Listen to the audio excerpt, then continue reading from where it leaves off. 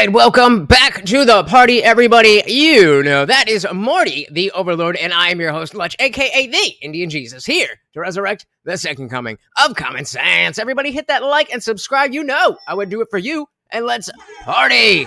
Oh man. Do we have a party tonight?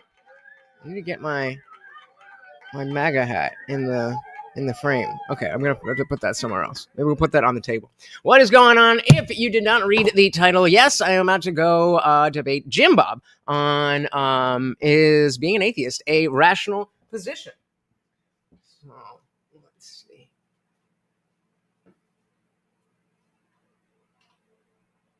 How's that? There we go. All right. So we just gotta get my my opening statement here.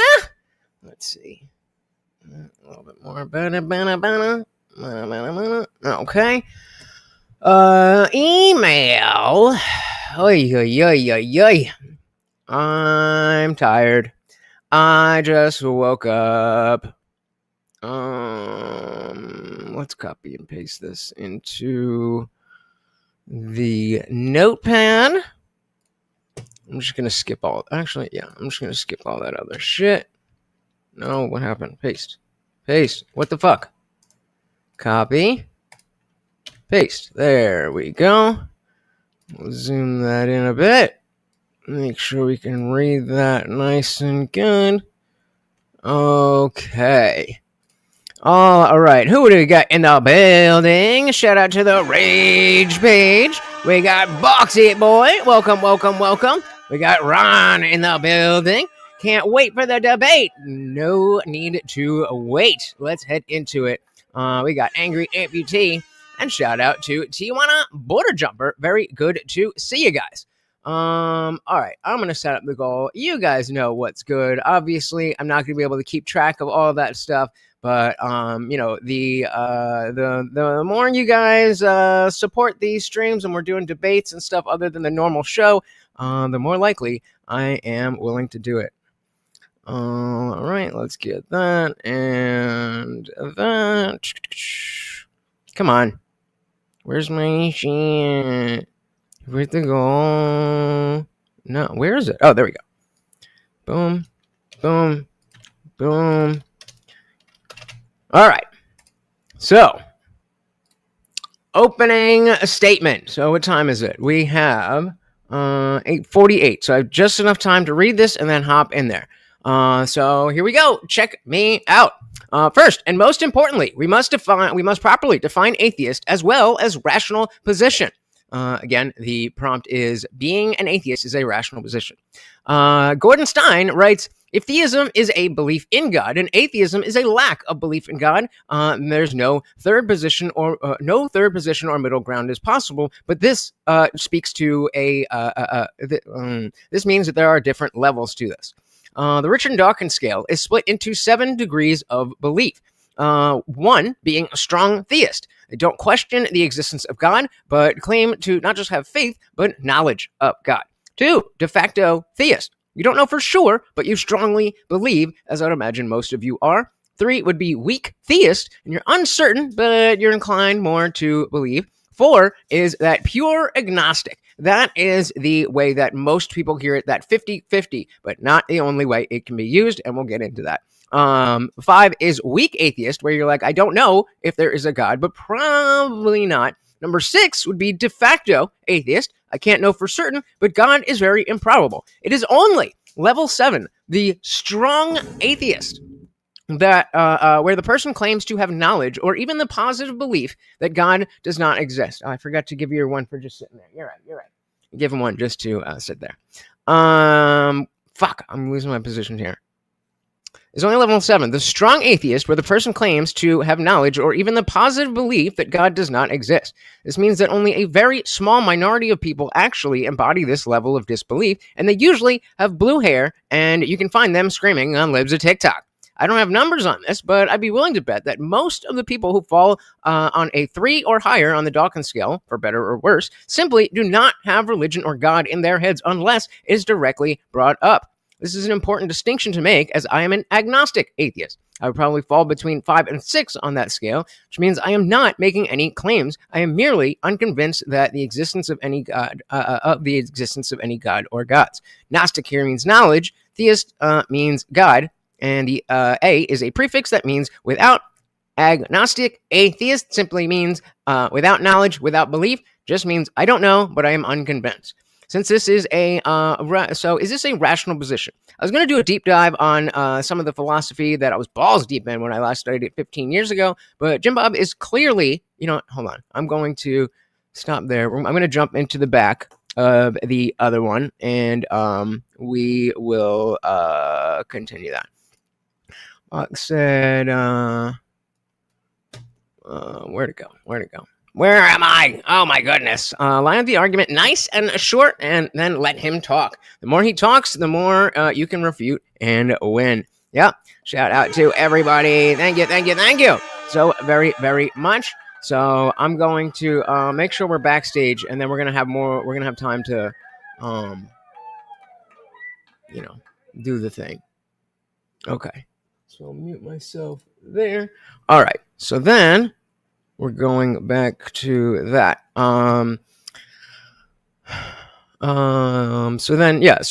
Is this a rational position? I was going to do a deep dive on the philosophy that I was balls deep in when I last studied it 15 years ago. But Jimbob is clearly better at this, better at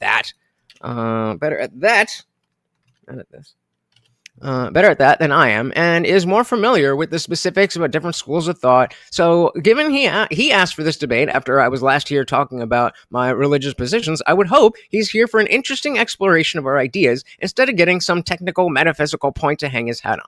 By rational position, I am simply claiming that it's not crazy or insane to be unconvinced of the existence of a God.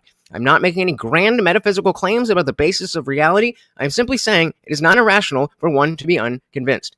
Atheism is not a belief. It is not an ideology. It does not have a perspective or a worldview. It is merely the answer to one question. Do you believe in God? If the answer is anything other than...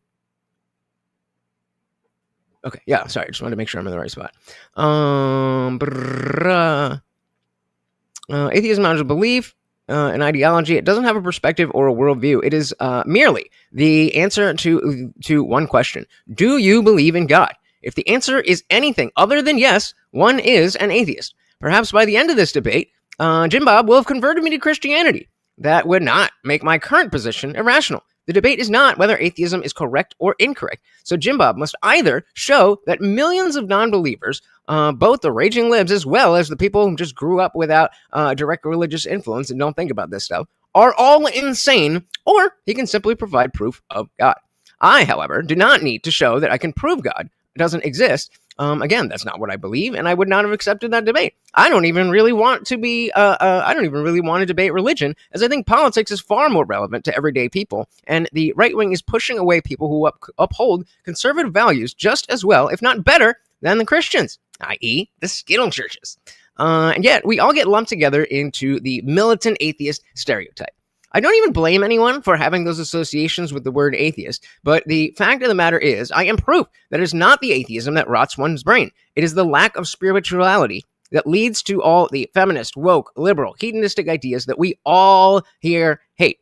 There are many positions that are irrational that happen to be held by many atheists. On that, I'm sure we'll agree. But the simple fact of being unconvinced is a correlate, not a causation. Being an atheist is not irrational. Perhaps it is incorrect. I remain open to this possibility. I just personally don't feel as if the breadth of evidence I've seen must conclude in a theistic God.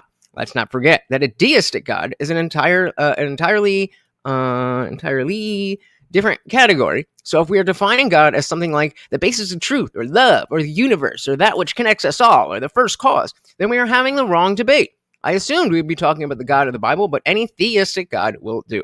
Seems a bit obtuse or pedantic to claim that being unconvinced of that, which you can only know through faith, is the only rational position. I have much respect for Christians, Christianity, and Christian ethics, and I would actually like to help push these things further in society and to new people who don't already believe it.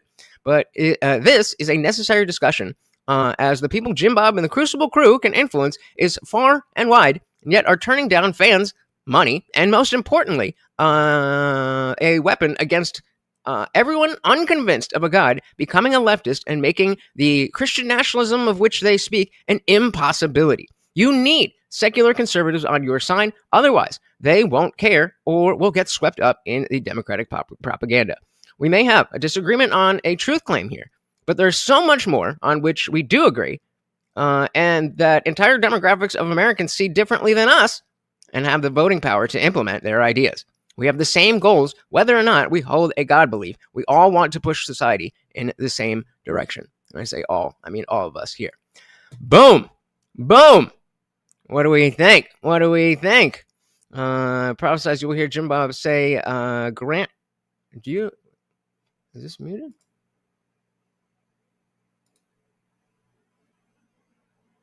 Okay. I'm not hearing any sound from that.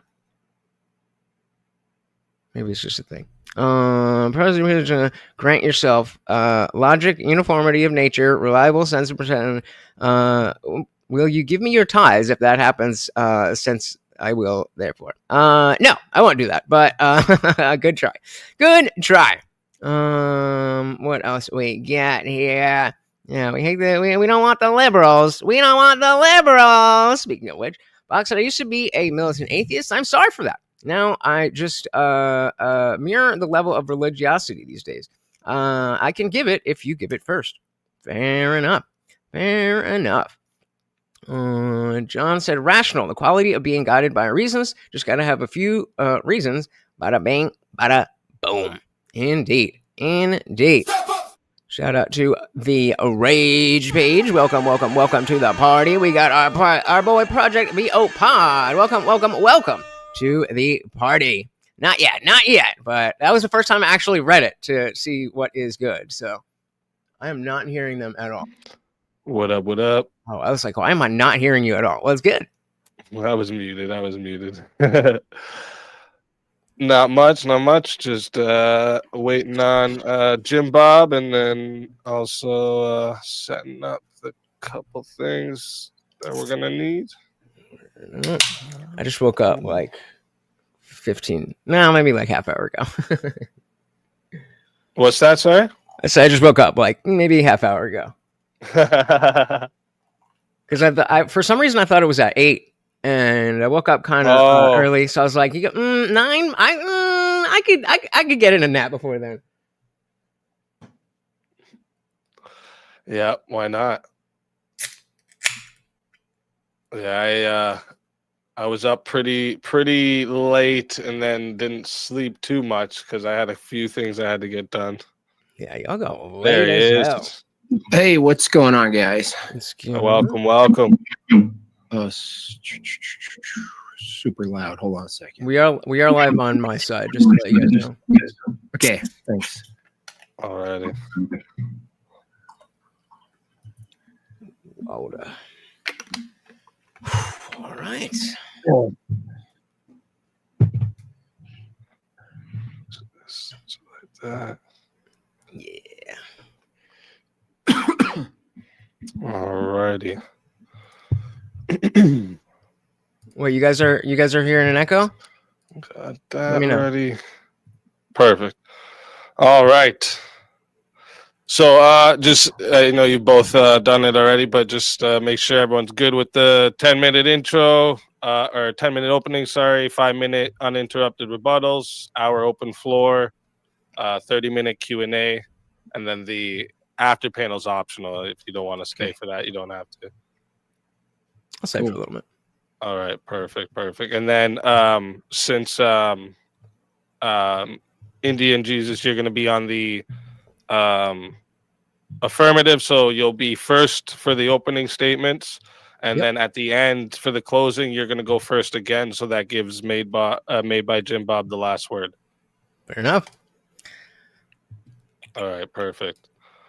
And then, so the intro is going to go. It's going to play my little warning and disclaimer that it plays. And then it'll play the 2-minute You're song. telling me! And then I'll introduce the show, introduce you guys, and then we'll get right into your opening statement.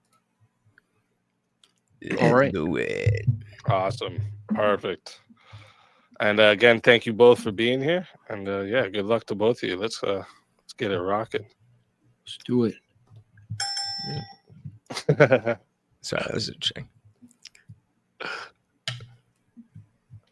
Warning. Hey. Conversations and videos are intended to Thank you so very much for the $5. 10 minutes to rebut religion. I think Hitch had something to say about that. Yeah. Hey, thank you. I am nervous as shit. The views expressed in these videos and/or conversation are those of the individuals nervous involved and do not represent any shit. official stance or opinion. All right. Content you are about to experience. How bad could it be, right? How bad could it be?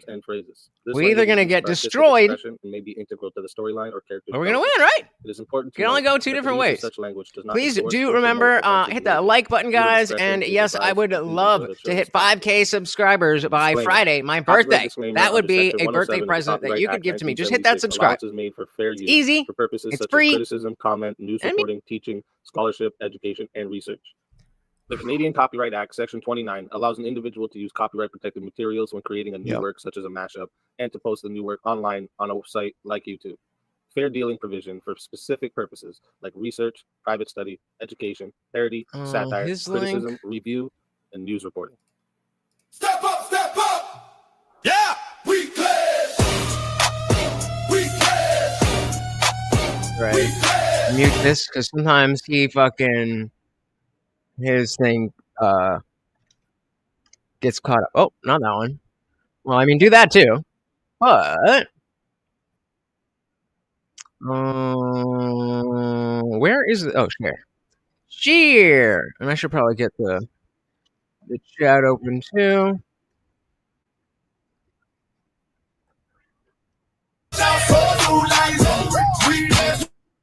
Hey, Guami Guam, the Guamling Guamish Guam. Welcome.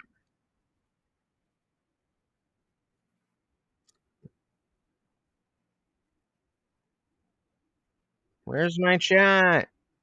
Where the fuck is the chat? Oh. I'm nervous. I'm scared.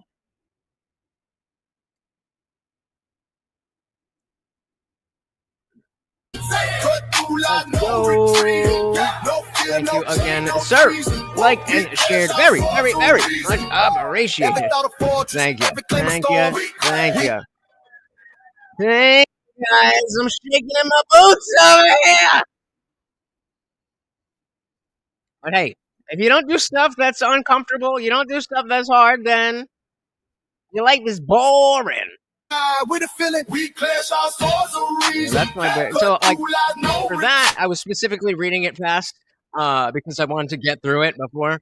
But yeah, going slow. So I got about 8 minutes on the. I was reading that out, so plenty of time to slow down. That's Adam. Welcome. So I pray God guides you so you are successful. The debate prompt is: being an atheist is a rational position. Welcome, everybody, to Swords of Reason, right here on the SpeakeaZy show, Mondays, Tuesdays, and Wednesdays. And this is where logic meets passion. If you're new here, the format's simple. Each debater gets 10 minutes for opening statements, followed by 5-minute uninterrupted rebuttals. Then we open the floor for a full hour of back and forth debate before wrapping it up with a 5-minute closing statement from each side. After that, we're going to spend 30 minutes answering your questions from the chat. I'm going to drop a live Q&A in my chat. You can put your questions in there, but super chats, PayPals, and Cash Apps will be getting priority. And if I see super chats come in from the other channels that are streaming from here that are questions, they're going to get priority as well. So if that fills up the 30 minutes, your question won't get answered. So if you want to make sure your question gets answered, send it in a super chat. And then we'll make sure it gets read. And once the formal debate is done, we're going to open the doors to the community for a chaos and chill panel where anyone can hop in to challenge and question the debaters if they choose to stay, because that part is optional for the debaters. Today's debate prompt: being an atheist is a rational position. And today's debaters For the affirmative, we have TheIndianJesus, who has a channel right here on YouTube, known for covering politics, hot topics, and resurrecting the second coming of common sense. Yep. And and and for the negative, we have MadeByJimBob, a professional noticer with a channel also here on YouTube, found in the description, known for his philosophical breakdowns, sharp satire, debates, and hand-drawn comics. All right, debaters, you know the rules. We're going to start with the affirmative. So, Lutch, whenever you're ready to start your opening statement, I will start the timer up with your voice. And again, thank you both for being here.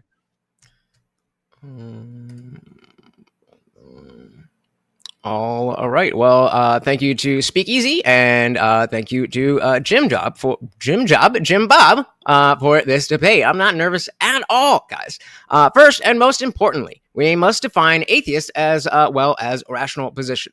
Gordon Stein writes, if theism is a belief in God and atheism is a lack of belief in God, then there's no third position or middle ground is possible, but there are different levels to this. We can look at the Richard Dawkins scale that is split into 7 degrees of belief.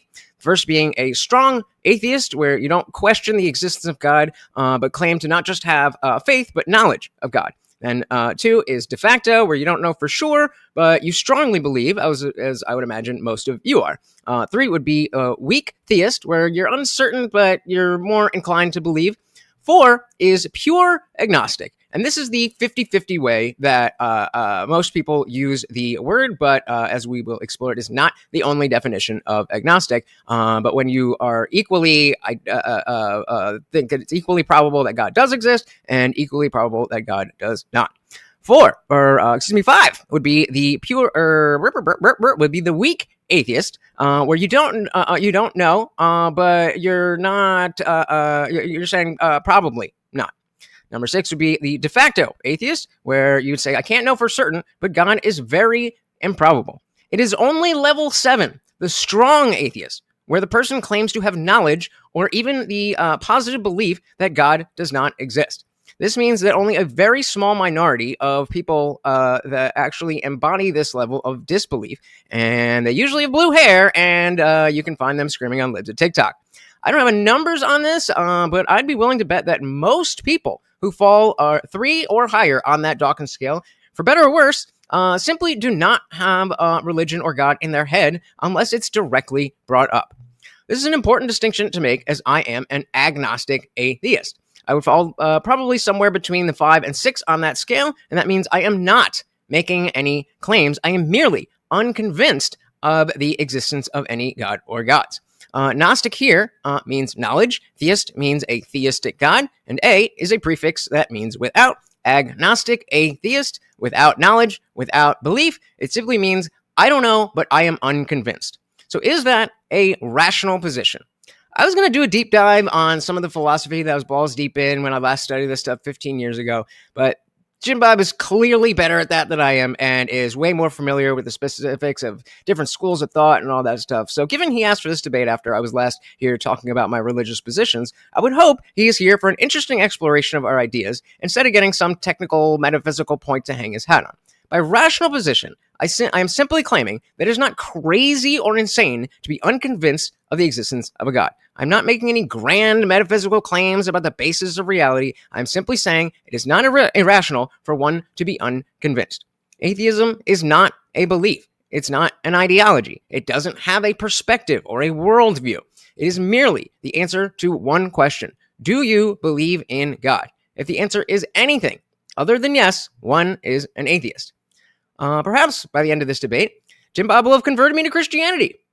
That would not make my current position irrational. The debate is not whether atheism is correct or incorrect. So Jimbob must either show that the millions of non-believers, both the raging libs as well as the people who just grew up without a direct religious influence and don't think about this stuff, are all insane, or he can simply provide proof of God. I, however, do not need to show that I can prove that God doesn't exist. Again, that's not what I believe. And two, I would not have accepted that debate because I know I can't do that. I don't even really want to be debating religion, as I think politics is far more relevant to everyday people, and the right wing is pushing away people who uphold conservative values just as well, if not better, than some Christians, i.e., the Skittles churches. And yet, we all get lumped in together with the militant atheist stereotype. Now, I don't even blame anyone for having those associations with the word atheist, but the fact of the matter is, I am proof that it's not the atheism that rots one's brains, it is the lack of spirituality that leads to all the feminism, woke, liberal, hedonistic ideas that all of us here hate. There are many positions that are irrational that happen to be held by a lot of atheists, and I'm sure on many of those we'll agree. But the simple fact of being unconvinced is a correlate, not a causation, and is not irrational. Perhaps it is incorrect. I remain open to this possibility. I just don't feel that the breadth of evidence I've seen must conclude in a theistic God. Let's not forget that a deistic God is entirely different category. So if we're defining God as something like the basis of truth or love or that which connects us all or the first cause, then we are having the wrong debate. I assumed we would be discussing the God of the Christian Bible, but any theistic God will do. Seems a bit obtuse or pedantic to claim that being unconvinced of that which you can only know through faith is the only rational position. I have much respect for Christians, Christianity, and Christian ethics, and I would actually like to help push these things further in society and to new people who don't already believe it. But this here is a necessary discussion, as people like Jimbob and the Crucible Crew can influence far and wide, and yet are turning down fans, money, and most importantly, making the Christian nationalism of which they speak an impossibility. You need the secular conservatives on your side. Otherwise, they won't care or will get swept up in the Democratic propaganda and vote the other way. We may disagree on a truth claim here, but there is so much more on which we do agree, and that entire demographics of Americans see differently than us, and they have voting power to implement their ideas. We have the same goals, whether or not we hold a God belief. We all want to push society in the same direction. So again, the notion that being unconvinced is an irrational position does not stand. Unless you are going to twist the definitions, I am speaking as a layman person. I am unconvinced of the existence of God, and I don't think that is irrational. And I will concede my time. All right. Thank you for that opening statement. And with that, we're going to hand the mic over to Jimbob. And Jimbob, whenever you're ready, I'll start the timer up with your voice. All right, thanks. The question of tonight is whether the position atheism is a rational position. My opponent opened up by making ambiguous the difference between atheism and agnosticism and trying to pair them together. To be clear, atheist is a person who disbelieves. This is an active position in the existence of God or gods. An agnostic is a person who believes that nothing is known or could be known about the existence of nature of God. So they're kind of just holding a naive approach. Maybe they'll investigate it. Maybe they'll be convinced. To hold both of them together is not the topic of the debate. But either way, if you take an atheist approach or you take an agnostic approach, you have some of the same problems here. He says he's not convinced, which is a non-position. However, it's actually not a non-position. When you dig deeper, it turns out even the statement "I'm not convinced" assumes a bunch of things. It assumes that there's a person there. This guy, there's me, another guy. Can you mute yourself? You're typing. Oh, sorry. Convinced assumes that their persuasion is possible, and we're not just mechanical devices made of biological structures. You're assuming truth exists. You're assuming some sort of epistemic system to determine which beliefs are rational and which aren't. You're assuming rationality and reason and logic. These are all things you have to assume to even question whether something's rational or not. I would say atheism cannot even justify the term rational, what it is to be rational. In fact, if you hold an atheist position and you hold the position that you're merely a nominal biological machine, then each person has their distinct set of patterns that you would call rational in the mind, or in the brain, I should say. And so there isn't any universal called rational or non-rational. So in my my opponent's opener, he didn't actually defend a position. He merely said, I'm not convinced. I could just as well say, well, based on your epistemic standard, I could say I'm not convinced of your agnostic position, that not being convinced is a rational position. Convinced by what standard, right? What is it to convince you? Well, like I said, you're assuming a bunch of things have to be the case in order to be convinced, right? Are you holding a position that you're not just a cluster of atoms and molecules smashing together accidentally, uttering things from your mouth hole or from any other hole for that matter? Are we getting to something called truth? Is there something to get to? Is logic a thing in your worldview? I didn't hear anything. I heard a couple of non-positions, and then I heard a sort of affirmative political stance. Even if we got into the political avenue of this, an atheist position wouldn't be rational in making claims of what society should and shouldn't do. Atheism has no normative position on what we should or shouldn't do. In fact, it's all nominal again. It reduces to each person's individual wants and desires. And if someone wants to pursue the government and take a hold of its guns and, deploy some sort of totalitarian regime, that would be completely consistent with atheism. So I'm not sure where he thinks he's going by appealing to traditional values. Which tradition? Traditional values. Which tradition is he referring to? Well, to be an atheist and to appeal to traditional values itself would be kind of contradictory. In order to reason, in believing in something that's worth believing in, and I'm wondering what my opponent is actually presenting as a system. Is he talking about evidence? Is he going to say I need evidence to believe in God, and then you'll move me over? Just like being convinced, evidence itself has a whole slew of metaphysical assumptions that atheism cannot justify. So if it's the case that holding an atheistic position, which again is not what he said in his opener, the atheist position, to be clear, is a person who affirms, who holds a positive position that God doesn't exist, as opposed to an agnostic position, a person who believes that they just don't have enough information, they're not convinced about it. That's agnosticism. Atheism is a hard position, which you're defending tonight. Now, he doesn't have to actually believe in atheism. In fact, he's, based on interacting with him before, I don't think he actually does hold a strong atheist position. But for the sake of the argument tonight, I would probably recommend that he either abandons it and concedes to the debate and we can move on to a different topic, or he just takes on and puts on the hat of atheism, hard atheism.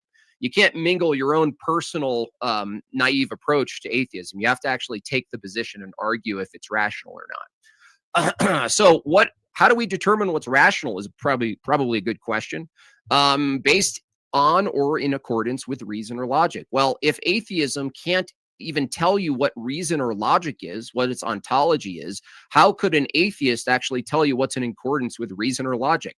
Their own worldview denies that there's a universal reality to reason and logic. In fact, each of our brains operating exactly how they're determined to is completely consistent with their worldview. We would all have our own system of what's in accordance with reason or logic, because the only arbiter for truth is our own experience, period.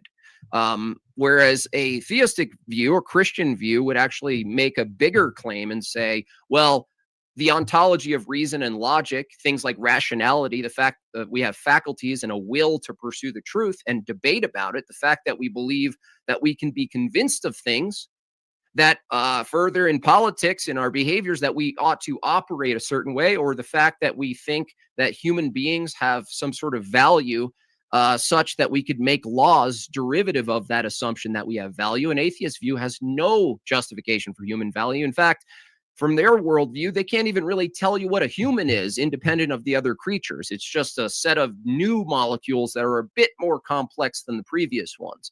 Is that rational? No. Is it rational to say humans have rights? No, that's completely irrational from the atheist paradigm. So I'm not actually sure what my opponent's going to be defending tonight.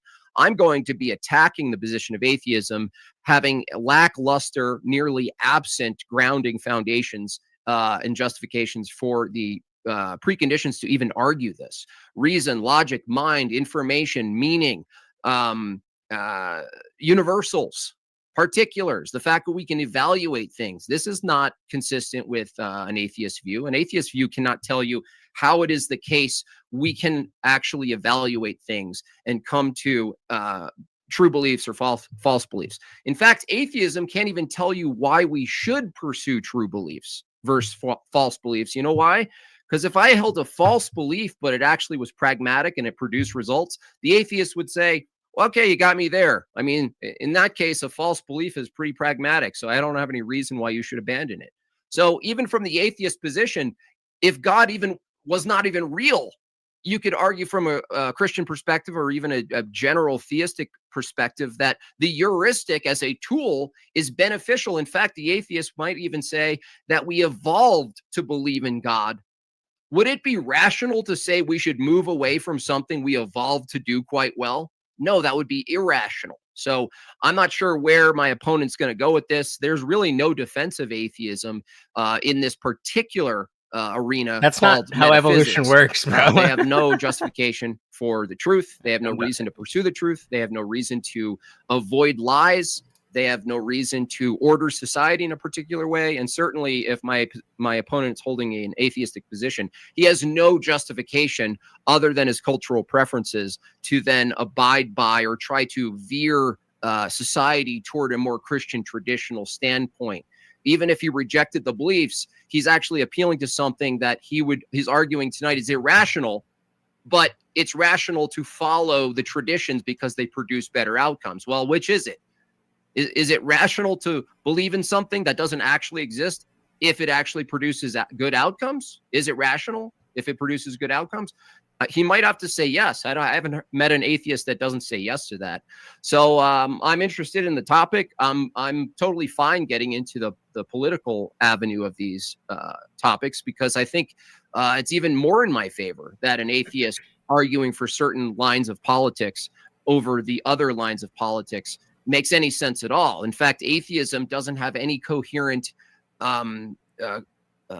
binding. You can't tell someone they're being a bad atheist, in other words. Well, Christianity and in other religions, even if it was false, it would be more rational to hold to a cohesive in-group set of standards and norms so you can hold each other accountable.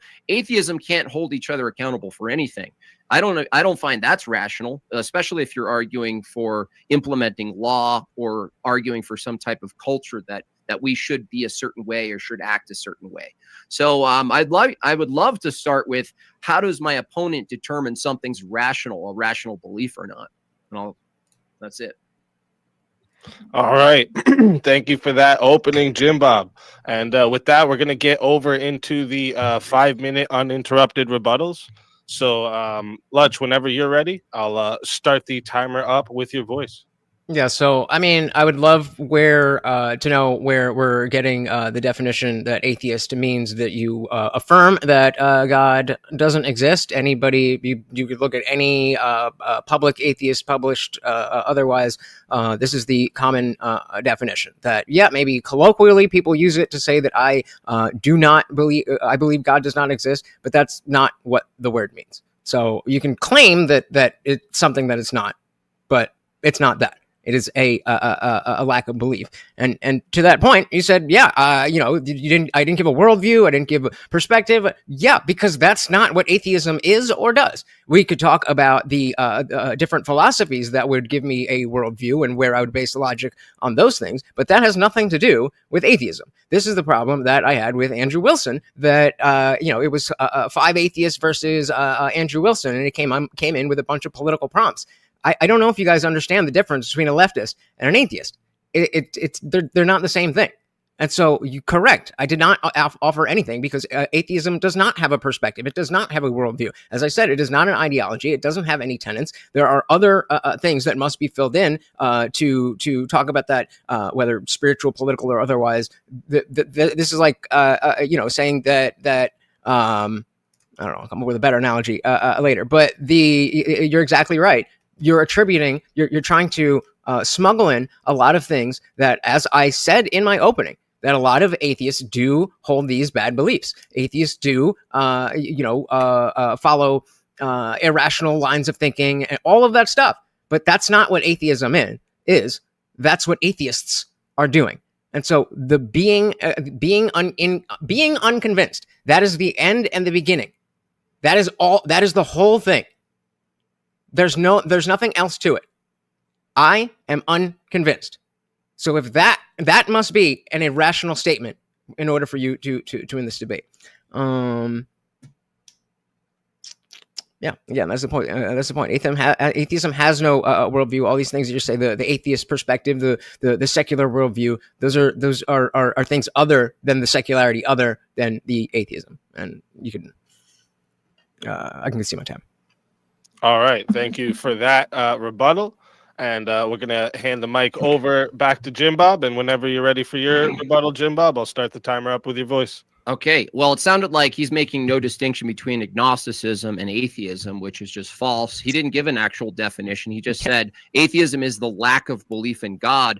It's not necessarily being not convinced by it. It's just that you're holding a firm belief on what constitutes a strong belief and a weak belief. That itself assumes an epistemic system. Okay, even if I granted what you just said twice, which is atheism has no worldview, it has no tenets, it doesn't provide anything, I would argue that definition, if that was true, which I'll grant it, that's irrational.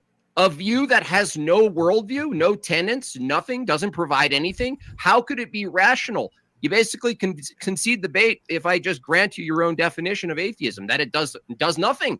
There's nothing that it offers. Now, for him to say there's no difference between agnosticism and atheism, a whole slew of other atheists and agnostics would completely disagree with you. Look up the definitions. If agnostic and atheist are interchangeable, why are there two different words for them, first of all? Second of all, to hold a non-belief in God is to hold a system of epistemology. There's a reason you came to the non-belief in God. So to say atheism is simply a vacuumed position about God and nothing more, that's a lie. What is the case is if you're an atheist, you come to a specific position about God's existence, even if it's a non-convinced position. But to come to that position means you have an epistemic system that you use to come to that position, right? So if you used an epistemic system, in this case, you're the atheist, if you want to particularize it and say each atheist is different, fine. We're talking about you, the atheist, tonight. If you come to the position that you're unconvinced, I'm going to ask you what the system that you're using to become unconvinced by God, and I'm going to question that system and see if that's rational. All right. Ed, you didn't want to use the rest of the time there? What else is there? I mean, just look up the definitions. Can you give me a definition between atheism and agnostic and it says the same exact thing? Because that's what you're arguing. I would just reject that. But even if I didn't, even if I allowed you to smash the two words together for the sake of the debate, what you just said is before that is atheism has no worldview. It has no tenets. It doesn't do anything. It doesn't provide anything. Okay, well, if I could demonstrate that a position that offers nothing, has no worldview on anything, is it rational to operate in a world that's completely inconsistent with not having a worldview? No, it's irrational to be an atheist. If what an atheist means is to have no worldview, if by my own opponent's standards, it means to not have a worldview, how is it rational to operate in the world and operate in politics and argue for things if by your own standard, you said atheism has no worldview, no tenets, doesn't believe in anything, it doesn't provide anything? Why would an atheist be rational to say, let's say, human rights exist? That would be irrational from an atheist position, right? Well, sorry, if you want to talk about politics and atheism, you have no standard as an atheist to argue we should do this, should do that, because that would then change your view into something more than what you're saying atheism is. Now, the problem with your view is you're going to have to assume these bigger metaphysical things without the belief in God. What I'm saying is you can't do that. You can't even tell me why we should value other humans in society before we get into your political remedies, right? You can't even tell me what's distinct about a human being from the other beasts. That's an atheist entailment. The entailment of atheism is, well, nihilism. not just epistemic, but teleological nihilism. Atheism has no teleology. Now, even by your own standard, that you would say a dysteleological view as a human being would be irrational as soon as you start participating with other humans, because you're arguing that there's no purpose for anything. And at the same time, you're saying we should get this stuff done. We should do this. We should organize society. We should protect these people. We should not stop war. All of those statements under an atheist view are irrational and inconsistent with the atheist view of nihilism. All right. Thank you for that rebuttal. And with that, we're going to get over into the hour of open back and forth. Real quick reminder for the chat. You can find both debaters in the description of this live stream. So make sure you go show both the debaters love. They're both streaming right now, too. So go send them both money. Show them love for coming, giving you some entertainment tonight. And also the Q&A. There is a Q&A in the chat, but the super chats will get priority during the Q&A at the end. So if you want to make sure you have a question that you really want to get read, send it through super chat. And with that, we're going to get into the open floor. Whoever wants to start it off, I'll start the timer with your voice. And thank you for both being here. I just want to clarify with the atheist agnostic thing. Are you holding that there's no distinction between atheist and agnostic, or no? No, I'm glad that you asked, so that wasn't a purposeful straw man, but actually double straw man me. So no, I didn't say that they are interchangeable. That is why I am an agnostic atheist, because they are different words. I do not know means is the agnostic part, and I am not convinced is the atheist part. Then when I said there is no worldview, right there. Can I finish? Can I finish? No. 1 second. Okay, definitions first. Definitions first. If there's a distinction between atheist and agnostic, but you're saying you're an agnostic atheist, I'm not sure what you're saying. Because they're not mutually exclusive. I don't know. I'm not convinced. Which part of that do you not understand? Agnostic. Which God do I believe in? Then? Why would you? Which God do I believe in? Look, why would you add? Which God do I believe in? I'm asking. Stop interrupting. Why would you? You just did it to me. Why would you add the atheist part if you could just say you're agnostic? Because it's more accurate. How does it add anything? Tell me what it adds. Because you can be agnostic on a whole bunch of stuff, bro. Do you know how many rooms are in my condo? So you're agnostic on how many rooms are in my condo. That has nothing to do with God or anything. And I am not a strong atheist, so I'm being more specific in the sense that I'm an agnostic atheist. If you said so, that was the first straw man. That was the first straw man. The second straw man was that you said I have no worldview. That is not at all what I said. I said atheism has no worldview. Are you defending atheism? Yes, but the atheism is not what we're talking about, dude. Okay, but that it doesn't. So being we're not talking about you, bro. We're talking about atheism. Okay, so then being does the title say agnostic atheism? What is the title of the debate? It doesn't matter. Yes, it does. No, I'm saying even if you want to go with straight to what is the title of the debate? It's not irrational. Being an atheist is a rational position. Does it say agnostic atheism? No. Okay, you think I would have pushed back if you said agnostic atheism? Yes, I would have. You said you were talking about atheism. So okay, great. There's different kinds of atheism. Great. If atheism is a different word than agnostic, and you have to actually assume that, given that you're using both the words, what I'm asking is, well, the topic of the debate is atheism. Is atheism itself, right? Not agnosticism. I would have pushed back on that if you said agnostic atheism, but the title said atheism. Okay. Now I hold that atheism is a pretty firm position on the non-existence of God. It's basically, I don't believe in God. It's not, I'm unconvinced. It's, no, I actually firmly hold that's completely an insane position and there's no way around it. Agnostic is, oh, there could be a way around it. Maybe I just haven't heard it. I wasn't convinced yet. That's agnostic. So this the is audience and myself are not.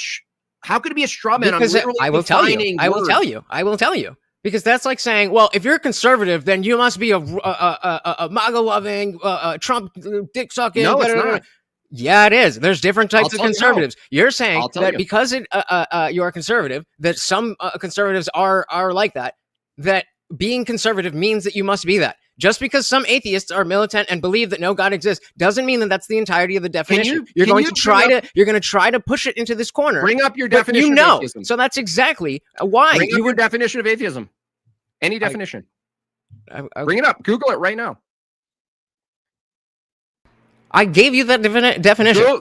No. I don't want a proprietary. I want a researched position, a definition of atheism right now from you. All right, okay.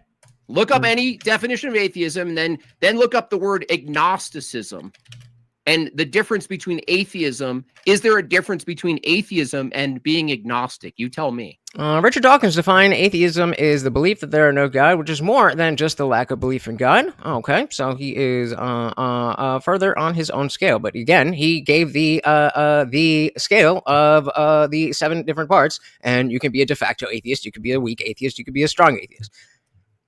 So again, but so if you want me to difference now bring up agnosticism, and if it's different than atheism. It is. I was the one who said it. You were the one who conflated that they were the same thing. What are you defending tonight? Atheism. Are you defending is agnostic atheism not atheism?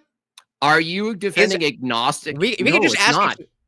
Not. Agnostic atheism is not atheism. No, agnosticism is just agnostic, right? That's its own word. You don't need the word atheism. All right, you know what? Fine. I'll give you that. I'll give you that. You're defending a firm belief that God doesn't exist. But since you're then you don't know what you're debating tonight. I definitely know what I'm debating. You don't know what you're debating, but since you don't know, we'll go to where you can understand things. Cool. So fine, is the disbelief? Let's just say, for the sake of argument, because it's not you, right? I'm not actually pinning this on you as a belief. I'm asking you to step in to the atheist paradigm. Sure. For the sake of argument. Can you hold for a second? Let's start with the hardest then. If you're going to sell me a scale gradient, then it's fair that we start with the most strictest form. So you admit that there's a scale? No, I'm granting you. I don't think there's a scale. I'm granting you Richard Dawkins that just has I'm not. I don't care about Richard Dawkins, dude. So I don't care. So if it's the case that someone holds a very strict position of atheism, that is to say they affirm the position, God does not exist. Not I'm unconvinced. God does not exist, right? Okay, is that an atheist? Fine. Yes, that is an atheist. Okay, fine. I will grant you that because is that a rational position? Yes. Okay. Tell me how it's a rational position for someone, why you think it's a rational position for someone to say God does not exist. Certainly they'd be coming to that conclusion using some system, right? Sure. Okay, and like I said in my opener, rational means based on or in accordance with reason or logic, right? Mm-hmm. So you tell me how the hardest, firmest atheist comes to the position that no God exists and how it's in accordance with reason and logic. So I mean, even just the basic notion of like day one atheism. Well, how come God lets if God existed, bad things wouldn't happen? That is that's rational. Yeah, that's a rational position. Okay, let's start with that. So if God exists, bad things wouldn't happen. Is there an absolute standard for what constitutes a bad thing, or is that an opinion? It depends on your worldview, but are you asking under my worldview or are you asking under your worldview? Is it a bad thing that I have to eat to live? No. Oh, really? I think it is. Okay. So I'm reasonable to believe God doesn't exist merely because I have to eat and breathe oxygen to live? Is that if you think that's bad, then yeah, you'd be wrong. So that's no. Is that rational? Yes. To come to the conclusion, God doesn't exist because I have to eat and breathe air. Mm-hmm. That's rational. Yeah. Okay. How do you conclude that God doesn't exist from the fact that I have to eat? If it's rational, how do you conclude? I didn't say that is. You're trying to make a jump. You said, is that a logical point? Fine, that's a logical point. I didn't say not wanting to eat is enough to justify a belief in or non-belief in God. Listen, rational means based in accordance with reason and logic. You said not the best, but you started with this. Bad thing happened. I asked you what constitutes a bad thing. Things be anything. Hold on. Specific. You said bad thing happened. Okay, the meme. And so I said, oh, interesting. I define it as a bad thing that I have to breathe air and eat, and I can't swim underwater forever. I think that is a good enough reason to say God doesn't exist. Why? Because if God existed, I would be able to do everything I wanted, right? And to you, that's a rational conclusion, right? Sure. What's the okay? If it's a rational conclusion, give me the premises that make that conclusion. I don't know. I don't hold that belief, but you just said it's rational. I didn't ask if you held the belief. I said, is it rational in accordance with logic and reasoning? If it's in accordance with logic and reasoning, then it would need to be the case that you could present an argument where that conclusion followed. If God existed, bad things wouldn't happen. Bad thing happened, therefore God doesn't exist. And that follows. Yeah. Right. That's affirming the consequent. You know that's a logical fallacy, right? Don't know what that means. Okay. Well, if it's affirming the consequent and it's a logical fallacy, are logical fallacies in accordance with reason and logic? Nope. Okay. Well, then it's not rational. Do you concede that part? No, I mean, could you explain You what that don't is? concede that. I just said I don't know what it is. If you explain it, If it and I say, rains- oh, if it okay, rains- then you're right. If it rains out, it's wet outside. It's wet outside. It rained. Is that logical to you? Sure. That's logical to you? Oh, you mean no? Meaning if it's wet outside, it must have Does it rained. follow? Yeah. Is that the question? Okay, misunderstood. No, obviously it's not. So that's irrational, right? Right. Yeah. So that's called affirming the consequent. If you agree affirming the consequent is a logical fallacy, then the bad thing happen is irrational, right? Because you don't know. Yeah. What do you mean? How so? You said it's wrong. If but I God don't know it's irrational. What do you mean? Anything could be a bad thing. Do you understand that? Anything that someone doesn't like. For instance, the guy accidentally put pineapple on my pizza. Therefore, God doesn't exist. That's rational to you, right? Say that again. What? If I order pizza and I didn't order pineapple, but it shows up with pineapple, I could say, from your worldview that you're defending, I could say that's enough to say God doesn't exist because I don't like pineapple. Why did that happen? Right? So pedantic. Okay, so I was trying to just go with this. I thought we would, but okay. Let's say children have leukemia. Again, I thought you weren't going to go, but whatever. So kids have leukemia, therefore God doesn't exist because God wouldn't let that happen. Okay, and how did you determine God wouldn't let that happen? Because I was taught that God was through the church that God was all good. Well, no. If God's nature is all good, why would it follow he has to stop things that you don't like? Because what do you? I don't. It sounds like you're God. It sounds like if God was real, I'd be God, right? It'd be like if God was real, everything that happened in reality would be in accordance with my preferences. That's what you're really arguing. No. Yeah, you are. I just gave you the same category of a problem, which is with pizza, just to trivialize it. If anything, I don't like. You brought up the. You're interrupting me. You're interrupting me. You've been rambling, bro. I'm trying to understand what you're saying. I'm not rambling. You're not listening. Just let him finish. Just let him finish. Yeah. So, if I don't like leukemia in kids, by the way, who cares? Kids or adults? Why is it worse because it's kids? Why? I mean, that's just like you're like special pleading for kids.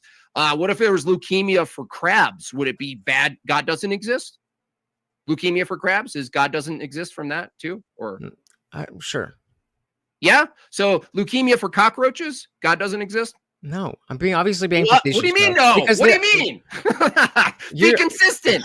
Leukemia, cockroach leukemia. Why doesn't that follow that God doesn't exist? Cockroach leukemia. Why? Because we don't care about humans in the same way, or cockroaches in the same way we do as humans. So again, we're coming back to the notion of being wrong versus being irrational. You are bringing up these very obvious examples that are wrong, and trying to say that my belief is irrational based on the wrongness of your belief. Okay, so if you just stated, which I put in my opener, if there's a distinction from an atheistic view between a crab and a human, can you tell me the symmetry breaker between any other animal and humans from an atheistic view? What do you mean by the atheistic view? I don't know what that means. Are you defending an atheistic view, a godless view tonight? No, I'm defending a philosophical position that God does not exist. So that's the same thing, dude. So if you're defending a philosophical position that God doesn't exist, from your godless philosophical position, can you tell me why humans have value but other creatures don't have the same value as humans? Because I feel like it. What are you getting at? What are you getting at? That's rational to you, right? What are you getting at? I'm getting at you don't have a justification for your value judgment. You just said I feel like it. Is that rational? No, I'm coming from. This is my point. Rational. This is my point. You're trying to pin down all of the things that an atheist believes to atheism. All of these things are outside of atheism. What are you talking about? I just asked you if you hold an atheist view and you draw values. Oh yeah, that's right. We got to stay in the corner of only where Jimbob gets to win. Well, no.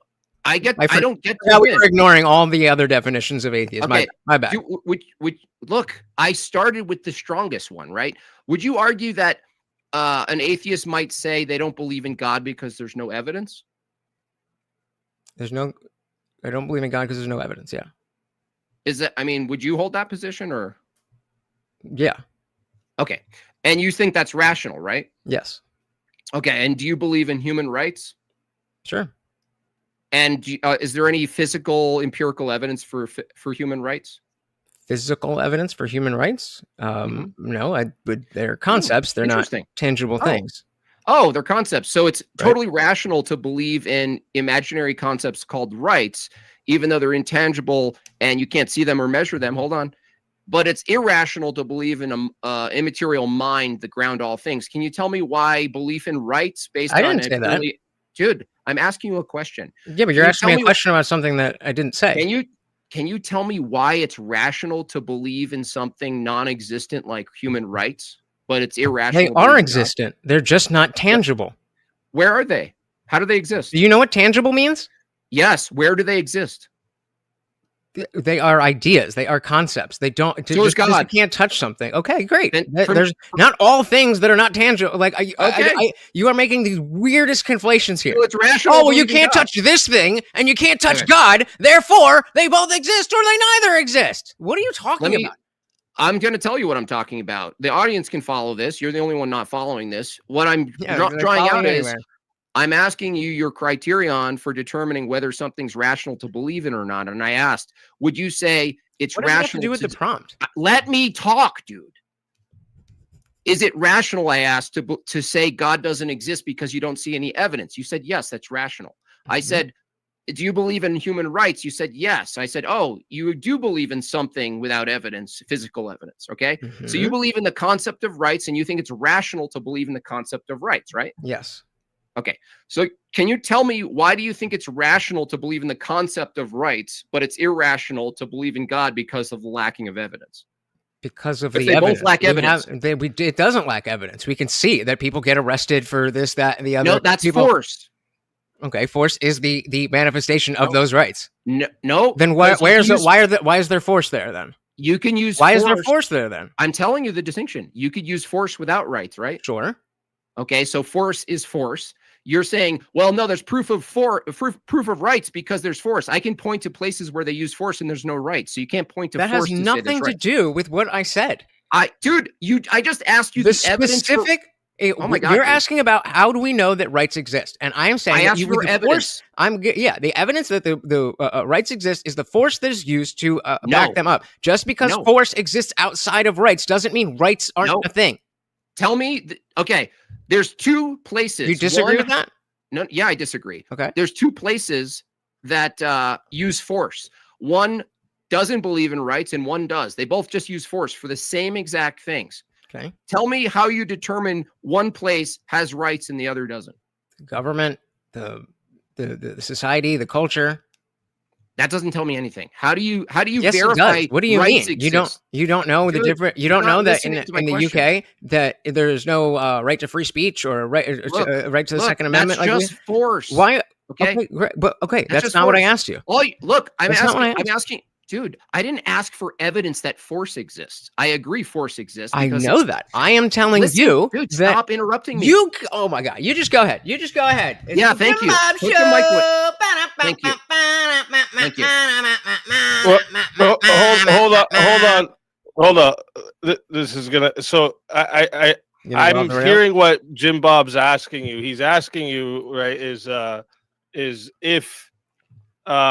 if the concept of rights is a rational belief, why is the concept of God not a rational belief? It's an interesting conversation. Does that make it easier for you to understand what he's saying?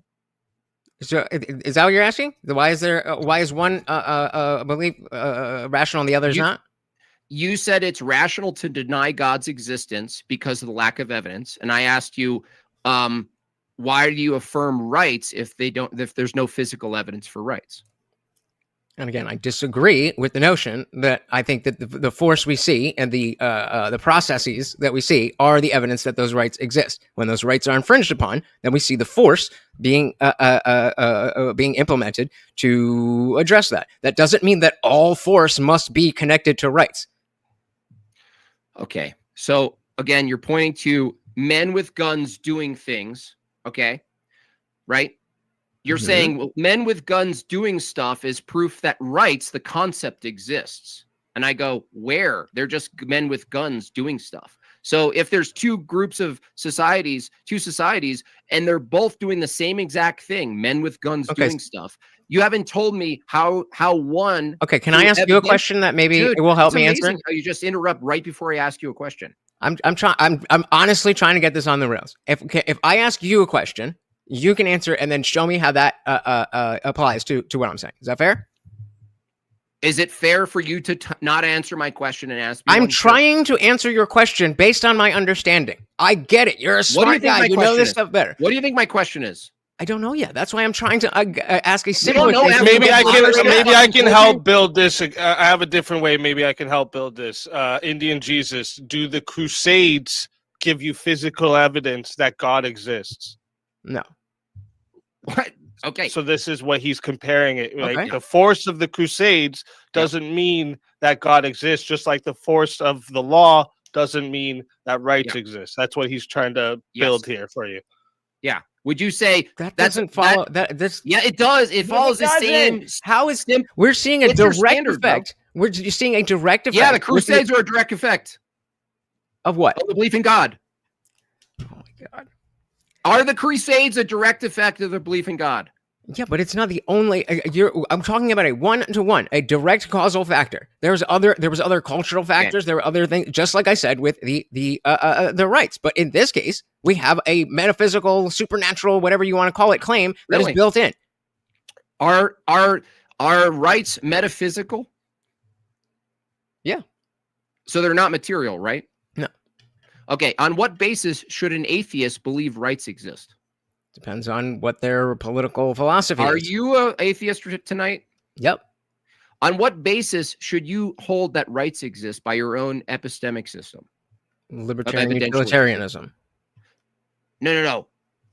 Rights themselves, like, do they have an actual ontology or are they illusory? I'd probably say they're illusory. I'm not sure I fully understand the question, but... Okay, illusory meaning they don't actually exist, just the concept that's acted on exists. Okay, yeah. Okay.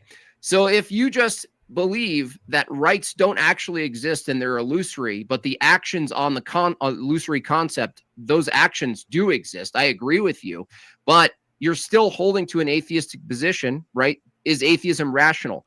What I'm trying to draw out is you're saying it's rational to deny God's existence because of its immateriality and an illusory nature. I'm saying your belief in rights should be just as irrational by the same token. Okay, so then if you're going to make the comparison to rights, can you then prove? Are you saying that rights don't exist, or you're saying rights do exist? I'm saying rights don't exist. And the only concept we have of rights would be tied to a Christian paradigm anyway, which would be more aligned with like an entitled position based on your duties. Like even biblically, the term rights really points to the status of man in the world. For instance, we are stewards of the land and animals, right?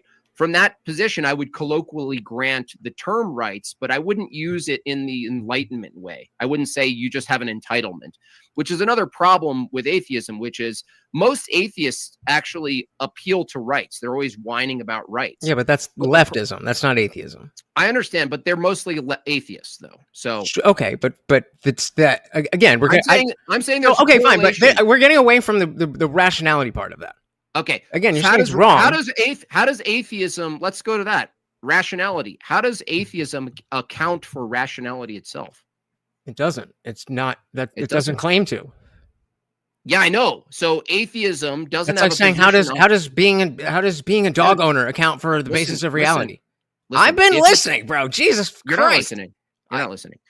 Okay. If atheism, by your own admission, doesn't account for rationality, How is it you can hold a position about God's existence being rational or not if you don't even know what it means to be? You can't even account for rationality. What is rationality under an atheist view? What is it? Again, I don't know what you mean by an atheist view. I'm taking on your definition of this must be a affirmative belief, but I don't buy into that. I don't believe that is. I don't know what that is. Let me help you. If rationality, leftist or whatever. If rational means in accordance with reason and logic, do you agree with that definition? I'm sorry, I was reading the super chat. Could you say that again, please? Rational meaning based on or in accordance with reason and logic. Do you agree with that? Yeah. Okay. So if an atheist says, I agree with reason and logic, right? Mm-hmm.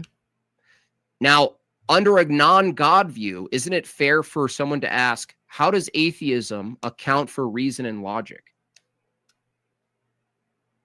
I guess it would be a fair question, but I mean, again, depending on the other aspects of your belief system, it would be a different answer. So I can give you my answer for me, but I can't tell you what another random strong atheist is going to think. Okay, you're trying I'm giving you all this grace by moving this into the tiny little corner so that you can have your debate because you're unwilling to have a real conversation. But really? I can't answer what every other atheist thinks. This comes back to the same thing of you not understanding that all these things, you're talking about leftism, you're talking about wokeism, you're talking about feminism, you're talking about hedonism, you're talking about all these things. About wokeism. But that's what I know you didn't say anything about them because you're calling it atheism. You're calling it atheism. All these bad things. All you're saying. I didn't say anything. I didn't say anything about bad things. I'm not saying that you said those words. I'm saying what you are talking about. Not really, because I remember that it doesn't have to do with the prompt. It does. If the prompt is atheism rational, you said it's fair to ask, well, under the view that you're holding, in this case, you are the atheist, you, Indian, I want to know from you how your particular atheistic view, which is to say, I'm not sure about God's existence, how do you account for reason and logic? What is it under your paradigm? What is it? So I mean, it depends on, we start with Cartesian logic and build from there. No. I didn't ask what you start with. What is the ontology of reason and logic? Like, what do you think it's mechanical? Do you think it's like, I don't know. You think I'm agnostic. Oh, you're agnostic. So do you think that you're a biological machine strictly, or do you hold a spiritual belief? Yeah. You do hold a spiritual belief. Yeah. I don't know how to define it, but yeah, sure. I believe there's something. Okay. Do you think it's irrational to deny a spiritual aspect of your existence? Do I think it's irrational to deny? Yeah. That's probably, I would say so. Okay. Would you agree that there is a hardline atheist position that even if you're not holding tonight, there is a hardline atheist position that would deny anything like spiritual, because that would be supernatural, right? Yeah, I mean, that's specifically why my whole opening was about not that tiny piece of atheism, because I agree that is not my belief, and that also is not rational. Okay, then what separates you from the hardline atheists on the threshold then? How do you know you're at a 6 or 7 or a 4 or a 10 or whatever? How do you know that? Because I am, as you saw from the last time I was here, I am open to the existence of God, the ethics of God. I don't have, I went through a militant atheist phase when, I was young and stuff, but, you grow up and you learn that, secular humanism doesn't work. And unfortunately, Christianity is the best we have. And so okay, that's fair enough. So if you yourself, instead of tearing apart the hardline atheists, which that sounds like that's easy enough for both of us to do, and you hold a spiritual position, you're going to separate yourself from all the atheists who think you're crazy for holding an experiential conclusion of spirituality. Now you're getting it. I'm not like them. I'm the Yeah, I understand, but you did agree to the atheist, but I'm fine moving off of that because it doesn't sound like you don't even defend that. Right. That's what no, I don't. That's what I said in my opening. Okay. And then you decided for the last 30 minutes that we need to stay on this specific type of hardline atheism because that's the only type of atheist that you want to talk about, even though other types of atheists exist, but you want to address that. Okay, that's fine. No, I'm fine moving away as long as we knocked out that. What did we knock out the 10 out of 10 and the 9 out of 10 atheists, or did we go to 8? Are you at 7? Are you at 6? Where are you? Out of the 7, I'm probably a 5. Okay, 5. So you're not even like you're like moving away. Yeah. Do you think it's rational to move away from atheism? Yeah, I mean, depending on the type of atheism and depending on the reality of. Depending on reality, yeah. Okay, cool. Well, we agree. It's like I said, you might convert me by the end of this debate. I am totally open. Well, I did. No, you just knocked down the atheist that I'm not. I don't put too much weight on these, but I did 2 weeks ago have an image of you visiting Divine Liturgy. I'm just saying, I just thought of it. And I was like, whoa, that guy. Because I was really aggressive with you on a panel, but I actually was like, I like that guy. I think he's actually seeking for something, and he's laughing at these other materialists, so he understands. Yes. So I'm glad you're moving away from atheism. Okay. So if you're moving away from atheism, and I agree that's rational, at least we could agree there's some threshold, even if it's ambiguous, where atheism is irrational. But you're also saying a movement away from atheism seems to be rational. Yeah. So if a movement away maybe from the truth is somewhere, between I believe in God and I believe there's no God, like an agnostic atheist would think. I wonder, though, if that's a true dichotomy, because what could you call in the middle? Because I hold a different view. If you believe in the middle of what? Like truth being in the middle, what I mean by that is if you hold a hard atheist view, you actually believe that truth is like in flux and that it's kind of built up from humans from the bottom up. Well, again, that's a different philosophy that a lot of atheists may hold. I understand, but generally speaking, I've doing this for years, and they hold to. I actually believe a true dichotomy. I believe that there's only 2 options: either epistemology, knowledge itself, is theonomous, which is to say it has always existed, and you and I, through processes, through experience and logic and reasoning, are discovering it, versus autonomous, which is that we're fabricating it. We're just making up the story about truth, and we're filling in the gap of time called our life, trying to pretend we're arguing for something, but really we're under the impression that it's not actually real. I hold that it's actually real. And so if you agree with me that we're discovering truth, this is one step forward to God existing. Because if you're discovering truth, is it fair to say if you discover something, it means it existed in a way? Yeah, absolutely. Okay. So this is why, if I may, this is why I am not, I put in the thing with my opening about a deistic God, about the first cause, or the truth that connects us all, or that is a different thing than Yahweh of the Bible, and that may very well exist. I don't think that we as humanity, or me personally, have access to that right now, but I don't think that it's impossible that we could one day discover, there is something. Okay, cool. But if there was a God, and it was a being God, a personal God, it would make sense that God would reveal truth to us. Because in the same sense, an atheist would say, well, if God exists, this bad thing wouldn't happen. You would say, well, if God exists, certainly it wouldn't be unreasonable, let's say, for him to not make it known. Wouldn't that be fair? Like, make himself known if God existed. Yeah, we could certainly expect him. Yeah, that's a very core part of my atheism. Is I believe in divine hiddenness, and I think that if there is a God, that he would show himself to people. So the fact that someone like myself, who was born in the Catholic Church, confirmed in the Methodist Church, was a full believer until I actually sat down and read the Bible and learned about other types of philosophy, then after my militant atheist phase, I genuinely, and still to this day, tried to come back to what is the truth, regardless of what I believe right now, or yesterday, or any other thing. So did you pursue orthodoxy at all, or you just went with Catholicism and that other thing? Yeah, just Catholicism, and then is there any reason you're obviously around and you're drawn to Orthodox spaces, right? Yeah. Well, I'm attracted to the political message that you guys are putting out, and that's why I think that even though there's no way that anybody's going to see that I win this debate, but I think it's an important discussion because I think that you guys are shooting yourselves in the foot, and instead of just lumping in the leftist with the and all that with atheists, that there can be a better way forward where the cool atheist, the good atheist, the based atheist, whatever the fuck you want to call it, can be part of the club, and we are going to have a much better time speaking to people who are center left than you guys are. I'm saying ultimately that goal from your position, I'm going to go ahead and challenge you. If you think that's a good thing, I'm going to say you don't have a fully exhaustive worldview to say why that's a good thing, right?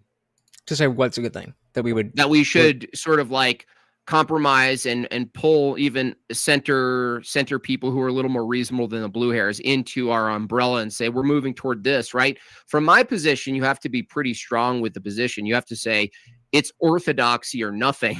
And so what I'd like to hold people to is like, if you have this concept of conservatism, but you have a very weak, let's say, foundation for like lower C Christianity, the reason that I would say that you didn't adopt into the other forms of Christianity that you pursued is because they end up being too weak for you. Weak stances. Yeah, I would agree with that. Right.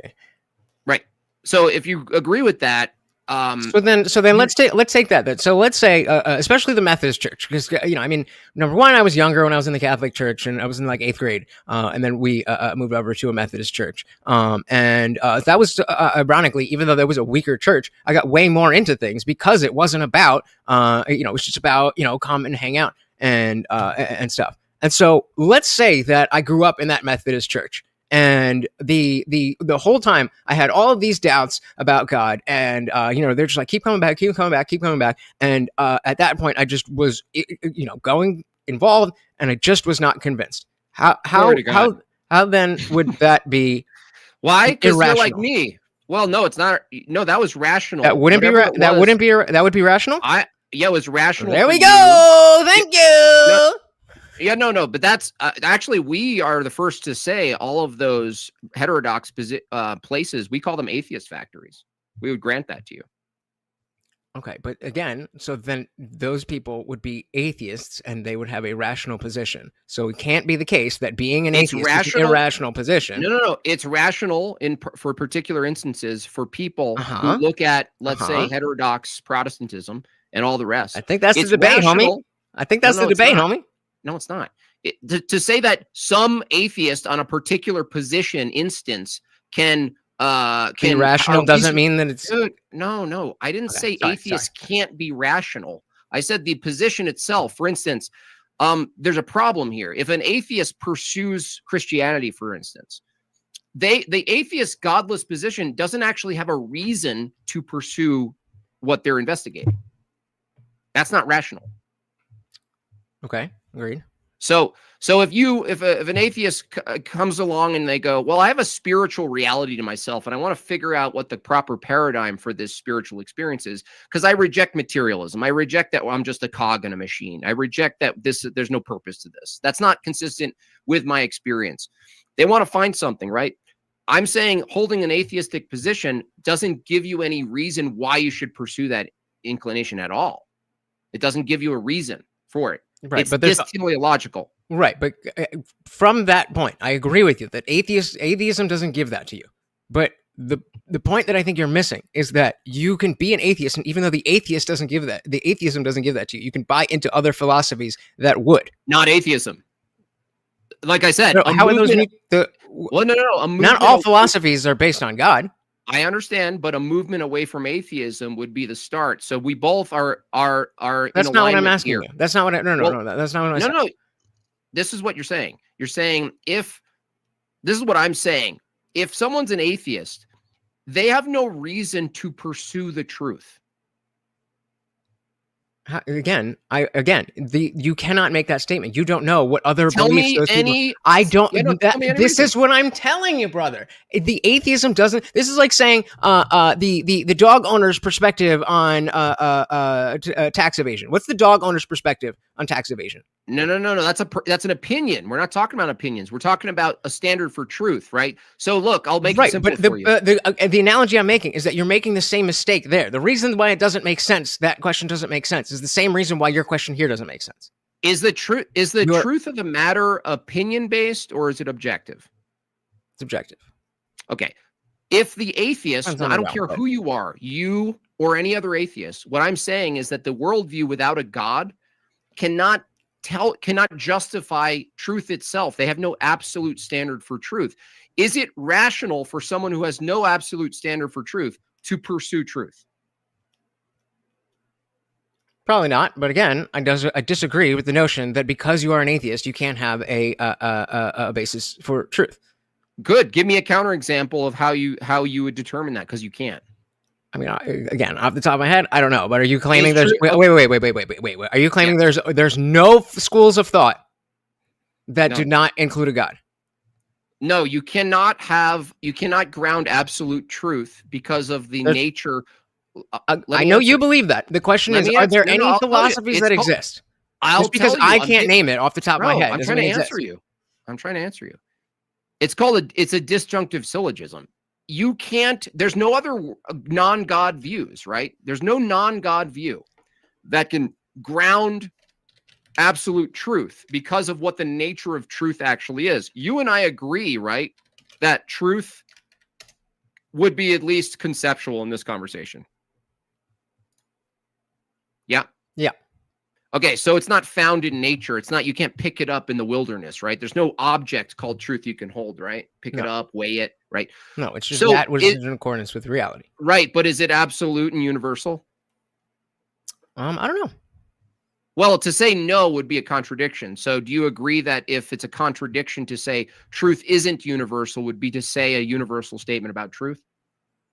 Okay, when you put it, because just to clarify, there's different things that may be true now. That doesn't mean it was always true. But if we're saying the truth itself, then yes. Even in that case, if we were wrong about something, when we're right about it and we come to higher resolution, we're actually discovering something in higher resolution, we call the truth, right? So if truth is conceptual and absolute and universal, and I agree with you for the sake of this debate, isn't it the case that concepts are habitually tied to a mind? Yeah. Okay. So it's not that big of a leap to say if truth is absolute and conceptual and concepts are tied to a mind, if humans discover truth and it has some type of existence for us to discover, then it has to exist in a type of mind for us to discover it. So a theistic view, even generally speaking, would say, well, like a divine conceptual view would be human beings have the capacity through their experience and their metaphysics and philosophy to discover something called truth. But to discover it necessitates that it existed before us. If you and me agree with that, any atheist, they might even bite the bullet on that premise. But once I skip to the conclusion that concepts are tied to a mind, they get really squirrely because they know that if truth is a concept from their view and it's universal and it precedes their own existence and all human minds, but it's mind dependent, they've necessitated a mind before them and they really don't like this.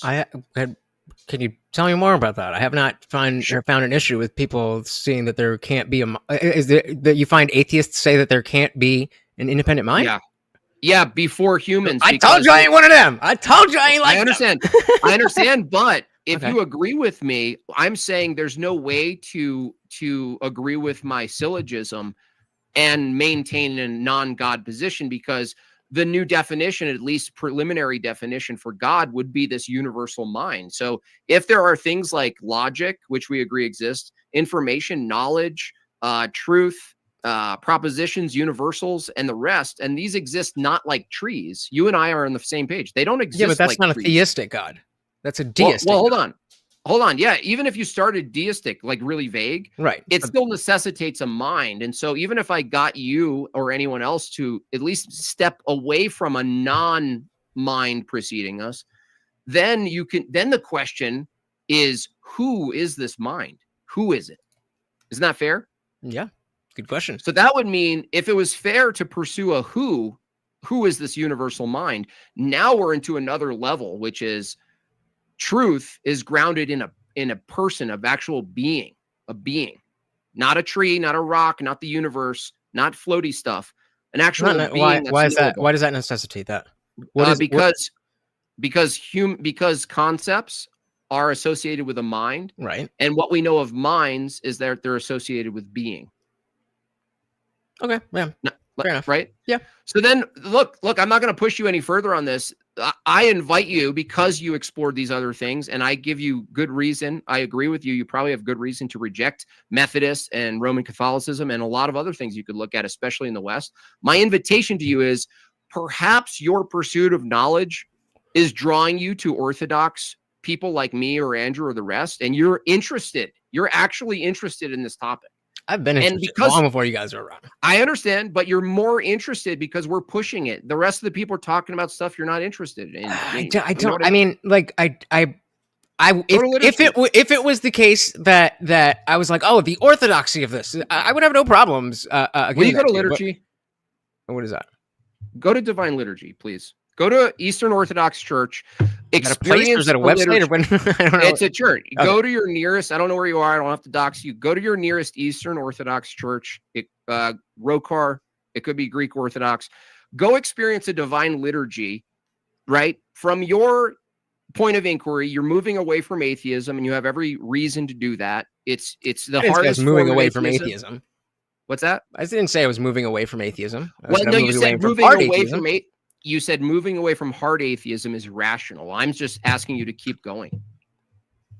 Again, fair, but it's just a matter of this. You're the million and first person to say, oh, well, you just got to do this, and not just no. It's not going to be easy, dude. That's the other part. I understand that. I understand. I think men. If you can give me the grace, if you can give me the grace of understanding the gravity of what you just told me. Yes, okay. I understand. You are the million and it is not a fix. Tell me. No, I promise you, it is not a fix. In fact, your life will get harder. But I hold the view that the thing that's so deteriorating the society that we're in, and maybe you can try to be charitable in my assessment of this. I think the missing element and the reason people are moving, especially men, toward traditionalism, isn't just because aesthetics or something that like is unmoved for thousands of years. Of course, that plays in, but what I'm pointing to is that men like you and me, we haven't been drawn into sacrifice and participation. We're not challenged. We're sitting pretty. And so we're all done with it. We're done with sitting pretty. And so we're doing all this philosophy and we're on panels. What I'm saying is the reason I'm pointing you in the direction of orthodoxy isn't just because I think it's true. I certainly don't believe it's going to be an easy fix, dude. It's not easy. It's not easy. I'm not going to ask just anybody at any point in time to do it. I get that. What I am trying to say. It's actually a compliment to invite you, actually, because it's I appreciate that. There are weak people who aren't actually trying to figure out the clusterfuck that is our reality right now, and you seem to be trying to do it. And so I'm going, cool.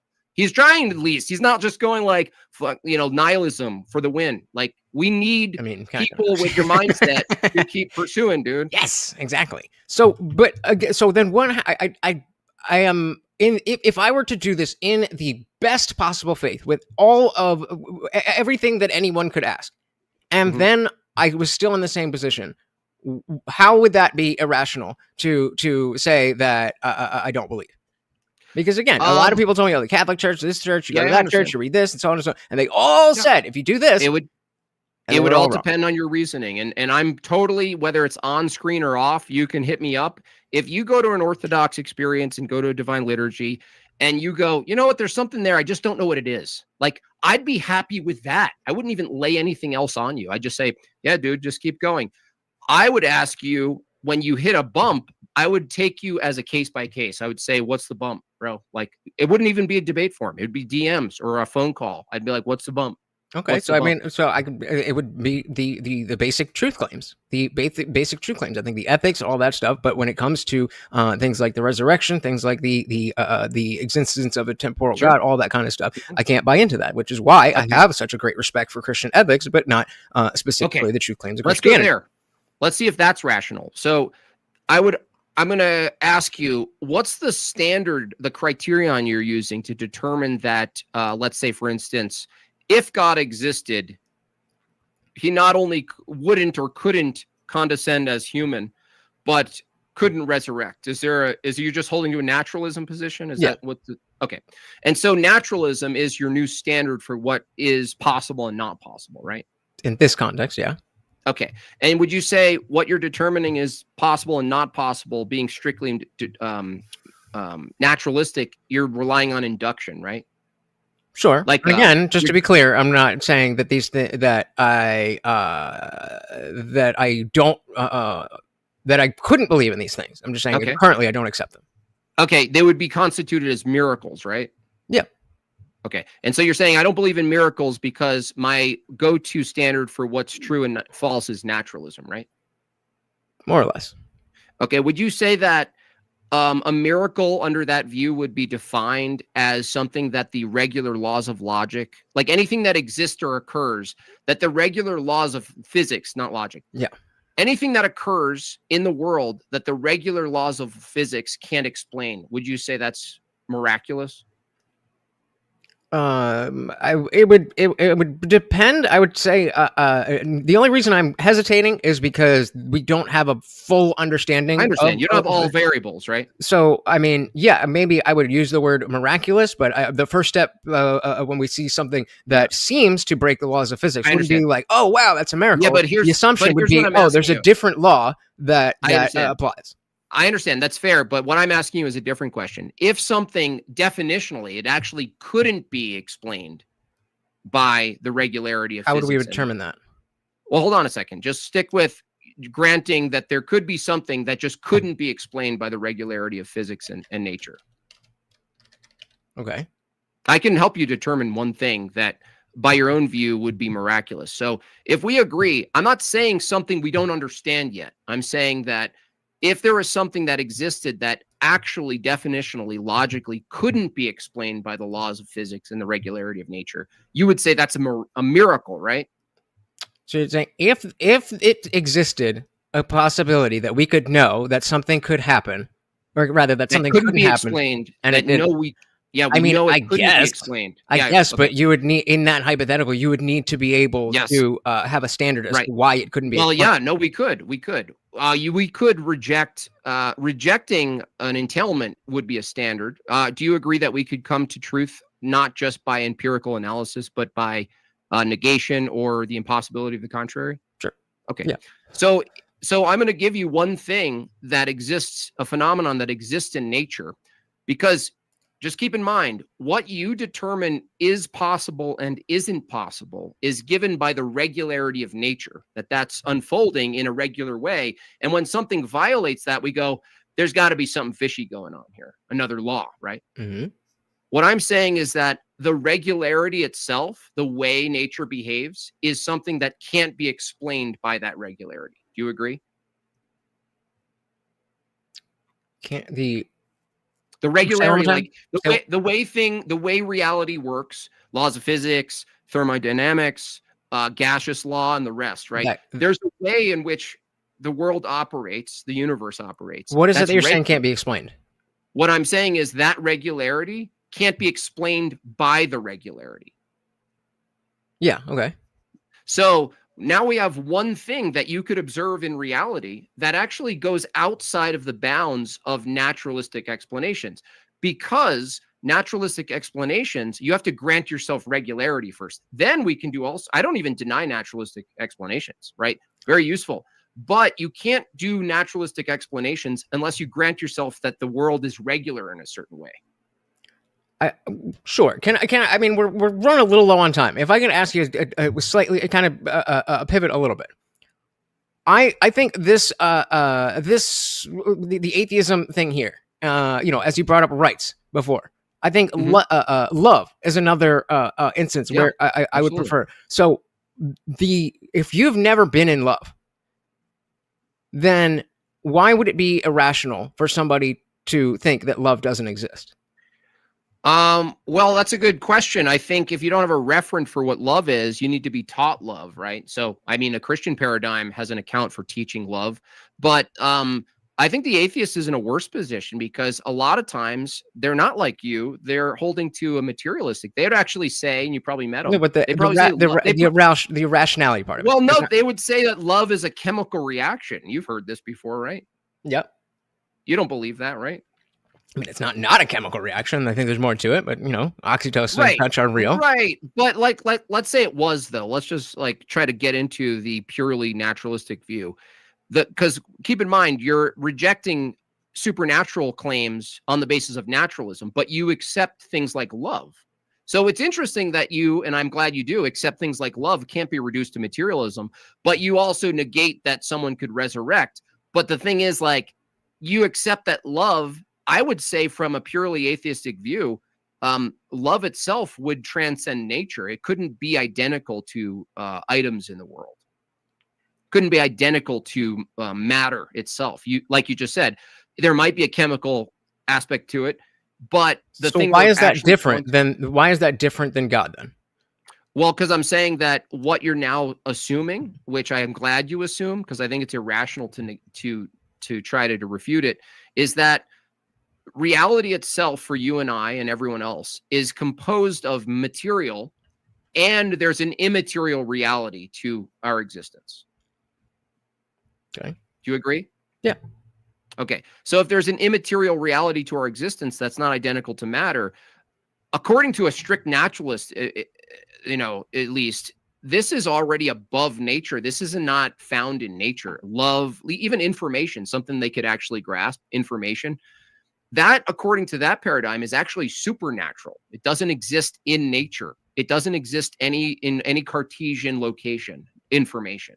So that's why I ask people like yourself who are on the fence, if you agree information exists and minds exist and concepts exist, but they don't exist like trees or apples or these things, I always ask the person in your position, in what way do they exist? What's the way? Because an apple exists material. We can hold an apple, bite an apple, right? So even if we're going to say tangentially it exists in this whatever, I'm still not seeing how that answer is irrational.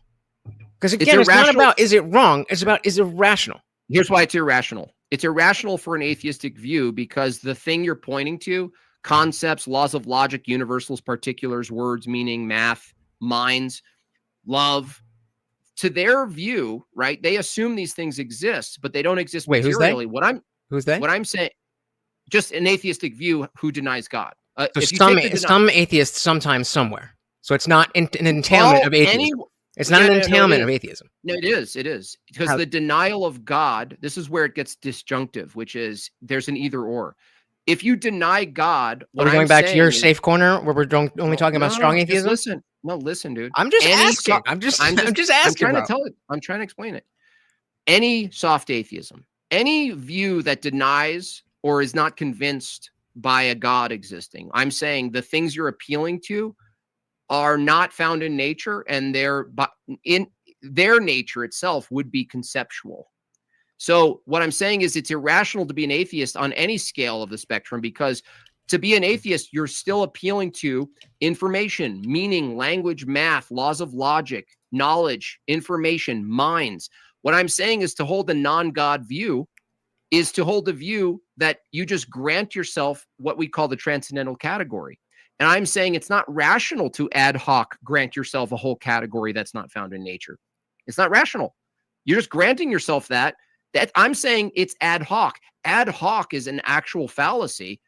If we agree fallacies are not rational, ad hoc granting yourself axioms or these sort of a priori things without any justification, I'm saying that's irrational.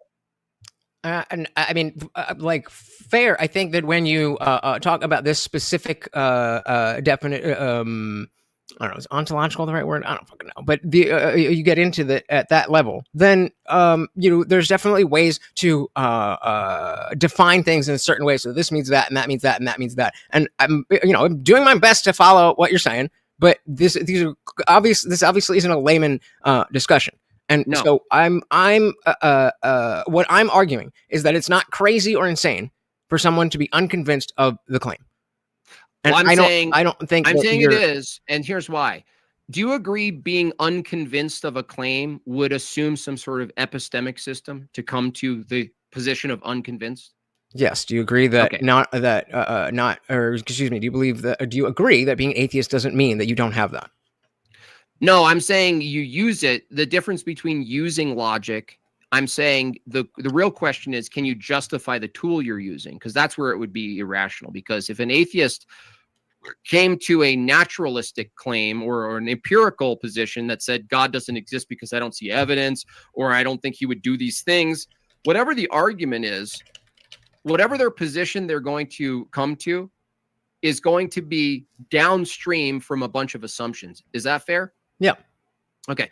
What I'm saying is the assumptions, once we check the assumptions, they don't have the same reason they're denying God's existence. They should deny all of the assumptions before them. Does that make sense? Again, yes, that makes sense. But I think and maybe I'm splitting hairs, but I do think that you are still falling into incorrect and not illogical or irrational. I would put them to, you have to say if something's correct, it would be logical, right? Yes. Okay.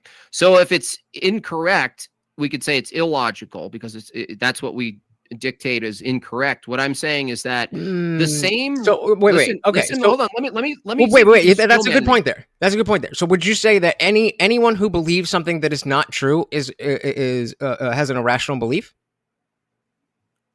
Well, that's the thing in question. Not true assumes objective truth exists. That's what I'm calling. Okay, so let's assume that objective truth exists. Is someone who believes or doesn't believe something that is true, or is they're irrational because they're wrong? So the only people who are rational agents are the people who have all the right answers all the time. No, not like that. Let's look at the truth itself existing. If I asked an atheist, does truth exist?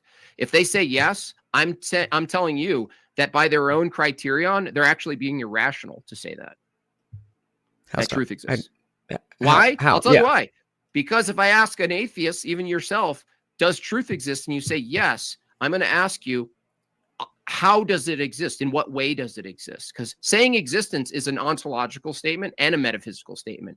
So I'm going to question the atheist metaphysics and ontology and go, interesting. I also agree truth exists, but from your view, I'm having a hard time when you say truth exists. What's the way in which it exists? You have a guitar in the back, you have a couch that exists in a particular way. You and I as material beings, at least our bodies exist in a certain way. It's totally fair for me to ask the atheist if they believe truth exists. I'm going to ask them, cool. Now you're determining what's reasonable to believe in for its existence and what's unreasonable. I'm saying to deny God based on the empirical standard, I don't see evidence. I'm saying that's irrational from the atheist position because truth itself is immaterial and there's no evidence. You don't have physical evidence of truth. So they're assuming things they should deny. They should deny truth. When they do deny truth. They think they can breastfeed as a man. They think they can That's breastfeed. leftism. That's not atheism. It's an entailment. We agree on that part. We hate the birthing for the birthing people. You're being reasonable because you're moving away from atheism. That's why you're being reasonable. I'm not moving away from atheism. You are. I'm moving away from an affirmative belief that God doesn't exist. Good. That's away from and maybe you're right. But either way, I still don't see how anything that you said comes down to being wrong versus being irrational. I think you were conflating the two.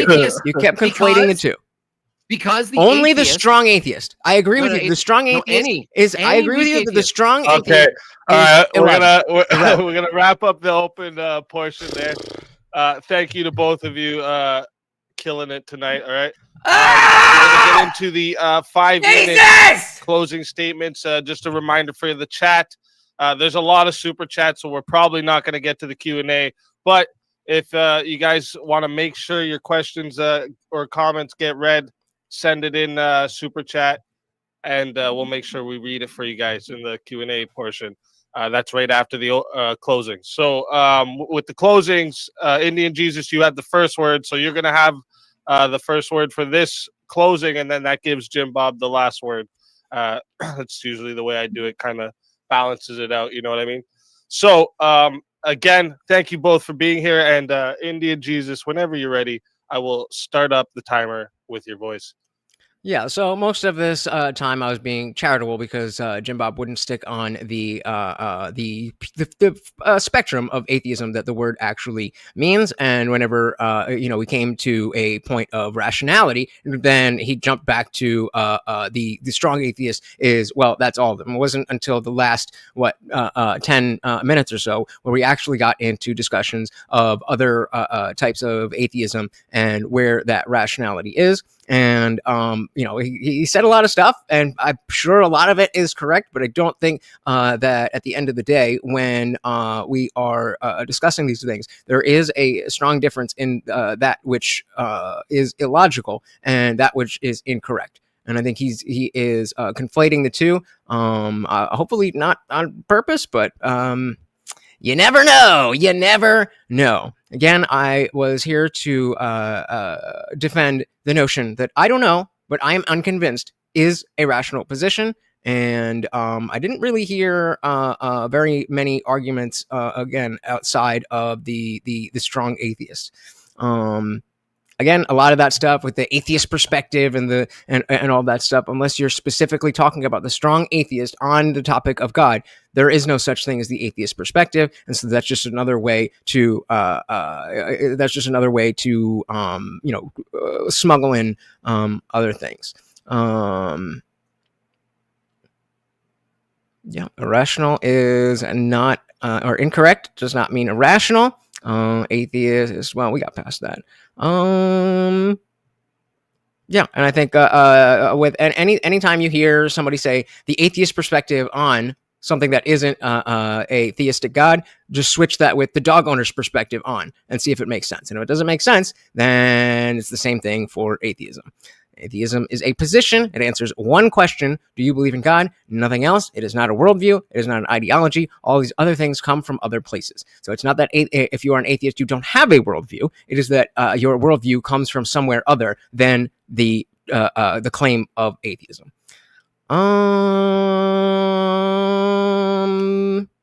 Thank you both, and I'll consume my time. All right. Thank you for that closing statement. And with that, we're going to hand the mic over to Jimbob. And Jimbob, whenever you're ready, I'll start the timer up with your voice. All right. No, thank you so much. It was a fun conversation and debate. The question of whether atheism is rational, it doesn't matter if you're the hardline 10 out of 10 atheism or even the close to theism or Christianity too. The problem is an atheist, like my opponent, thinks that their belief or disbelief in God is somehow neutral. It's not, because you're assuming a bunch of things already to come to that conclusion. You have an epistemic system. You believe that you're that you're a thinker, that you have a mind, that reason exists, that logic exists, that the world operates a certain way. You believe in information and meaning and mathematics, and you think about all of these things. You think you're an agent in the world and there's an external world. These are all metaphysical claims. So when an atheist says, look, atheism is totally rational, it's just an isolated position on an isolated topic. It's not. I demonstrated tonight, you can't come to a position on atheism, soft or hard, without assuming a bunch of things beforehand. And so what I demonstrated, and this is always the case, the reasons people deny God, evidentialism, God shouldn't do these things, these are not rational positions. If you hold the position that God doesn't exist, or you don't have a belief in God exists, whether it's hard or soft of a claim, you're actually using most of the time an evidential position, which is to say, well, there's no evidence for it. This is the Matt Dillahunty approach, right? The problem is there's no evidence physically of truth. There's no evidence physically of the laws of logic. There's no evidence of knowledge. There's no evidence of information. There's no evidence physically of universals. There's no evidence of meaning and mathematics. There's a whole category of things there's no evidence for. And the atheist can't come to the position to deny God without assuming a bunch of things they should also deny. I demonstrated that that's an irrational position. You're denying this thing and you're accepting this whole slew of other things, but by the same standard, you should deny them because there's no evidence for those things. Rights was just a good example. He pointed to there's good evidence for rights because people use force. People use force in places that they don't care about rights, right? That would mean that there's evidence of God because I did something using force, right? That would follow. That's actually not rational either. What is rational is to go off of your experience, go off of what's in accordance with reason and logic, and going off of what's in accordance with reason and logic, it's included to ask a question. He's so fucking slimy. He's so fucking slimy. That's a fair question. My opponent, glory to God, admitted that's a fair question. So the atheist doesn't get away with getting to their conclusion without accounting for how they got there. That's what's in question. That's actually how we determine something's irrational. I showed tonight that you cannot hold an atheist position and come to conclusions without assuming beliefs exist. Is there any evidence for beliefs, right? If some atheist says, oh, no, I have a set of beliefs, I just don't have a belief in God. Well, you have a belief that beliefs exist, don't you? No, we can go super meta. My opponent, does he believe that beliefs exist? Well, I'm sorry, that's another conceptual category that's not found in nature. You can't find a belief. In fact, he should deny, an atheist who says, I don't have any evidence for God, therefore I don't believe in God, should deny beliefs. They don't exist in nature. You cannot hold them. You can't put them in a petri dish. These are universal, conceptual, not found in nature. And the argument, even the movement toward a God, even if it's a nebulous God, even if it's just a divine conceptual God, that's more reasonable than the denial of God or even a soft denial of God. So I don't care if you're on the spectrum. Honestly, this whole spectrum shit has really got out of hand. Every time someone doesn't want a strong position, they have no convictions, they develop a spectrum and they say, well, it's blurry. I don't have a position. There's a 10. There's a 10 out of 10 autism, and there's a 3 out of 10. There's a 10 out of 10 I'm a man, and there's a 3 out of 10 I'm a man. Everything gets relative, right? And I didn't even push on relativism. All atheism reduces to relativism. Here's why. I don't care if you're soft atheism like he is or a hard atheism. The reason it reduces to relativism is because atheism, whether you're a 10 out of 10, Dillahunty, or a 5, glory to God, maybe a 2 out of 10, the Indian Jesus will come around and find orthodoxy. The reason it leads to relativism is because they don't have an absolute standard for truth, which makes arguing for God's existence irrelevant because they don't have an absolute standard for truth. And yet here they are affirming that truth exists. And I go, where? Nowhere. All right. Thank you for that closing statement.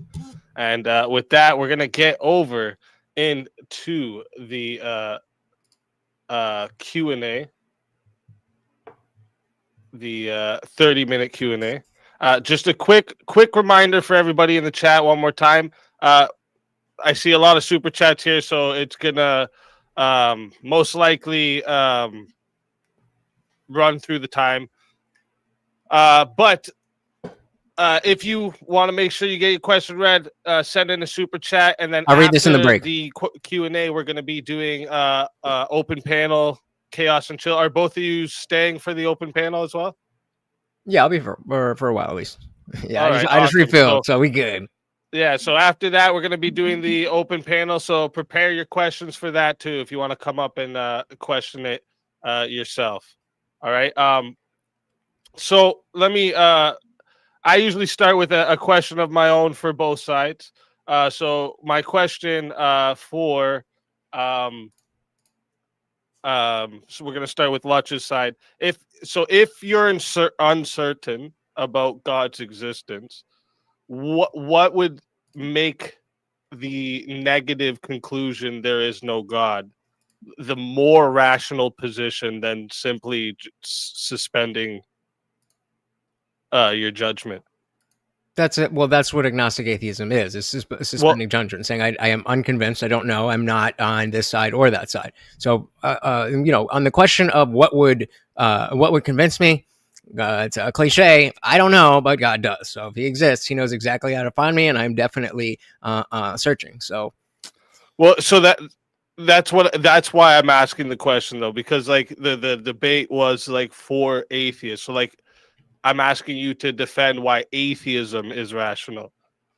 Because there's the evidence of the truth claims are we have evidence, but it's not anything that is beyond the realm of it must be convincing.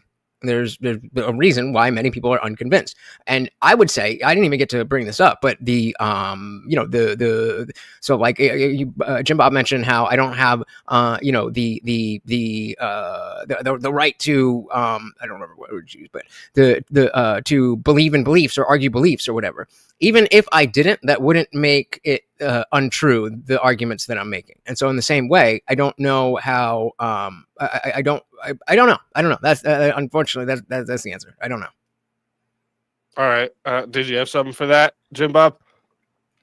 Yeah, I would say like if you have a belief, if you claim, right, I have a belief or I have a disbelief, you're arguing that there's a certain status for that thing you're referring to as a belief, right? You're also assuming there's a you, like a mind, that you're not a mechanical device, that you think about things. This has some active will in the matter. I'm saying from an atheistic view, whether a 10 out of 10 or a 2 out of 10 in softness or hardness, it's totally fair and you should pursue this.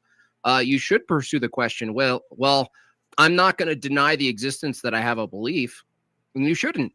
But you should at least press yourself and ask the question, okay, under my view currently, agnostic atheist, what is a belief? Like actually, what is it? What's the status of it? Is it just molecules in motion? Is it just an event? Like, do I have any control? Like, these are good questions you should ask. And I think you, being someone who claims to be in the pursuit of truth, I believe you will pursue this and you will find the answer. Nope. All right, awesome. And then my question for your side, Jimbob, is so if the atheist position requires this certainty to be rational, with your worldview, do you meet the same standard, or does it have a different threshold of evidence for yourself? It's less to do with certitude, because I would also admit from my worldview, humans can be wrong. We can be clouded in our conclusions, and our in orthodoxy, our nous, which is our metaphysical, which I really think TheIndianJesus would adopt too well, this distinction, the nous, that could be clouded with sin and all sorts of things. So it's less about certitude. It's more about, do you have a justification that truth is even something you can pursue at all? So it's a holistic view, SpeakeaZy. It's a good question, but it's less about unique particular stances and conclusions about things, because I also hold that you can come to truth in higher resolution over time. So it's not about certainty about your own propositions. It's more about whether or not there's certainty about the thing you're assuming. And I'm saying that if you're uncertain that truth even exists, then the pursuit of even particular claims is irrational. Like, why would you pursue truth if your overall worldview holds that you don't even have a standard for absolute truth? What is the case and not? What can be possible or not possible? You don't have access. So it's like an atheist pursuing truth is like freaking Ray Charles trying to beat his wife. He's never going to find her. Shit. Did you have something for that, Lunch? Yeah, I think this is just a false dichotomy. This allusion to, well, the spectrum is like, that's kind of just like a gay little. We're getting more specific about these beliefs, and I'm not changing anything. I'm not using the spectrum as a thing. I'm clearly a 5. That is a descriptive thing. I don't know how the notion that maybe atheism itself doesn't contain these philosophical properties, therefore an atheist agree to that.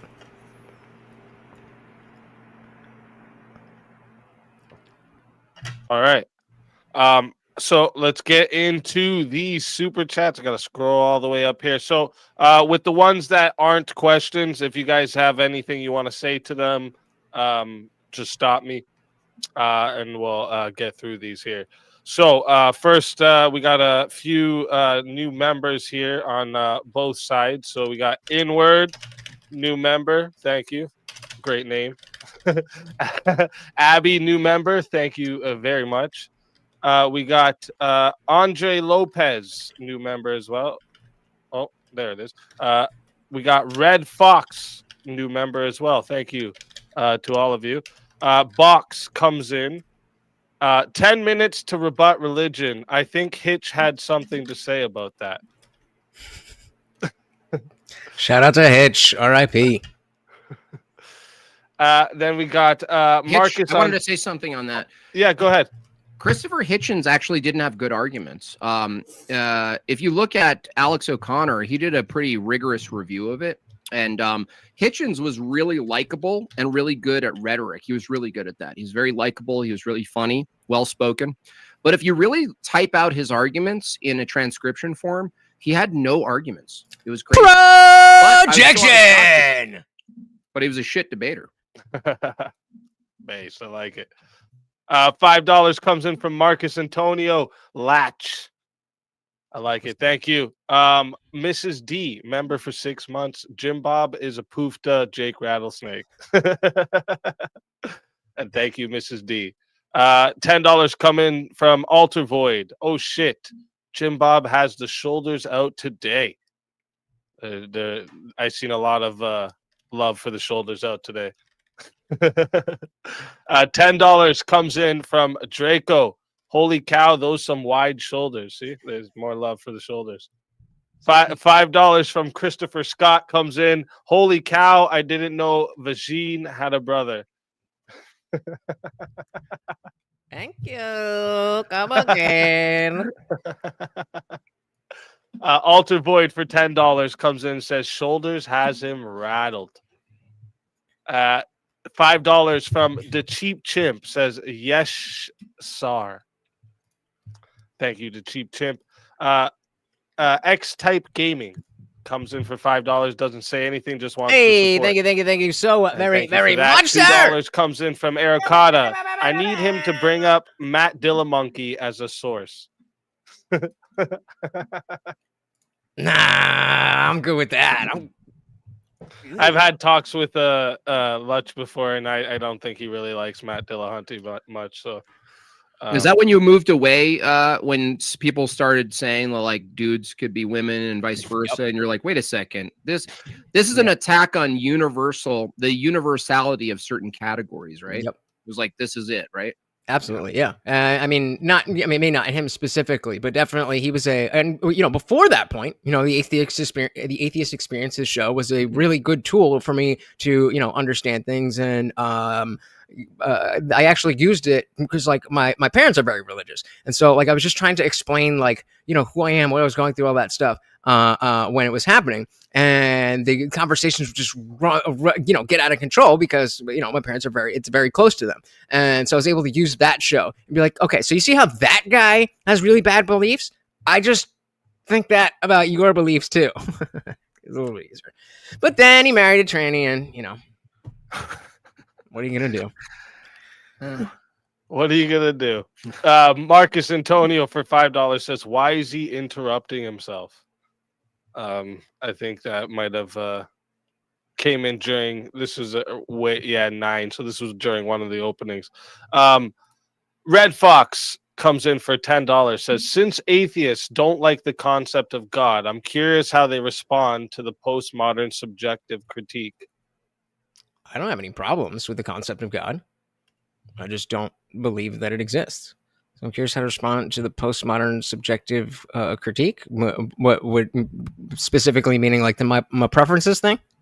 Is that what this is? Well, even more so that like, we're just kind of sort of inventing through language what reality is. Clearly you reject that given that we just talked about Matt Dillahunty. He thinks he could just define. That's the irony is he thinks he can define reality and make a man a woman just by thinking it. But he denies that, like, if we used his standard, a Christian could just invent God and invent the same world, and it just includes God, and it's just as rational. You're just like speaking it into existence. Be like, well, I declare that this exists. That something's that's otherwise not the case is the case, and that's where, honestly, that's where a lot of this stuff leads to. And I do think it's an entailment of atheism. You don't think so? Maybe this isn't the night where you're convinced, perhaps, but one day I think you will see that these things have entailments and they find their conclusion. And what I'm saying is the conclusion is, if you're an atheist at whatever spectrum, a 2 or a 10, because you don't have an absolute standard for truth, you can't actually ground universals like a man is a man and a woman is a woman. And so the movement for atheism necessarily moves to the denial of universals. And so it's to the Christians, we're actually not surprised that all of the atheistic progressives who started hardcore atheism and ran with it, we're not surprised that they come to really insane conclusions. You're surprised, but you still have some time to piece together how you can't really separate these things. Absolute truth, there's a man and a woman. That's part of absolute truth, right? Well, that needs to be grounded. You know, if you could change that based on evolving or nature and all these tweaking, then you think that you can violate the law of identity. And I don't think you hold that you can violate the law of identity. So you're on the right track. Yeah, but I still believe that and again, maybe I'm wrong, but to a certain level, I still think that without proof of what God actually is, whether or not there is a God, even if you want to say that God is necessary, without knowing what that God is, then I think it's just whatever. That's right. And I invited you to go see who God is. Are you going to accept my invitation? Yeah. I mean, you've looked at everything else. You might as well listen to old Jimbob here and go check out a divine liturgy, right? Yeah. I didn't get an answer on what happens when I go, and I keep my mind and heart open. We'll pass that. We'll pass that bridge when it comes up. Okay. A little bit of a cop out, but fair enough. No, it's not. Why skip to the future? I don't want to put. Look. I don't want to put other things into the space. If you can go experience it exactly where you are right now, mentally, spiritually, I'm not going to add in stuff. Right? There's no point. That's the future. I just want you to go into the door. Right? You know what I mean? I just want you to get in the door. Fair enough. Based. Okay. $5 comes in from Von Hlowicki. I probably butchered that last part. He sounds like Stephen Hawking on 2-speed. Thank you for the $5 super chat. Another $5 comes in from Smalls and says, it's like Russell Brand if he was from New Delhi. I get that all the time. I get Russell Brand. I get Indian Russell Brand, Indian Moist Critical, and Indian Jared Leto. I don't see it, but I'll take it. That's good. You're gonna make a great Orthodox, dude. You're gonna make a great Orthodox. Project Viopod for $2 said, made by Jimbob. Let's fucking go. Oh, he wrote Jimbob. I read it wrong. Jake, asshole. Just kidding. Shout out Jake. John That's all we can be, right? Says this guy wasn't winning anything. Brains. But like I said, this is a conversation we need to have. The cheap chimp for $5 says, how does Jesus get his hair so shiny? Conditioner, baby. Is there a technique for that? Just regular ass suave conditioner.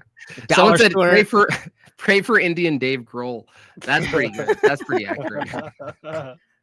It's in the genes. It's in the I lost the joke, but I was gonna make a joke about the caste system and my genetics and that stuff. All right. We got if it all fails. There we go. Clutch those Google Play cards tight, Jimbob. He greasy. Projection. I get it now. At first I was not getting it, but now I get it.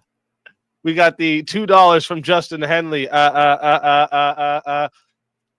I think he was referring to me, Sorry, maybe, it's a little because No, I do I- say a lot. I'm sure it was me. I say it a lot. Oh, When I okay. do the You know what? caption, You probably say it more than me. yeah. so When I do good. the captions on TikTok, it's like, God damn it. The you know, I mean, The TikToks, yeah, just straight. Yeah, Just cut it all out of that's all. probably why I don't do that. Yeah. Who cares? 253 Monty became a new member. Shout out Monty.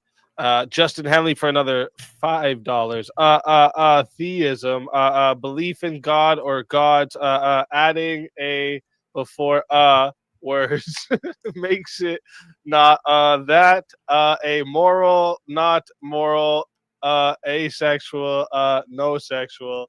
There you That go. was hard to read. Justin. All right, but I did it for you. Thanks. Thank you for the. But he is super correct. chat. Amoral means without morals. Asexual means without sex. Just like a theist means without a belief in a god or gods. Good job. All right. $5 from XB says, Indian Jesus, is it rational for an atheist to make moral claims with a worldview where all morals are subjective? Doesn't seem very logical. I mean, it would depend on that specific person, because the morals aren't in atheism specifically. So it would be the other philosophies that you use. But let's say we're going with moral subjectivity. There's different realms. So I believe that we are in a realm where objective truth exists, but that truth doesn't necessarily need to exist outside of that realm. So it depends. I don't know. Again, it's not part of atheism. So you would have to ask each individual atheist.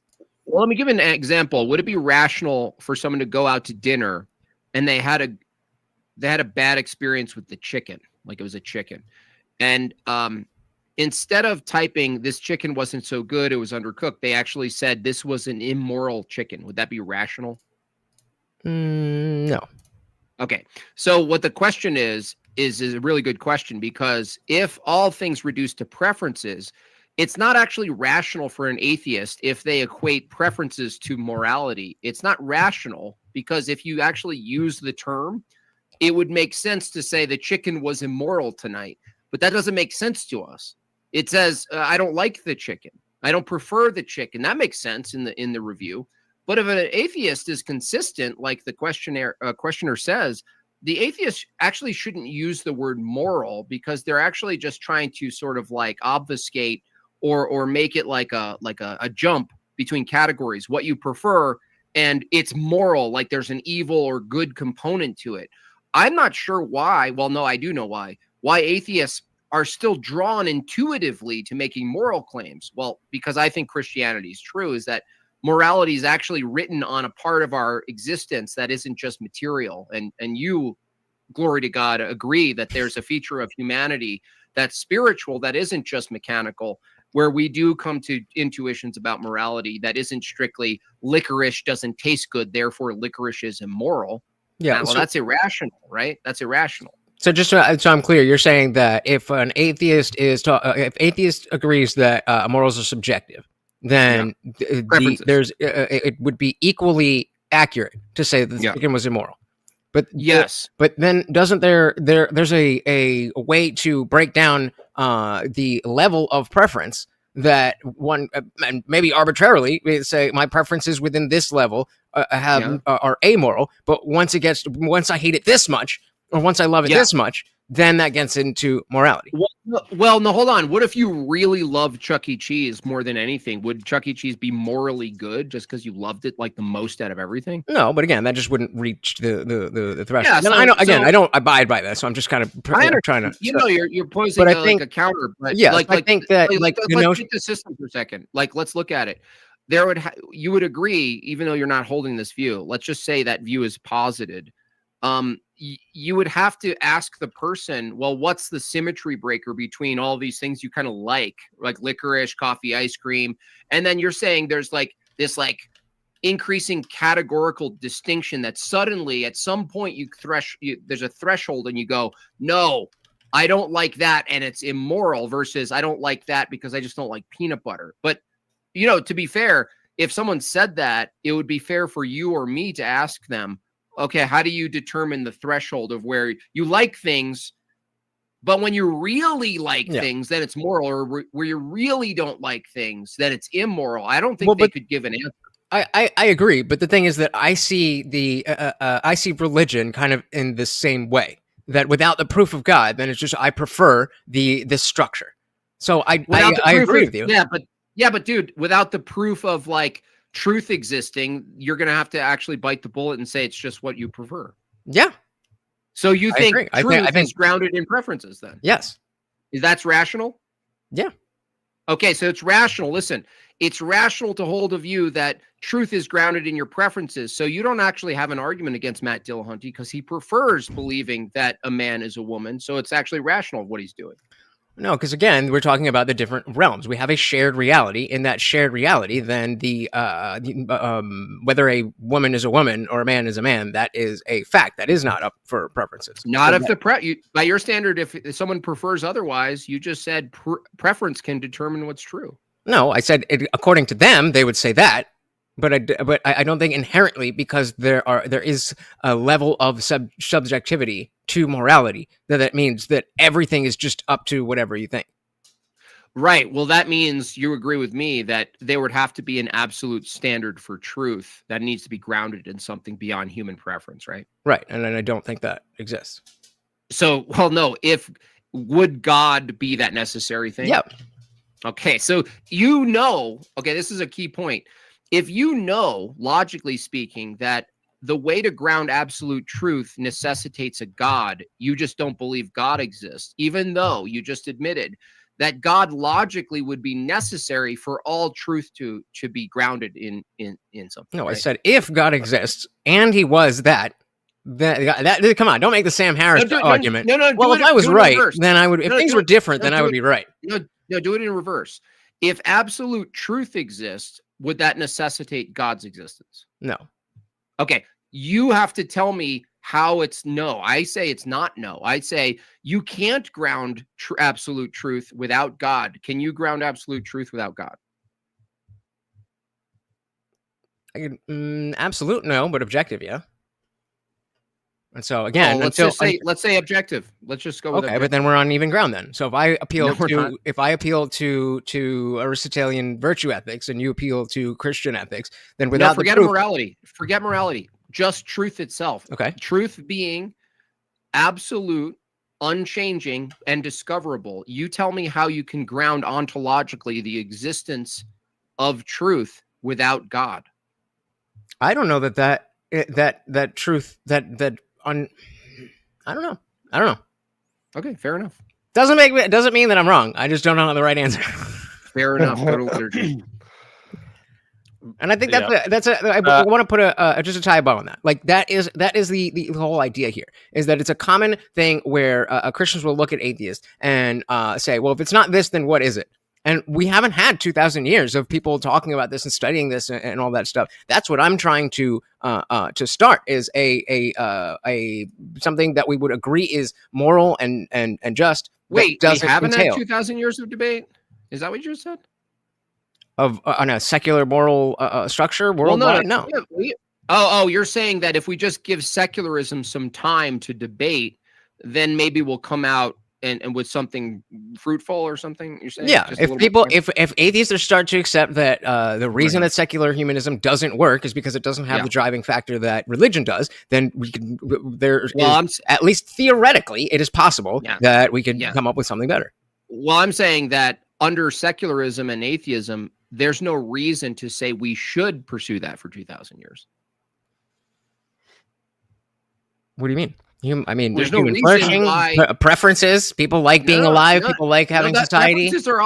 Preferences are all particulars. There's no reason why an atheist, to be an atheist or a secularist, there's no reason why they should get on board to pursue 2,000 years of uncovering philosophical. They want to. There's no. They want to because they care about. They care. Yeah. They want to. Yeah. So all of it is preferences. Your preferences versus my preferences versus the third person's. So then your standard for truth in the pursuit of truth is merely preference. That would say that whatever you came to a conclusion about in the regards of truth and philosophy over 2,000 years would just be a result of what you preferred to come to the conclusion to, right?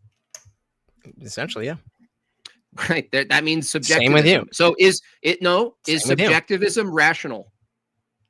Yeah. Really? If subjectivism is true, then there's no absolute standard for what's rational. So how could subjectivism be rational if it makes rationality itself completely subjective? How could you say that sentence? You can't. Because again, we're talking about the different realms. We have a shared reality where there are things that are true and not true. Is that subjective or objective? Is that objective or a subjective? That's objective, but just like so there is objective truth. So I'm saying, but that's not inherent to the universe. It's objective. We're back to the problem of atheism and secularism. They want to assume objective truth exists. We ask them to define it. They say preferences. They just give us 2,000 years of debate led by our preferences. And I go, wait a second. If the truth of the matter is pursued based on preferences, and so are the conclusions. He says, yeah, there's no problem. I said, that's subjectivism. And then I go, so we're going to pursue rationality.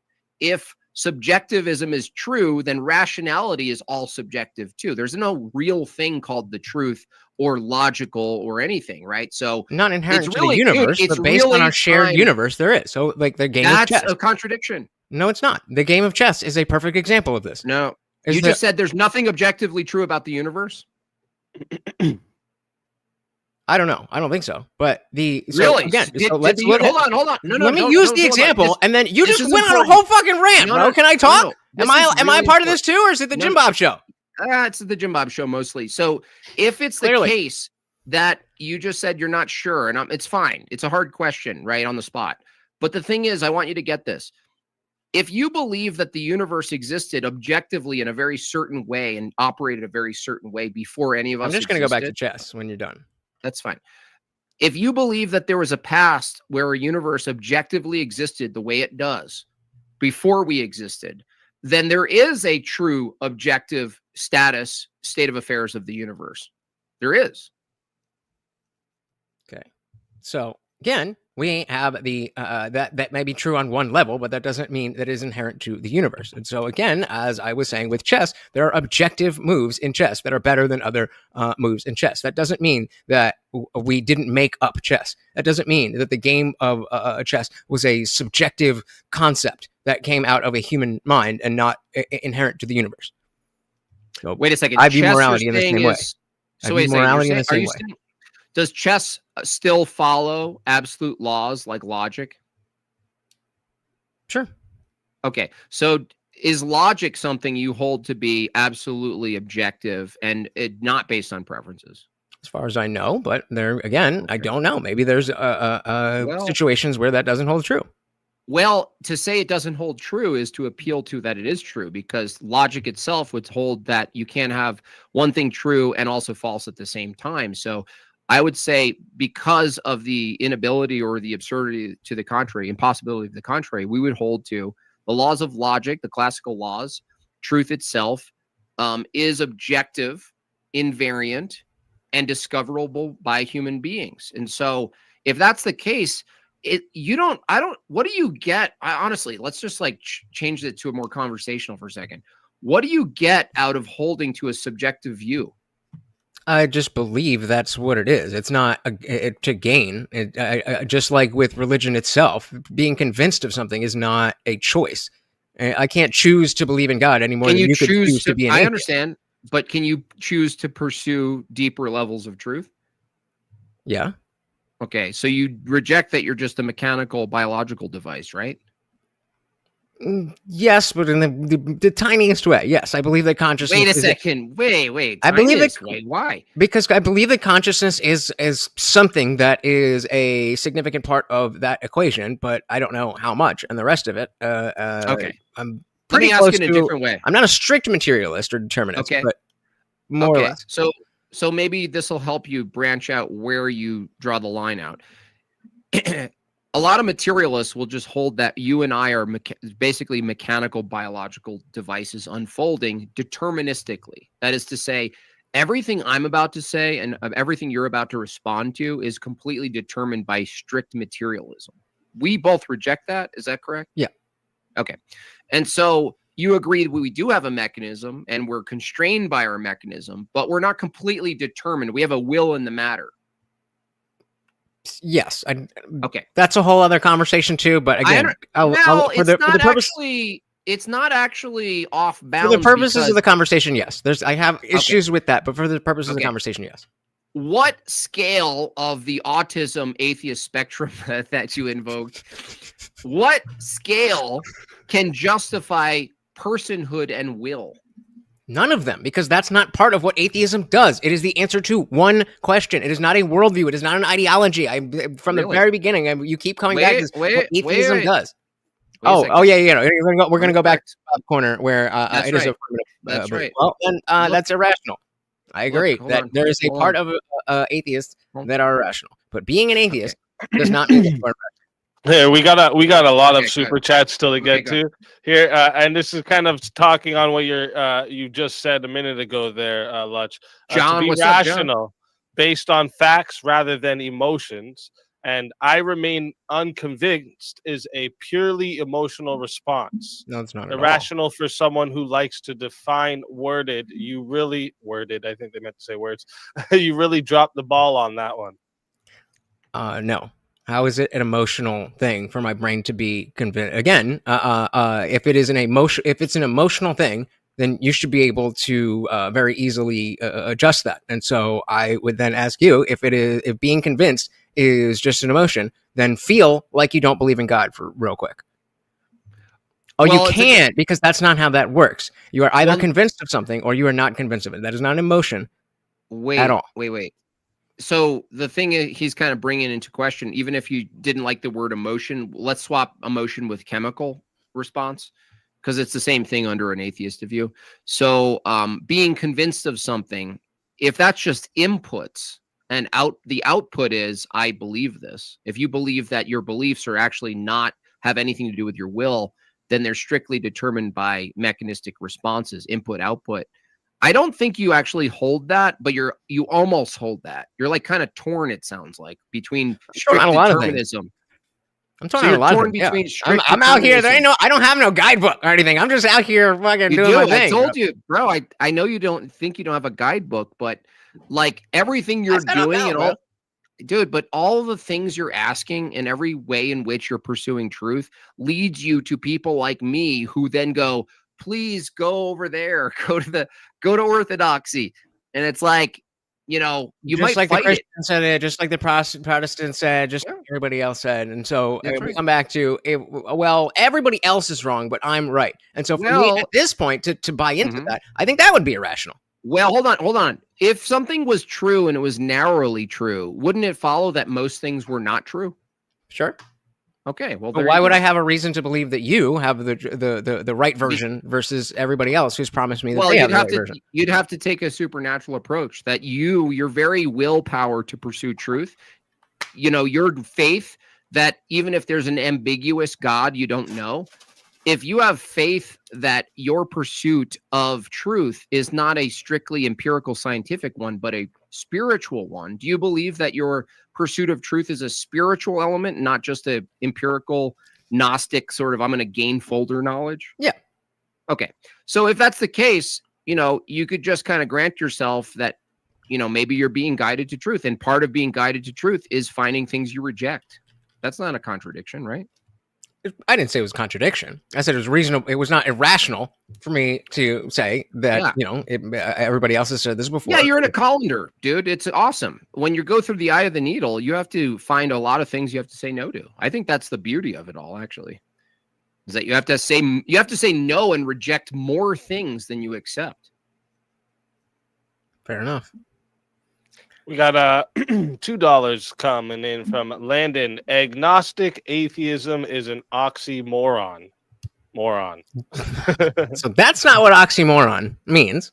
But again, as I explained, don't believe. It's right there. You don't know if you don't believe. No, I don't know if there is a God, and I believe in any particular gods. Wait, if atheism is basically a knowledge claim that I hold, no, it's not. It's not a truth claim. That's a truth claim. Like there are no gods. No, there are no gods. That's what I'm saying. That's not my position. I understand. That's not the version of atheism that I'm using. Hold on. If someone says there are no gods, are they an atheist or an agnostic? If they make the affirmative claim that there are no gods, then they are not agnostic. They are saying that they know. They know, so they would be a Gnostic. Okay, hold on. If you're an agnostic atheist, you're saying you're agnostic about the affirmative. There are no gods. Yeah. So that's just agnostic. There's no point in putting the extra word on it, dude. So then which gods do I believe in? Which gods do you not believe in or believe in? No, which gods do I believe in? If you're agnostic? If I'm not an atheist, then it means I believe in a god. Which god do I believe in? No. Yes. If you're not, if you're yes. No, you're agnostic. That's what I'm saying. You're Yes, agnostic. correct. I am an agnostic atheist. No, I know you don't like these words, but that's what they mean. No, it's not complicated. Without knowledge of the claim, does God exist? I don't know. Do you believe that God exists? No, I don't. Agnostic atheist. It's not complicated. It's redundant. I'm gonna have to look up this. Okay, maybe it is redundant, but I'm just being specific enough to give you the understanding, which I guess I shouldn't have done because you used that against me and tried to be like, well, that's not real. Let's go back out the only version of atheism that I want to talk about. Dude, it's really simple. If someone says, I'm certain I have a strong disbelief in God, they're atheist, right? I'm sorry. Say it one more time, please. If someone says there are no gods, positive claim, they're atheist, right? Yes. So how do you determine they're agnostic atheist? They're not. They're by making the claim. No, I'm not them. At what point does someone become an agnostic atheist if it's atheistic to say there is no God? When you're not saying there is no God, you're saying, I don't know if there is a God. I am unconvinced. And again, I'm not disagreeing with you. All right, but I might be getting confused here too. $10. If it all fails, rage quit right now. Here's bye, bitch. We got KLW for $10. The issue, the Indian Jesus didn't know his real name, is conflating having to defend his own beliefs versus defending the actual position. Do you have anything for that? No. Well, I mean, I would agree. I think that again, as I've said, that Jimbob wants to argue the strong atheist when I've very clearly laid out that that's not the only version. I made the comparison to conservative, that just because some conservatives suck off Donald Trump doesn't mean that that is an entailment of being conservative. And conservative has a lot more to it than atheist. So I agree with the last chat. Okay, all right. $10 moderator needs to hold the Indian to the debate prompt. I think they did just fine. Figure it out. Jimbob definitely brought him back around. This guy believes. Brady Harvey for 20 says this guy believes rationality and knowledge comes from himself rather than revealed. That's not true, but okay. All right. $10 from KLW. Our desires are not necessarily the same thing as God's desires. That's the Christian standpoint, is that our desires need fixed. We don't know what is good. And thank you for that. $10 KLW. John Mondragon says, shit for drains. Shit for drains? All right. That's an Indian joke. We bathe in feces, don't you know? Yeah, I've seen some weird shit on X over there. And that streamer who went there recently, that shit was weird. $2 from Box says rights are separate from God. Just ask Islam. Okay. True. $2 from Box as well says none of it means God exists. Well, no, I would argue the opposite, Baux. If God is necessary, if he necessarily exists for truth, then God exists. That's the counter to atheism. Is like the challenge to you atheists, retards, is this: if you hold that truth exists, and from the assumption truth exists, you're determining God doesn't exist. You're holding to a view that truth absolutely exists in its absolute objective form. What we're saying is, you don't actually have a standard for objective truth without God. And you're going, yeah, but just prove that he exists. Well, proof would assume mathematical truths that need to be grounded. You can't ground them. Or evidential truths, which is mostly the standard atheists go by. You have to assume a bunch of things don't exist on the same standard like I went through. Knowledge shouldn't exist from your worldview. Bactard. Truth itself, laws of logic, reasoning, universals, language, mathematics. None of these things exist from your worldview because you hold an evidentialist view. Inside your mind, and he knows what you think because of this magic word, atheist. Now he's inside your mind. No, dude, it's a You're just projecting all this shit from other leftists that on someone. That's not an argument, bro. What? The next one that comes in from Balks is atheists. I think they're saying the same thing you were just saying. It's crazy timing. Atheists are not leftists. It's not the same thing. I agree. Nobody said leftist today at all. No, I never used the word leftist at all today. It's almost like the subtext is there. We're not that much dumber than you, Jimbob. We're not that much dumber than you. Wait, what? When did I use the term leftist? Again, maybe it's not subtext. Maybe you genuinely don't understand this. When did I use the word leftist? You didn't, and that's the point. You were describing a lot of leftist behavior, and you kept just defining it or labeling it as atheist. Leftist. No, I said leftist behavior and all of these denial of universals. I believe, and I could make the argument, is an entailment, a consequence of the denial of absolute truth. That is to say, Christianity, holding to absolute truth, will form a society that is reflective of this. When you move away from absolute truth, you start to believe you could bang a dude, and as long as he's wearing a wig, it's a woman. That's not peculiar to fucking Christianity. Okay, it's peculiar to me, so that means that it's not peculiar to atheism in general. It may not be why shouldn't atheists believe in nonsense? Because because of the other ideologies like leftism that I'm fucking talking about. That's the point. That's the point, Jimbob. That's the point. Hold on. That's the point. I know you didn't say leftist the whole time you were talking about why. Yet you not can watch. Whoa. Am I allowed to finish the sentence? There's nothing you're going to say. You were crying the whole time about me interrupting you. Now you're going to do it to me? Finish up. I mean, I could just defeat this. It was 2 seconds. Go on. Slow your roll.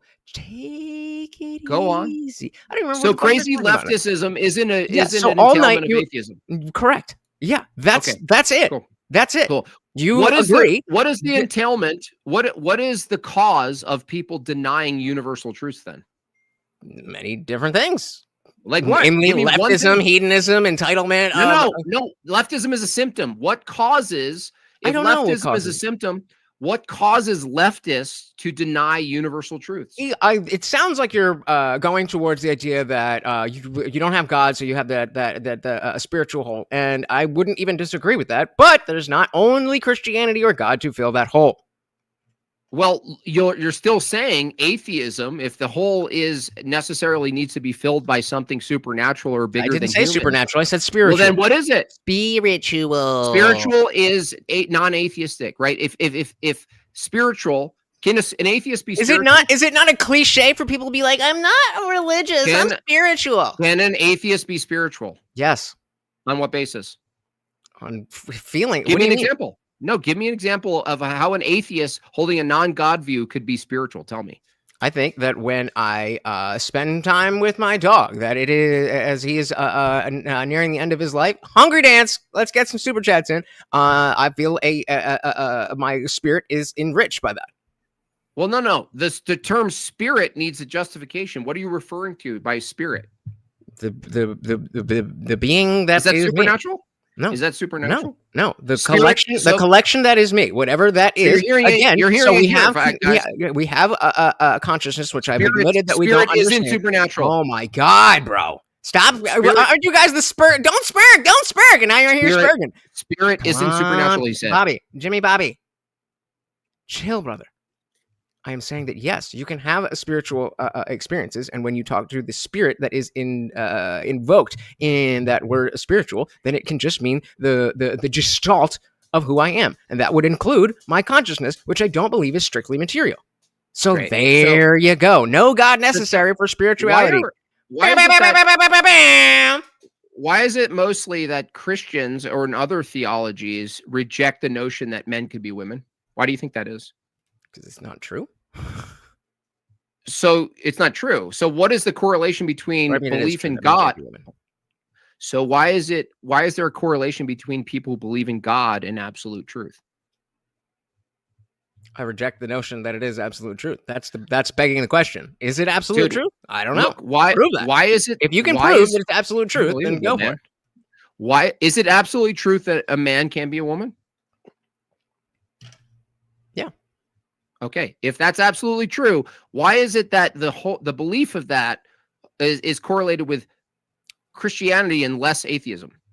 Because it just happens to align more closely with the tenets of Christianity. Okay. And guess what? Again, atheism is not an ideology, does not have any tenets, does not have anything to it except the answer to the question, do you believe in God? No, belief, like I said in the beginning, if you think atheism is merely a non-belief in God or not convincing of God, hold on. If that's the case, isn't it also the case that you believe that beliefs exist? Yeah. So then it's not just a belief in God or non-God. It's that is not atheism. That's a different part of what my mind is. There's nothing about do you believe in beliefs that is in atheism. That's a different line of thinking. Dude, this is what you guys continue to misunderstand. No, dude. This is exactly what Box was talking about. You're talking about a different thing and you're calling it atheist and you're getting confused.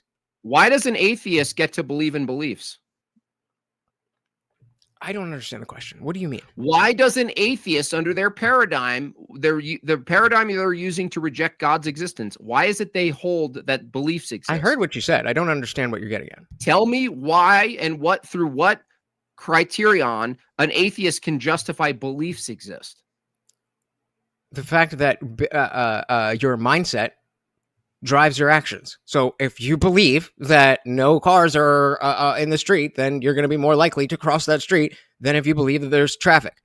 No, that's assuming beliefs. I'm asking for why would an atheist under their status, under their epistemic system, why is it they would justify a belief at all as existing? You're just saying, well, no, they have beliefs. I know you think they have beliefs. I know they think they have beliefs. Okay, well then I don't know. What I'm asking is because you don't know why. So is it rational? So everything that I don't know is not true? No, it's not about you not knowing. It's about them believing affirmative. I have a belief and a disbelief. That's not knowing. That's an assumption. Isn't it true that an atheist who says, I have a belief and I also have a disbelief, that's a knowledge claim. So what we're asking is a deeper question. We're asking, on what basis are you affirming your assumption that beliefs themselves are something that exists from their view? And that's a fair question. The answer is, you said it right. Cartesian logic. They don't know. No, logic is a tool that minds use. That's right. What's the question. But that's minds. I assume you know what I'm referring to. Cartesian, I think that's where. So, that is a self-refuting. What's self-refuting? I think, therefore, I am. I think, therefore, minds exist. No, that's is it? Didn't we establish rationale is based on in accordance with reason and logic? Didn't we both agree to that? Yes. That what is being rational is based on or in accordance with reason or logic, right? Yeah. Okay.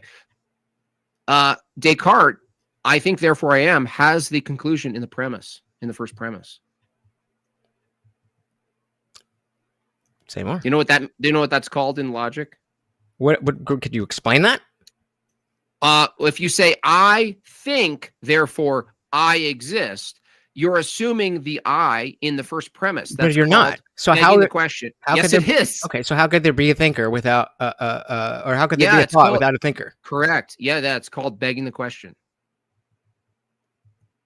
That's circular reasoning. You have the I that you're trying to prove in the first premise. I think, therefore I exist. No, I think is in the first premise, dude. Okay. All right. I'm yeah, move away from Descartes, dude. It's bad for your mind. Fair enough. I mean, like I said, I definitely am not going to beat Jimbob. You got to come to the right side. You're gonna come to the right side. You're getting closer. There you go. Shout out to Element Music. Sim for $5 says, Jimbob, you have to do the Tucker Carlson laugh when he spurgs out again. don't even know what he's saying. That was actually like spot on. Holy shit. Shit. Jimbob killed it with the impersonations, just in case anyone didn't know. $5 from Daniel comes in, says we should rename Indian Jesus to Black Jesus because he clearly he can't swim. He's drowning. At least he stepped up, though. At least he stepped up, and we had a good back and forth, and he didn't like lose it, right? Right. Facts. Dan Snyder. I didn't lose the debate. No, you didn't lose your mind. I'm kidding.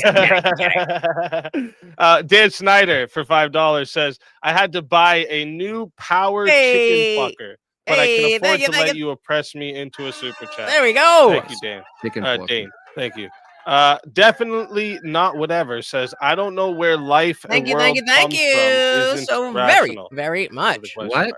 That's irrational. That's like a red herring. We're not talking about where life comes from. Saying you don't know where the world comes from is not what was in question. The question is whether or not the assumption that God doesn't exist, whether it's a 10 out of 10 affirmative or like, what's your name? Clutch? Yeah, it's Lutch without the C. Lutch. Yeah. Lutch is more softer on the atheist position. He's like, well, maybe God exists, right? Maybe there's reason to believe in God. The question of where the world comes from is relevant to, we can get into that, but we're actually granting that the world exists the way it does. And I would argue even the world as it is, the way it exists, even if you said God, we don't know if God created the way it is, even the world the way it is, the atheist uses induction to come to their conclusions, but they can't justify that the world is regular. They just assume it is. This is the problem of induction. To be fair, though, I think that let's address that then. So if someone were to say, I don't know where life, we'll just say, I don't know where life comes from. Is that rational? Mm-hmm. Yes. To say, I don't know where life comes from is just like a position on how life emerged or whatever they're going to think about it. Yeah, that's rational to say, I don't know. But when you get to higher level things like metaphysics, you're asking a question, deeper questions about like, to say, I don't know how it is the case, a turtle grows from conception, right? You don't know. You just don't have the information. That's assuming that turtles exist and they're universal and they're not zebras, and that the way in which they exist has a proper unfolding to them, right? The question of how it is we even have these things is a deeper question. You know what I mean? So if you grant yourself the regularity of nature in the way the world is, you can go, I don't know how this works. I don't know. That's totally rational. But we're asking a different question than this. We're not just talking about, do I know how rockets work? We're asking, can I justify that knowledge is even possible? That's a way different question than I don't know where the world comes from. Way bigger question. Because you're assuming, again, mind. What is that? When you say, I don't know where life comes from, you're assuming that there is an I. Why is that an issue? Why is that an issue for because it's ad hoc. Because otherwise it's ad hoc. You grant yourself an I, right? Yeah, but what? So, like, talk to me like why is that? What is the logical issue with that? It's ad hoc. That's a fallacy. I don't remember exactly what that means. Ad hoc means you're just conveniently granting yourself something without justification. Sounds a lot like Christianity. That's not a counter. How does that sound like Christianity? Because it's confirmation bias of this must have happened, so let's make all this stuff I didn't say ad hoc is confirmation bias. I said ad hoc is. I didn't say that you did. I said that what you're explaining sounds to me like the confirmation bias that exists in Christianity. No. If you grant ad hoc, if you say logic just is, or the world just is, that's an ad hoc position. That just is. It doesn't sound like Christianity. Christianity actually does the opposite. We actually refuted and fought against the Enlightenment thinkers who fucking wrecked philosophy because they said, guys, can we just hold up on asking for justification for a priori stuff? Can we just accept a priori stuff? Can we just accept minds and logic? Can we accept Descartes and all these fags? Let's just accept what they think instead of going, no. The proper way to reason is to say, what justifies these things? Not let's just grant each other the things and do a circle jerk. No, that's not how it works. You have to be rigorous. Christianity is the opposite of this circle jerk. Christianity is rigorous. It says, no, we need a justification for logic. So that's proper thinking. So then how do you fold the Skittles churches into that? What? This, like the LGBT? They're not churches. They're event centers. I mean, so they need to be bulldozed. Fair. I mean, I don't disagree on both counts. Bulldozer. But fair enough. But what would be the? And I mean, we don't have. It doesn't have to be a whole thing. But just what would be the argument that they are not a church? Oh, you do the church, a church. You could say a church colloquially and be like, oh, they're a lowercase church. We're not talking about that. Okay, so if they say they're Christian, hold on. If they say they're the Christian church, we would attack them on multiple prongs. We would attack them on metaphysics. We would attack them on Christology. We would attack them on soteriology, ecclesiology, historical things. Can they track back to the apostles? Can they track back to the early liturgies that existed from 138 AD and onward that had been preserved? Do they have a normative authority for hermeneutics and practice? We would ask all of these questions. And by the way, we do it quite well online because a lot of these fake churches, these reformed churches, these heterodox churches, they can't answer these questions. Why? Christianity isn't just a claim about the church exists and I believe in a church or I believe in God or whatever. Christianity, from the Orthodox position, is an entire worldview. And you got a taste of a worldview account of like, well, how does a worldview get attacked? Right? And I think you're going to be good at it, dude. I think you're going to be good at it once you graduate to worldview attacks. Not just particulars, worldview, the whole thing. So when you get introduced to a new worldview, simulation theory, this or that, you should attack and practice attacking the entirety of the worldview. That is to say, ethics, metaphysics, epistemology, whatever else they're claiming, morality, which was tied to ethics. You have to attack all of it at once. So why not the Skittles Church? Because they have no justification for the thing they call Christianity because they have to reject 2,000 years of holy tradition. Fair enough. I mean, I definitely agree that we're in a position of the church and Christianity itself being watered down, and I ain't mad about it, unless we're in the political realm, because then we get a bunch of leftists. Well, I'm going to send you to divine liturgy. Your life's going to be changed. And you're going to be like, I can't believe I've been away from this for so long. And it's going to be Can't wait. I was just talking last night about how I wish I had God back. Go, man. Go. Just go. XB comes in for 5, says, so it took 30 minutes for us to get to the point where atheism is so indefensible logically, we had to change the debate topic.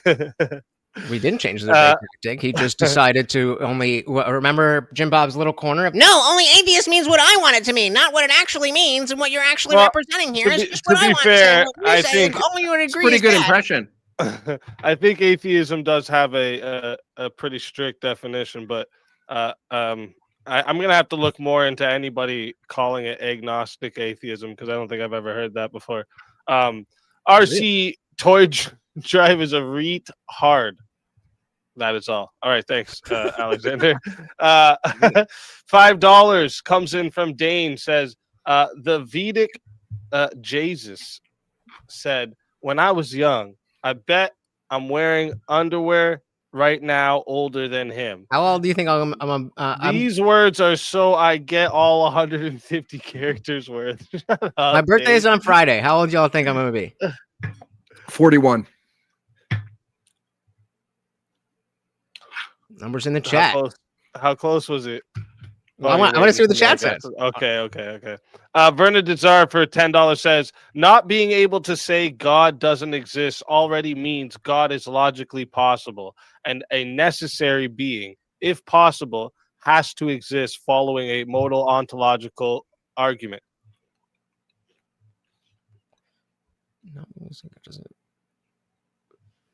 Yeah, I never said that God wasn't logically possible. I just don't. It absolutely is possible. I just don't. Yeah, really I think what he's saying, like if you can't say God exists, or yeah, if you can't say God doesn't exist, that already means that because God is logically possible and a necessary being, if possible, has to exist. I would add to that what's probable also assumes some absoluteness to probability in mathematics. And that's why you go tag. You actually go outside of the paradigm. You don't grant people probability. You actually have to go, okay, if you think probability exists, then you think invariant mathematical laws exist. And they go, yeah, I do. And we go, well, if we're arguing for God, what we're saying is, what other than God could ground mathematical truths such that probability is even possible? I would argue an atheist, whether you're a 10 out of 10 or a 2 out of 10, they actually don't even have a grounding foundation for stochastics, which is probability. They don't even have it, right? They don't have an absolute standard for what's possible and impossible because it's all inductive and likelihood. They just grant themselves induction. I don't grant them induction. Fair enough. Bree comes in for 10, says atheists say they've transcended faith, but somehow have unshakable belief in their own hot takes. And thank you for that, Bree. We got Box coming in again for $5. Says God clearly creates people who fundamentally cannot believe in him. Weird. Yep. It's not irrational. No, that's impossible. God creates people who have the capacity to reject him. That's not believing. You know why? You can't reject something you don't have an account for, like you don't have a conception of. But that doesn't apply to me, though, because I did have a conception of what God is, and I believe in that wholeheartedly. Yeah, it doesn't apply to you. So no, that's the point. Right. So then hold on, dude, hold on. He's actually asking me the question. God clearly creates people who fundamentally cannot. Hold on. No, that's false, Box. It's not that fundamentally can't. They're not deterministically. We're not Calvinists. Calvinists, Box, you would actually have a good point. In fact, you should actually save that Box for $5 for Calvinists. You can destroy Calvinists with that, but not Orthodox. No, fundamentally, possibly reject, possibly not believe is not the same as they can't deterministically. They can't believe. That's not true. That's just assumption that you can't ground. All right. I'm right here, but I'm gonna take a piss. Oh, okay. John Mondragon for $5 says Calete, Maryland. I do believe in Maryland, so I mean, she says she's God. Yeah, that's what you agree with her? Do with that what you will. Do you agree with her, or you refute her? Yeah, no. I mean, hey, she told me she's God, so. He believes it because he heard it. You heard it here, folks. Darth Grumpy Dad says for $5, unless conservatives are conserving Christian values, they will have no grounding to conserve anything. It will fall to liberal ideas. Yep. That's why you need these secular conservatives. That doesn't make any sense, dude. That's literally why. That's literally what he just said. Is that conservatives who don't abide by a strict Christian ethic, they actually fall to secularism, and you're like, that's why we need secular conservatives. No, I'm saying the having the conserving Christian values outside of the context of you have to believe this thing. If secular people can buy into that, then they will not fall into liberal ideas because they will fall into Christian ethics. Which is exactly my point and the purpose of the Indian Jesus. So you're saying we got to convert them all to Christianity? I got you. But just not believing it, just acting like it's true. Would that be better or worse for society? If all leftists acted like Christians, even though they didn't believe, would that be better or worse for society? Listen to this. It would be better, but listen to Bingo. This. Exactly. Hold on, dude. You just conceded the debate because if it's the case that it's rational to follow something that's not true, then you agree. No. The ethics leading to a positive society is true. The truth claim, no. I don't know. Maybe it is true. No, it's not. It's actually, from your view, it's a preference. It's not true. It's just that someone like Pine Creek Doug, He's a secularist who prefers Christian ethics and prefers to live around white Christian people specifically. Yeah, I do. But there's a there's a reason. Your preferences. It's no different. No, dude. What you don't understand? I'm internally critiquing you. We're not talking about whether or not it's true or not. We're talking about, from your view, it's rational to follow things that aren't true. Like what? Like Christianity. We got $5 in from you got me there. $5 comes in from Box. Props, Voodoo Ranger Juice Force IPA. I'm on Bob's level 9.5. Hey. It's great. The orange can. It's hard, dude. I'm trying. Are they paying you? You free advertising right now? No, I don't. Box. I don't know if I can continue with it, but I don't know if I can do it. It's a strong one, eh? It is. Box comes in again for $2. Box is putting in the work. All right, nice Box. I like the teamwork more than the he said nice Box. USA. I like it. USA. I like it. $10 comes in from Bree. Says, please don't break my legs. Here's your taxes. You gotta pay the Don. Marilyn comes in. Says, ask Indian Jesus if he believes in me. Well, he answered your question just a minute ago. He does believe in you, Marilyn. Brad Harvey for $5. Jimbob is literally explaining his view. He is agnostic to the immaterial and has an empirical epistemic system. Right. It's inconsistent. Yeah. That was what he was explaining earlier. Yeah. Boxed for $2 says life is just the best RPG ever made. Thanks for that, Box. Lemanuel says, if you brush your teeth thinking it will make it rain, and it just happens to be a healthy practice, doesn't make trying to make it rain healthy. Similarly, being rational doesn't make atheism rational. Yeah, I agree with that, but that doesn't. I disagree that it's not rational. It doesn't make it rational because you can be an atheist and you can be rational. It's rational because it's rational. All right. I'm saying it's not rational because atheism can't justify rationality itself. So how can a worldview be rational? So, but even from your worldview, then it doesn't matter if I can justify that. From your worldview, being unconvinced of a certain claim is not no, it's not a certain. So you're saying that I don't have the justification to say that, but you're not actually batting down what I'm saying. Dude, do you understand the difference between a particular claim and the grand scale of what we determine rationality itself is? And yeah, I mean, yes, those are different things. I don't know what you're they're different. So you didn't respond to what I'm saying. You responded in granting yourself particular claims. I'm not talking about particular claims. I'm talking about the justification for rationality itself, reason and logic. Atheism can't justify reason and logic.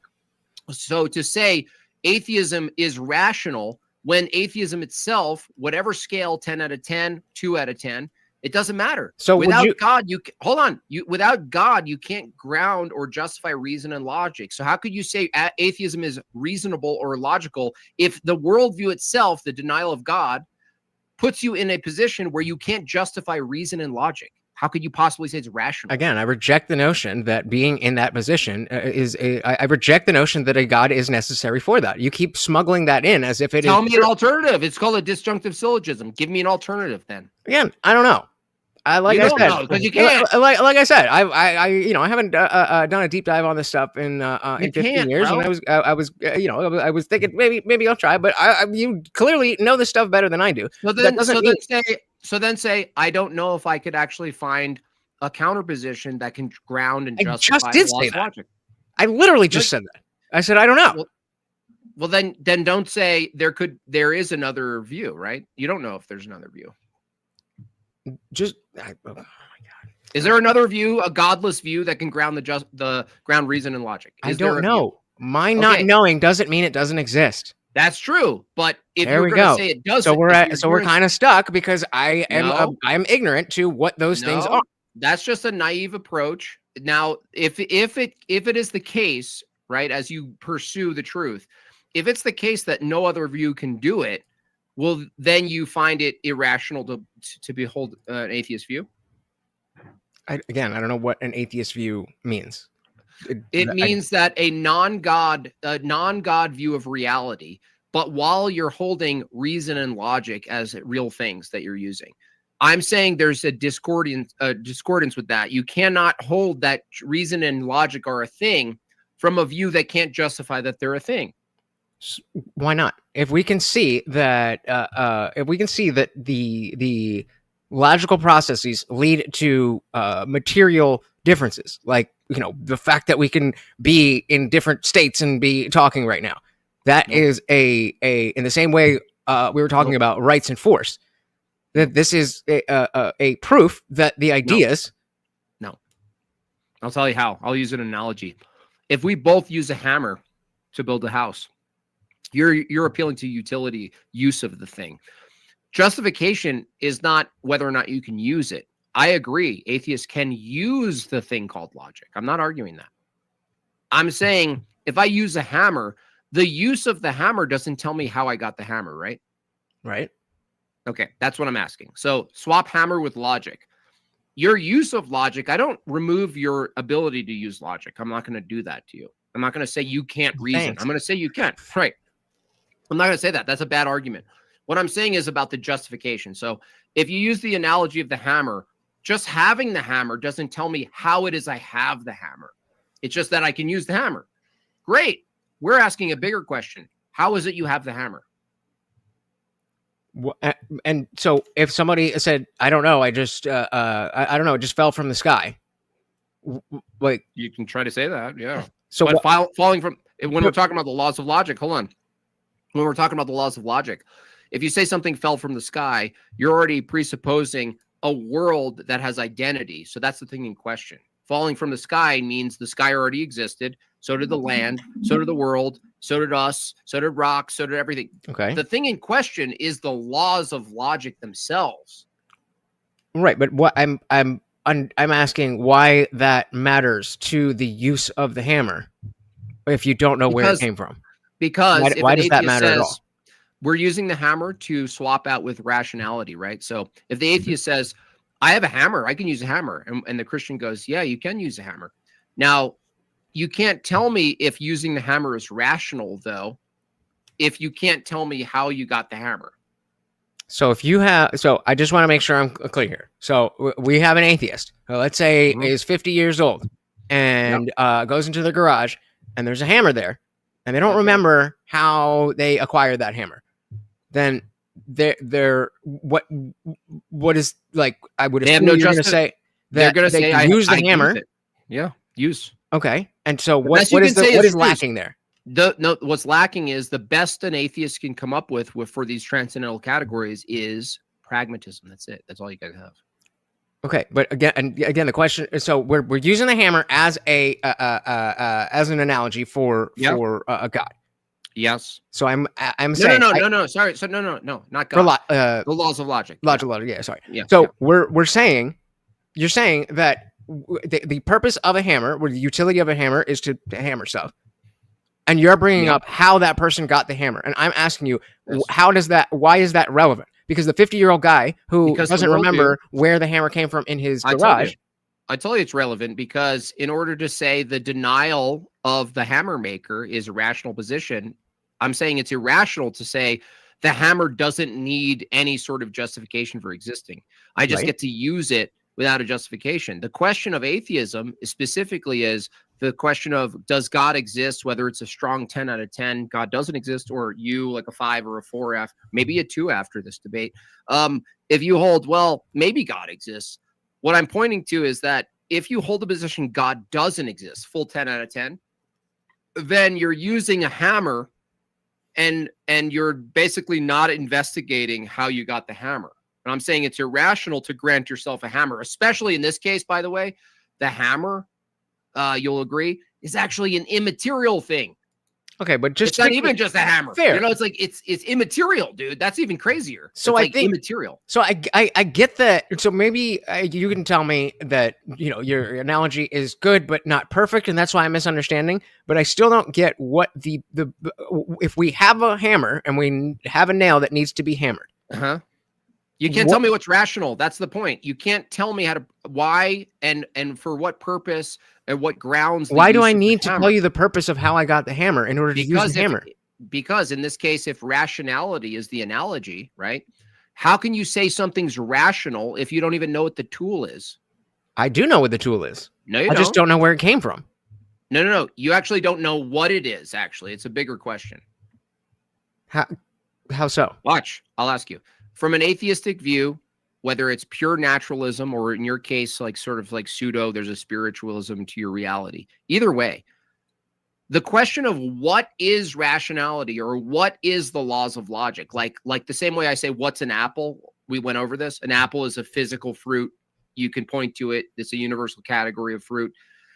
I agree. There's a materiality to an apple. But when you say the laws of logic exist, and if we're using the hammer, you actually don't know in what way the hammer exists. I'm actually granting too much by using the analogy of the hammer. In this case, laws of logic, the 3 classical laws.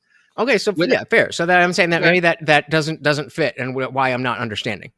Sure. So well, I'm stuck on the point of with the hammer analogy that you're acting as if knowing where the hammer came from is relevant. You don't even know what it is. No, it's worse. I'm saying, but you know it's a hammer. No, you don't, because why not? You don't know, because under an atheistic view, you can't tell me. You don't know what rationality is. What is it? Rationality, as we defined earlier, is the ideas in accordance with reality. No. I'm not talking about the definition. I'm saying if rationality exists ontologically, does it exist? Yes. What is it? I'm not talking about a definition. I'm saying, does it have its own process of it is process? It is a process. You call yourself. Good for you. Good for you, dude. Good for you. Look, he's answer. He's learning. This is great. All right. He caught himself. He said he knew. Good on you, dude. You knew if you said process, you're going to lead into determinism, didn't you? Just be honest. No, I'm thinking about what I think about logic, and I'm just telling you what I think. So I say process. Process. Okay. And because we've went like 30 minutes over the Q&A time, I'm just going to do the questions now. I'm just going to highlight the questions, but thank you to all the super chats that's come in.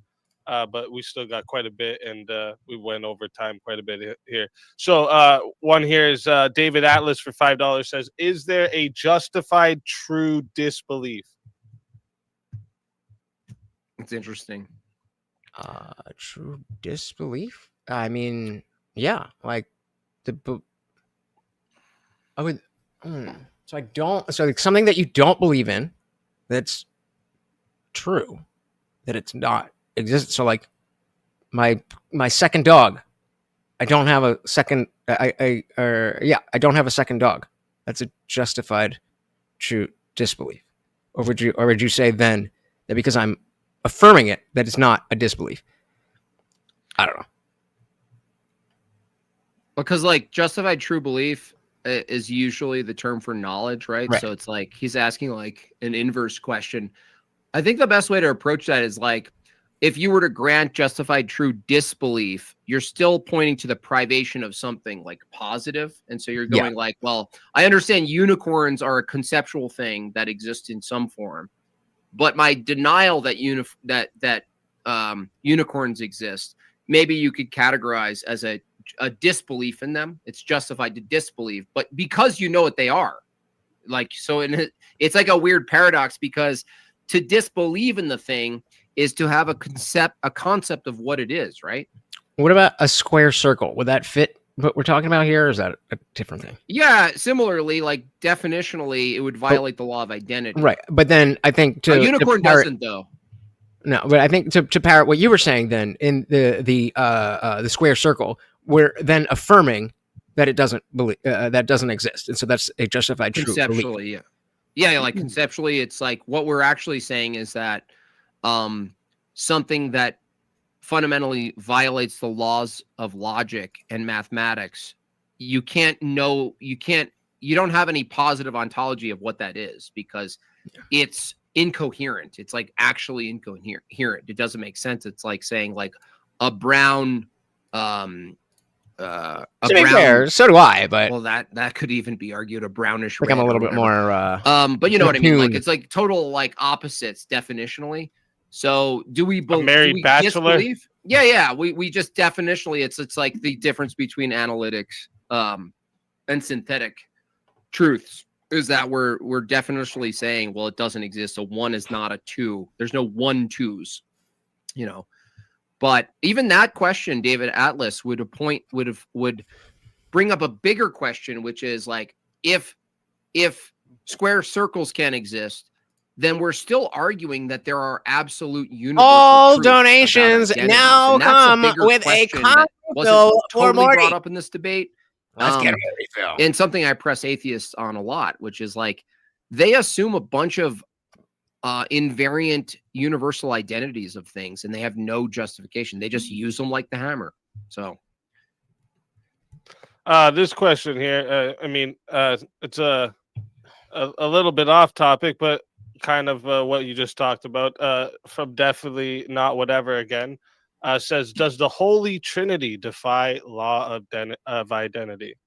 No, I would say it sits above the materiality that we live in. Like, for instance, like this is an object and this is an object, and they're two distinct objects, but this is temporality. So in the sense that the Trinity couldn't be confined by one or many things, that God as a Trinity would be the only iteration outside of all categories that would transcend the dialectic or the dichotomy between one or many. It would be unity and multiplicity all bound in one. So it would transcend. I wouldn't say it would deny or violate. I would say it would be supralogical, supra-rational.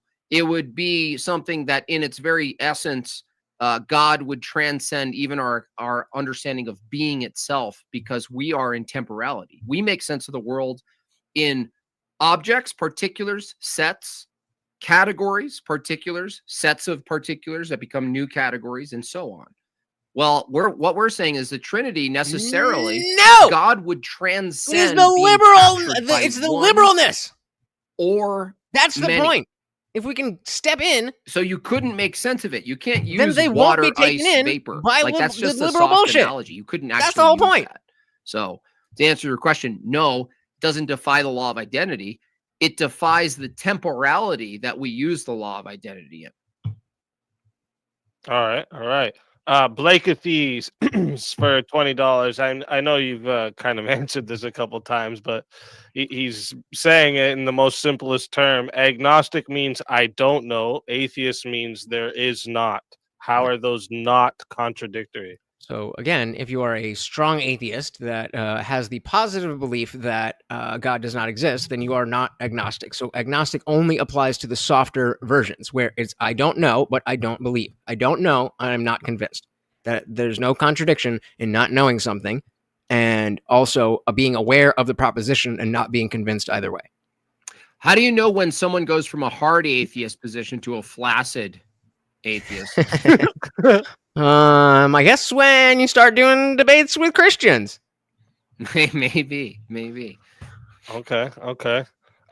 We got Richie Torres says, question, given your atheistic presuppositions about reality, how do you justify the preconditions for even being able to debate? Yeah. Yep. How do you justify the preconditions for even being able to debate? I would. So again, like what presuppositions are you talking about? Laws of logic, reasoning, that you have a mind, your mind's distinct from my mind. There's an external world. That's a metaphysical claim. The regularity of nature, the past is like the present is like the future. Okay. So why categories, universals, mathematics, science. Okay, gotcha. So why then would I need the presuppositions exist, but that doesn't mean that A, that they're wrong, B, that they don't comport with reality, and I don't really understand what you're saying, that you're smuggling in assumptions. I mean, yeah, we're all doing that. No. Can you justify the assumptions that all of the things I mentioned from an atheistic view? Can you justify the whole slew of assumptions I listed? To a certain extent, yes. How? It depends on what it is. What would you like me to justify? I just said information, laws of logic, reasoning, the fact that you think you have a mind and I have a mind. Again, the fact that, so we'll take the laws of logic. The fact that the laws of logic work and lead us. No, that's a hammer argument again, dude. Then I guess I don't. I guess I don't. I'm just hammering and building shit, and I don't know how or why. Right. But just getting built. Right. That's why I'm gonna pull you into orthodoxy, bro, and it's gonna be beautiful. I like it. Next question we got here is where I just scrolled down. Whoops. Where did it just go? Damn it. Oh, here we go. Jimbob, what if I argued that it was necessary for me to take non-Christian actions to achieve Christian outcomes, like using deception, etc.? Is that moral? No, I would say that's not moral. That would be just a violation of the identity of being Christian. So that's part of the what's often, especially now, considered the weakness of Christianity, is that we actually hold to virtues and morals. And we're always up against the world, and the world is filled with people who don't care. They'll just get by any means possible, right? So no, the Christian perspective is certainly not by any means possible.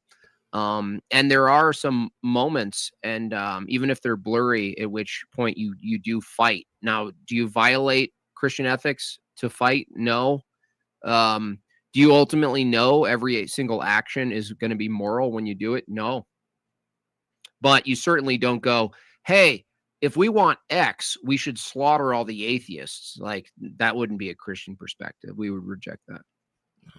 I don't know if all the Christians would agree with you, but dilly dilly to that. All what Christians, though? I mean, I don't agree with all people who say they're Christians. So, like, that's kind of bringing up, like, that's a y'all problem. It's a good problem to have. It might be your problem soon too. Okay. But that's okay. So that's all I see there for like actual questions in the super chats. Like I said, we went like 30 minutes over the 30 minutes. So My bad. didn't want to. Oh no, don't worry. It's a. I mean, you guys were up for it, so it's all good. But what we're gonna do is we're gonna wrap up the Q&A portion. All right. First off, shout out to everybody who sent in super chats and engaged with the debate, and the support helps keep the show going, helps me keep bringing you guys debates just like this one. All right.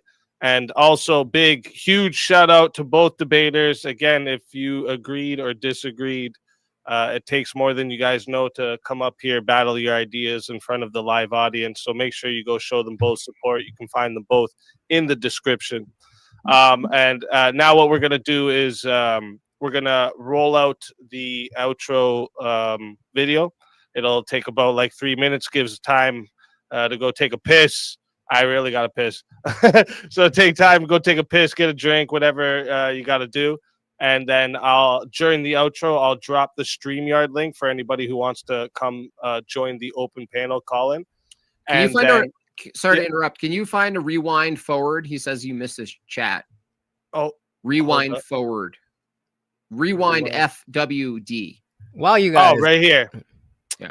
When TheIndianJesus finds the humility to accept agnostic atheist is illogical, he'll understand the truth of orthodoxy. All right. Base. You say so. I think TheIndianJesus is like, damn, I just had a conversation like this with SpeakeaZy not long ago. Well, and I do want to say, like, I'm not doing any more religious debates for a while. I think the political side of it is much more important and much more relevant. Not saying I wouldn't, but yeah, if anybody's got more political stuff, I think that is more relevant than this. This stuff is fun, but I'm saying TheIndianJesus. I'm saying that doing political debates without a grounding foundation for why you should do political debates and change culture. Dude, we're trying to offer you a good grounding for how, for arguing that, So if you like both of the two, you should do both. Okay, well, I mean, fair enough, but then we got to stop. If you want atheists in general to be, what's going on in the Crucible? What's going on with orthodoxy? Then, these fucking atheists. That's it's like what I said to you the one day about like the one thing I see the separation with the left and the right is like the people on the right are people who have like an inherent value for human life, and the people on the left aren't, and that's like a big separation between them. Yeah, so as I was saying, I'm gonna roll the outro video. It'll go like 3 minutes so we can all take a piss, get our drinks, all of that. I'll drop the StreamYard link for anybody who wants to come in and challenge anything they've heard. And again, thank you all for watching the Swords of Reason. If you've liked what you see, make sure you sub up, hit the like, so that again I can continue bringing you guys these kick-ass debates. And we'll see you all in a few minutes.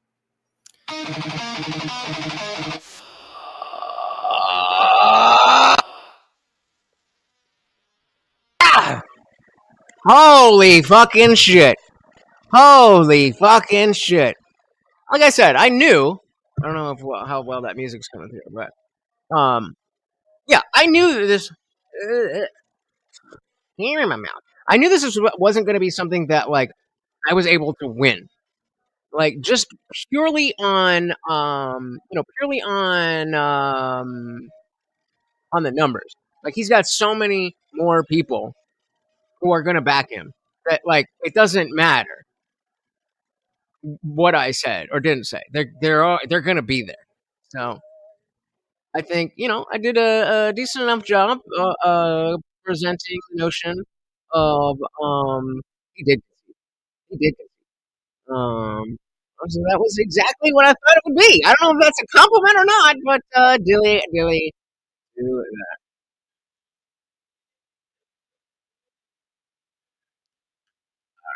that.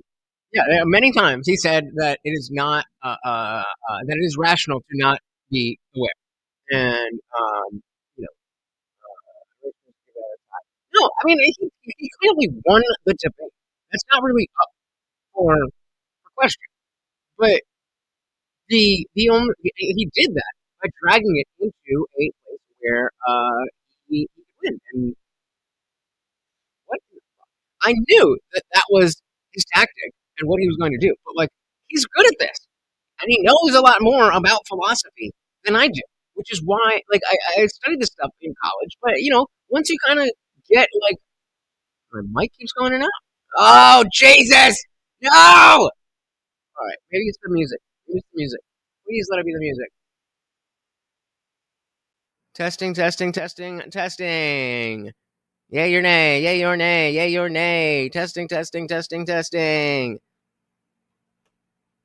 At the body, let me know. Do you hear me well? Okay, yeah, I think it was just the the music coming through. So I'll keep these back on, unmute that, and we'll keep that muted. So we can see what's going on over there. Yeah, I think the music was coming through my headphones. All right, cool. Thank you.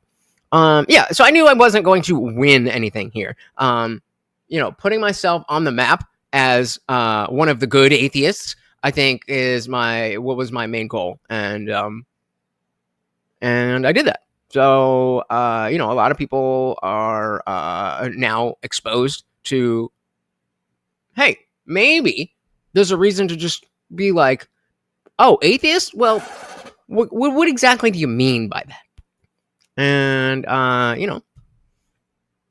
works for me. I'm going to take it this, actually. I'm going to make sure that I'm going to take it off here.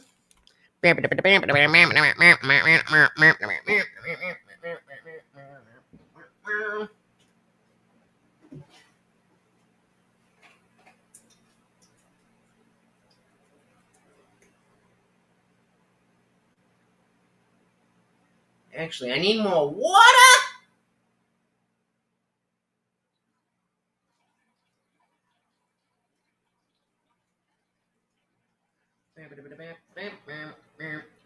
Morty, who's a good boy over there? I think they're gonna get you some cum. I think they're gonna get it for you. Let's see. I think they're going to hook you up. Remember, I told them that every super chat now is going to come with a refill. So I would hope that they want to get that refill for you. Let's see.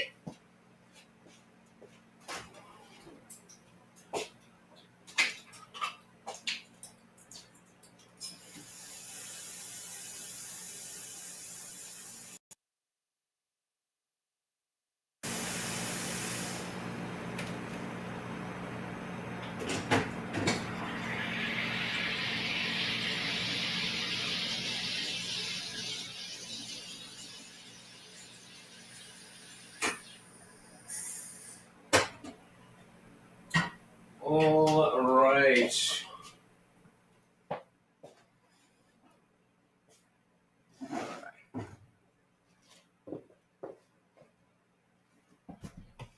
All right, we back. Hold on. Oops. Indian Jesus, you there? Here, let's go. Yeah, so you would have to concede that change affects everything. Everything that ever was and everything that will be affected by change. Change is infinite, correct? Sure, yeah. Yeah, what causes that change? Because that change is all powerful and it's like omnipresent as well. Mm. So then how is atheist a logical position if you can't explain that? Because I don't know. That's what atheism is, the not knowing. But it's an observable phenomenon. What do you mean? So, change. It's measurable. Okay. It's material. The fact that I can see change must mean that I must know how change works, or what? No, what you're saying is that you just conceded that there is something that you cannot see, taste, or smell, but you can measure with change that is all powerful. It is infinite. Whatever causes change is infinite. Everything that ever will be, everything that ever was undergoes change, and whatever causes that change is all powerful. That's true. That it's doesn't infinite. mean a theistic God. It would point to the logos. Okay. But pointing is different than proving. No, that's literally the proof. What causes that change? You don't have an answer. You just agreed with me. Jimbob would say God. You just agreed with me that it could be a deistic thing. So that would be that's what the Orthodox mean when they say God. Okay, well, we're talking about theism. So if we're talking about a deistic God, then as I said in my opening, then that's the wrong debate for deism. No, the debate is being an atheist a rational belief. And you're basically saying, I don't know. I can see that there is some sort of higher power here, but I don't want to. I didn't say higher power. I don't accept change is a higher power in anything close to what a God would be. So there's some sort of force that is all powerful, and you're saying that that's not a power. Some sort of what? Force that is all powerful. There's something that is causing all the change, all the motion that undergoes the universe. There's something causing that, right? Yeah, when could be the laws of physics. Yes. That's what science is like. Science is literally proving that there is an order to this chaos, to all this motion, to all this change. There's an order to it. Okay. Which is what the logos what is your point? I don't know what you're trying to get. What are you? The whole thing that Jimbob tried to do this whole debate was getting you to try and ground this. Like you're saying that atheism is a rational belief, and you're saying I don't know anything apparently, but it's apparently rational, which like literally makes no sense. So it's irrational to not know things. When you point to actual reality, you can ground it in change, or as the Orthodox would point to, God. So again, that comes back to the notion of not knowing something is irrational. If you don't know X, that's irrational. That's your argument? Yeah. What you're trying to do is like the whole like Nietzschean straw man where they say life. I'm just trying to understand what you're saying, bro. What you're trying to do is you're basically trying to say is life is no meaning, and then you're saying that statement that you just said of life is no meaning is both meaningful and true. If you say life has no meaning, then truth has no meaning. But you're also claiming that sentence is true. That's basically what you're trying to do. It has meaning because I give it meaning. I care about it, and those are my preferences, so I care about it. So it matters to me. Well, Teriak, you could take this position too with him. It's like if you say that I don't know something, Indian Jesus, does it follow that definitionally, if you say you don't know something, there are things you do know? I'm sorry, was that to me? I apologize. Yeah. If you say I don't know something, you say that's rational. That's only rational because you have the thing called I do know something, right? That's the only way you can make sense of the statement, right? Sure. Okay.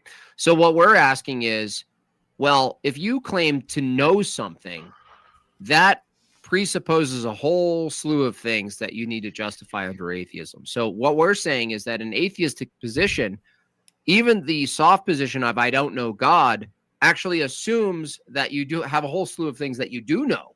And what we're doing is undercutting your epistemic system and to say, well, atheism actually can't ground the things that you actually think you do know. Right, but that was the whole point of that.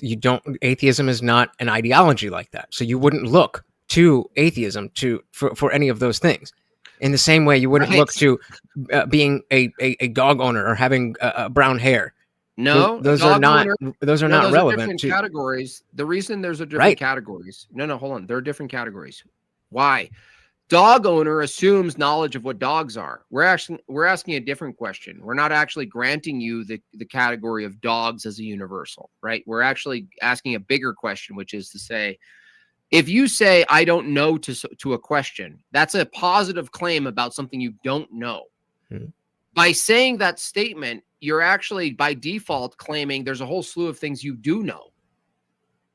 We're saying that under an atheistic view without God, you actually can't justify the claim that you know anything, because the system that you're appealing to is a non-God system. So when we ask you, how is it you know? What's the standard for you knowing anything? What's your epistemic criteria? That's a fair question to pose to a Christian. And it's a fair question to pose to an atheist.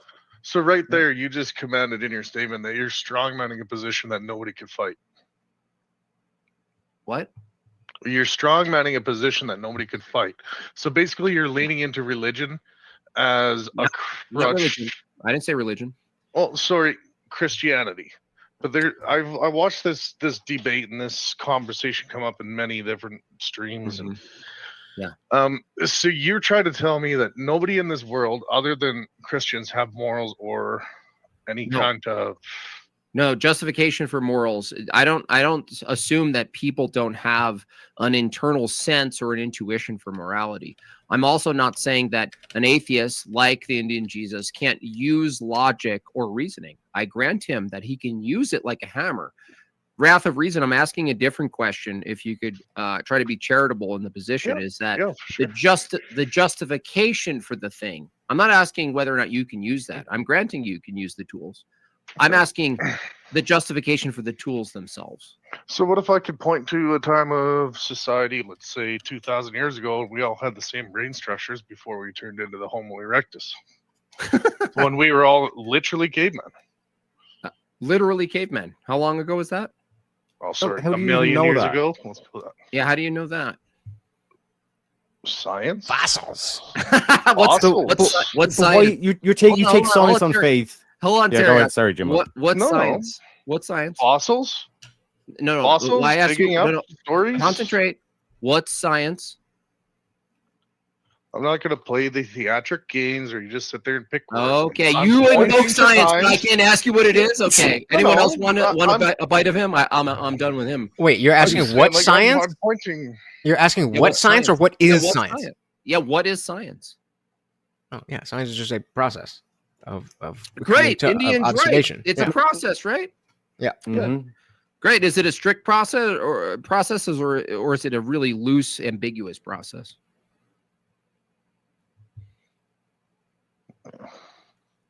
Row. Well, I'm just trying to move it back to a point where that you wanted me to point to base, right? You said science, bro, and now you're moving away from science. That was quick?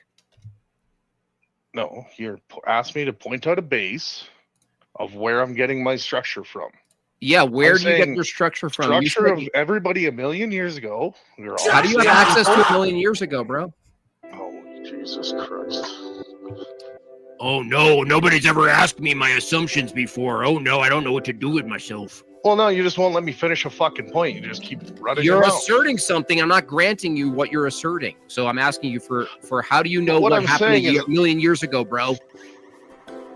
when people were all themselves back in the day. There was many People different were all cultures. themselves back in the day. A poem by Wrath of Reason. Scores and a million years ago. When people were themselves a long time ago. Well, so Wrath, what were you trying to get across with the caveman thing? I'm just trying to say that before society, as we knew it, there wasn't only just Christianity. There was many other societies in the world. So you're telling me that none of those other people had morals or claims or any kind of... When do we say they didn't have claims? I'm sorry. No. Well, let me try to be really charitable with you, okay, Wrath of Reason? You're saying Christianity, from your view, Wrath of Reason, correct me if I'm wrong, you're saying that Christianity is fairly It's not so fucking easy, is it? It's not so fucking easy! Right? To an extent, but what I'm trying to get is I believe that even people without Christian beliefs still have their own set of morals. And okay. Yeah, so if they have moral intuitions, right? Well, no, it doesn't need. I know, but that's this part of these debates that I always see is like you always say that they have to be grounded to something. They do have to be grounded. But yeah, because Wrath of Reason. Why? Because you're a Christian, just answer this question. God. Wrath of Reason. This is why you need to ground it, because this is important. Why ought we act morally? Yeah. What's your grounding? What's your justification? Why should we act morally? It's a good thing. Flourishing, Aristotelian virtue ethics. Oh, what is good? We ought to do good things because it's a good thing to do. Because we all know what is good. We've been in this. No, we don't all know what's good, bro. Have you witnessed what humanity has done? Yeah. Then how can you say we all know what is good to do? What are you talking about? Because you can still stand around in a circle and say, "Fuck, that was." Dude, Mao Zedong, was that good? Those are certain instances, and I bet you. I'm asking you what he did. Was it good? I'm telling you. Was it yes or no? No? The people around him probably said no. I don't care what they said, bro. I'm asking you. Mao Zedong, Pol Pot, right? You better just bite the bullet, dude. He's a bad dude. If you thought that was good. Okay, good. I'm telling you, the other people around him probably thought it wasn't good. That's right. From your view, it's just competing preferences, right? Yes. Okay, cool. So if 2 more votes for no music and I'll turn it off. Preferences. What determines which preferences are actually morally good or which aren't? Are you just saying that doesn't exist at all?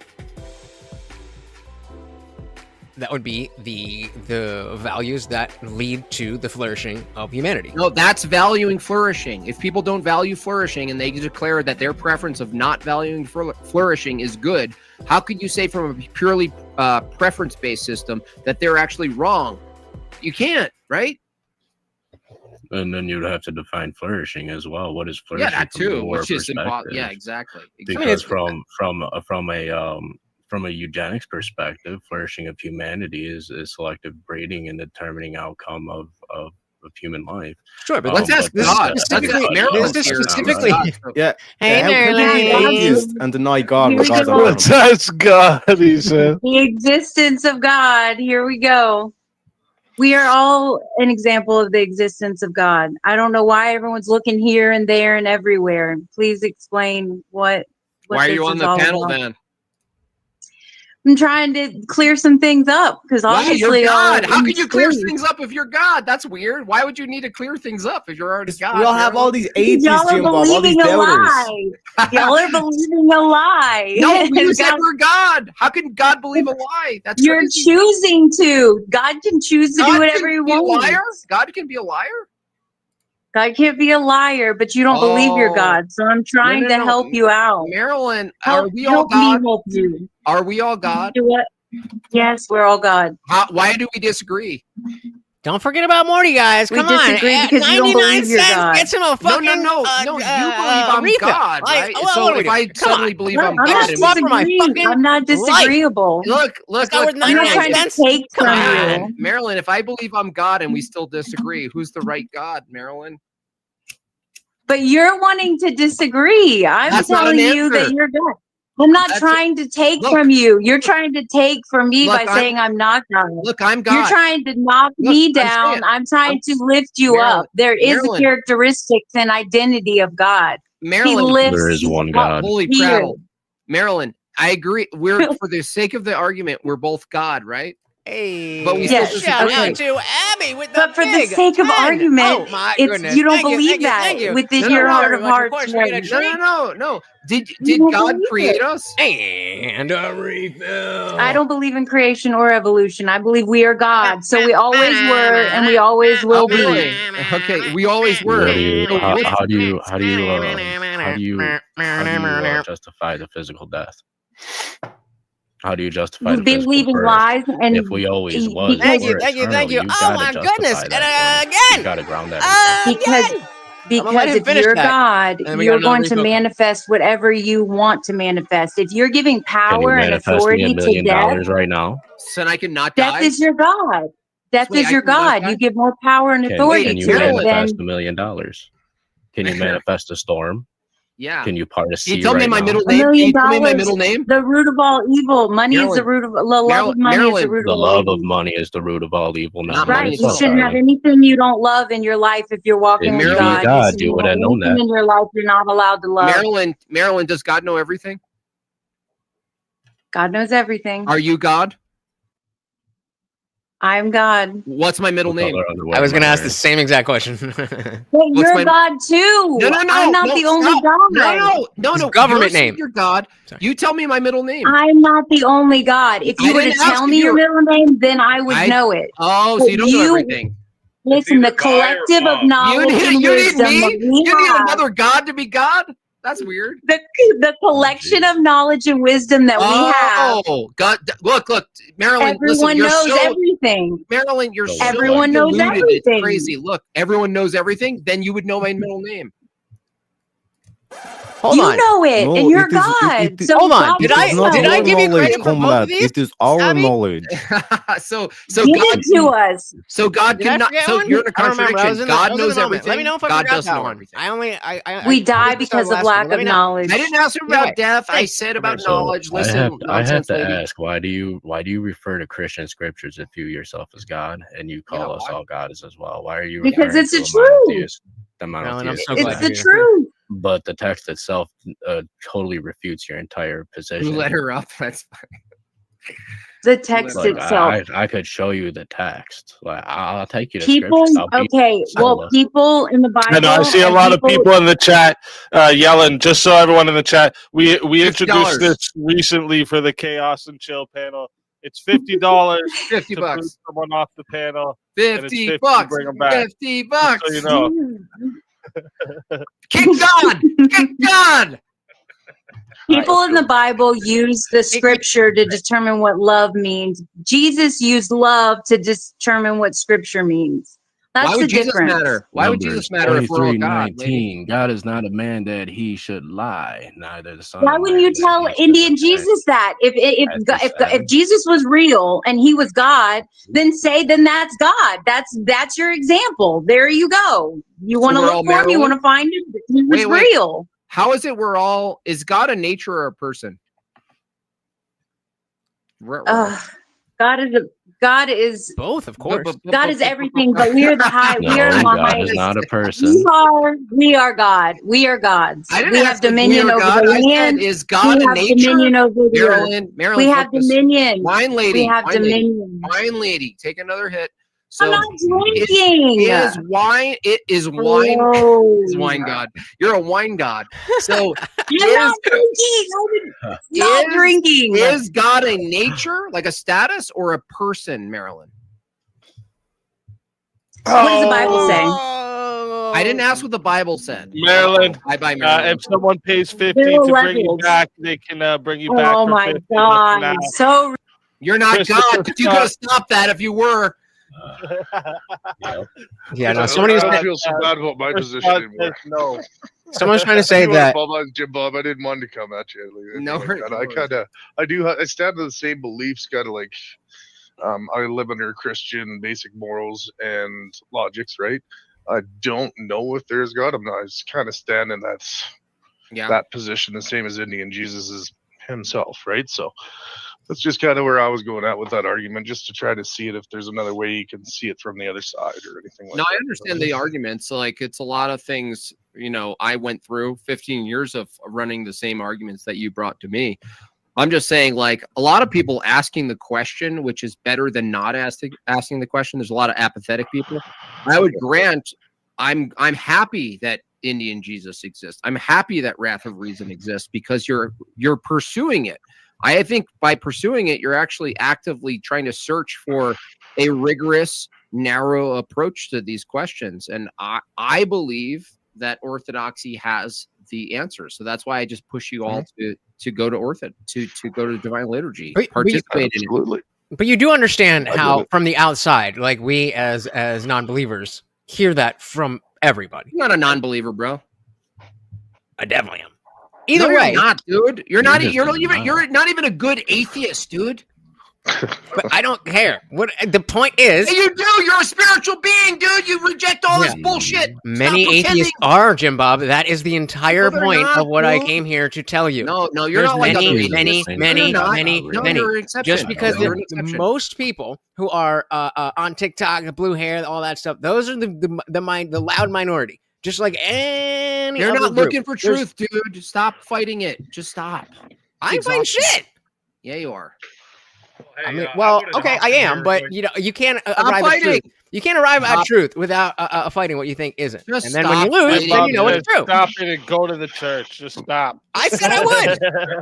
I prayed the way that you guys asked me to last time, and I really genuinely tried. I think you're gonna come to it. Listen, this is why I was actually happy that Jimbob started having the conversation that he had with you, because I was like, I literally just had this with him not long ago, and I literally said more people are gonna have this conversation with you. Watch and see what's happening. Mm-hmm. You're coming, man. You're coming over. I think Eli Nix, you said you wanted to say something there. Sorry. Yeah, I wanted to bring something up to Indian Jesus, kind of where I think the point of departure was, especially with the hammer analogy. So, you're saying, I heard you say, I've got the hammer, I'm doing the drilling, I'm doing the hammering. Sorry, one sec. I don't mean to interrupt you, but I think you're using the wrong mic. Yeah. I think if you go to the StreamYard and go to your mic selection, because you sound like you're at a distance and you're way too close to your mic for it to sound like that. Oh, here we go. Sorry. Shit. Is this any better? Yes, much better. Okay, cool. So anyway, you're talking about your hammering and your drilling, and you don't need to know where the hammer comes from, right? Well, I'm not saying this is necessarily the argument that you were making, but what we hear from a lot of atheists, what you would call the hard atheists, they would criticize a theist. Yeah, I think you're still on the wrong mic. I'm sorry, man. Am I the only one hearing this? Nah, yeah. I didn't want to interrupt because I think if we could get to the question. I figured it out. Hold on. Yeah, on the StreamYard where the mic is, you'll see a little arrow there. So pop it up, and then you'll see the microphone spot, and click on there, and you'll be able to select your different mics. Okay, how's this one? Oh, yeah, there we go. My USB was only putting in the tip, so there you go. Anyway, had to go full penetration on that sucker. Anyway, so you're using the hammer.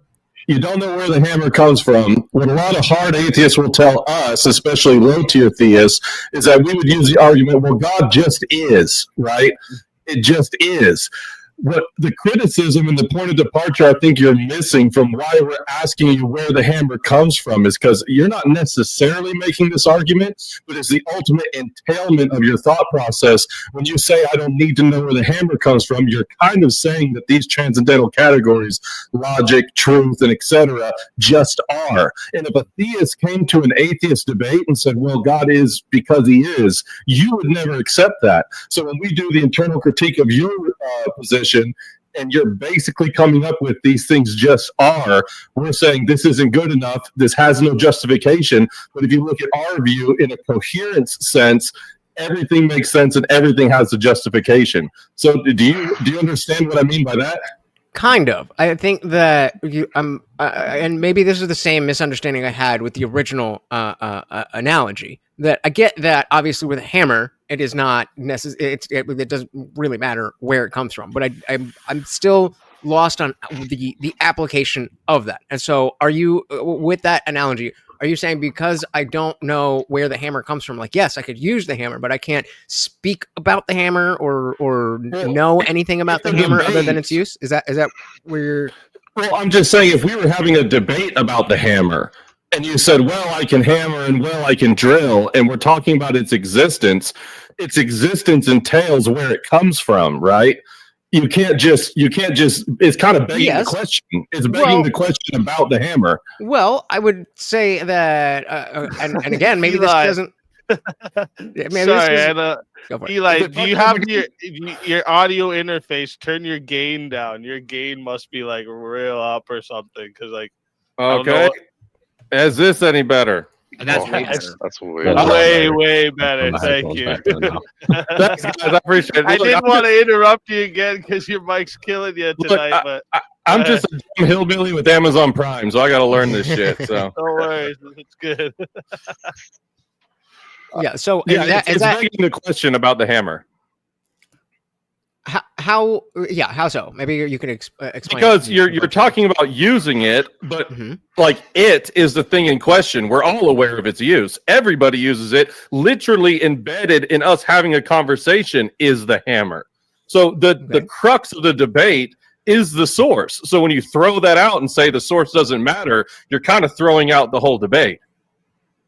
Okay, so then the hammer was just not a great example outside of showing that I'm appealing to use, because it doesn't matter if we know where the hammer comes from. But with a hammer, it doesn't matter. It doesn't actually matter where it comes from. But if I were to try to explain how I know that it is a hammer, or it's my hammer, or something like that, is that what you mean? Kind of. You know, I mean, that would be a great question. Is it your hammer, or is it a hammer that is used universally? Universal is one of those categories of which we are ascribing to the hammer that we get a lot of pushback from atheists on. So that would be a question we would ask you. Is it a universal hammer, or is it just your hammer? But then we would argue it can't just be your hammer, because that's reducing it to a particular. Let me look at it like this way, like frame it this way. We both use the hammer, and one question is, how do you get the hammer? Atheism is stating that there is no hammer maker. I don't know if that's true. It is. It's saying I don't like believe hammer maker. The strong atheist say that the hammer used to be a rock. One sec, because fundamentally, like you have like two conflicting beliefs. You're saying that life is meaningless, but then you also believe in science, which is to explain the meaning behind. I was talking about the whole change thing and all the shit. Like, how are you resolving that conflict? Because you're not the only atheist that like has this conflict. Yeah, and I mean, it is a conflict. I don't fully understand everything. Like I said, there's no guidebook for my personal worldview, and so I'm just trucking along to taking what I can. But when it comes to the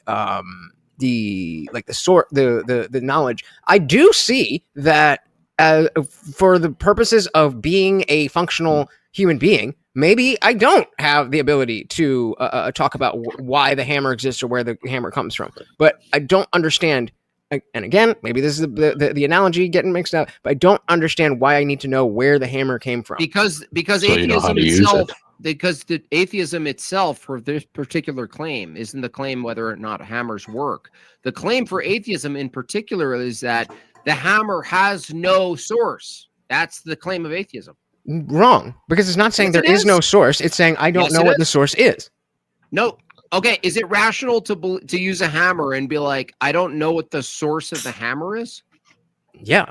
In the example I gave, you got an old dude who has a collection of tools, and he knows that he has his hammer. And at some point, he acquired that. Hold on. But at some point, he acquired that, and he's able to use that. And I'm gonna refute this. Ready? Does the hammer have a purpose? Yeah. Does anything that have purpose assume intent? Sure. Yeah. Is it rational to say there's a tool that has a purpose, but it didn't come from someone who has an intent? Is it rational? Say one more time. Is it rational to use a tool that has purpose and assume that it didn't come from a mind that has intent? No, but again, that's not the. There we go. Wait.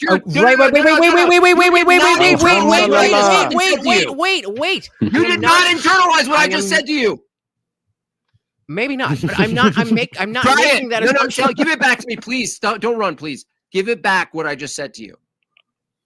What does that mean? Look, what did I just steal his argument? Are you asking to steal me? Give it back to what I just gave to you. Give it back to me. What did I just walk you through? Tell me. The fact that I need to use the hammer is not relevant to the. No, you didn't listen. This is cognitive dissonance. I'm listening. I told you I'm just stupid. No, you're not stupid. Look, the hammer itself has a purpose. Is it rational to assume that you found an object and use an object that has clear purpose when we know inductively that purpose for things comes from intent, and intent assumes a mind? Is it rational to deny that a tool that you're using with purpose came from not a mind? No, but that's not the claim. Okay. That's not the claim. Yeah, oh, dude, you don't understand where you're at right now. Maybe not, but like, is logic a tool? Yeah. Does logic have a purpose? Does logic have a purpose? Yeah. Okay. If logic is a tool with a purpose, is there any tool that has a purpose that it doesn't assume a mind? I don't know. Go to liturgy. Okay. Yeah. Purpose means there must be a mind. And how do you know the purpose of the hammer without the hammer maker? If I invent a tool and I hand it to you and I tell you not its name or its purpose or its use, how do you know how to use it? If I hand a caveman a claw hammer, is he going to use the claw hammer as it was intended? No, he's going to use a rock. Exactly. He's going to use it wrong. He's not going to know what it is. But so for you to even understand what the hammer is, you have to understand the hammer maker. I disagree. Again, I don't need going back to the example. That caveman could invent a hammer. Yeah, going back to the guy, a 60-year-old guy has a hammer in his garage. He does not know where the hammer came from. So yes, again, I agree. He would not.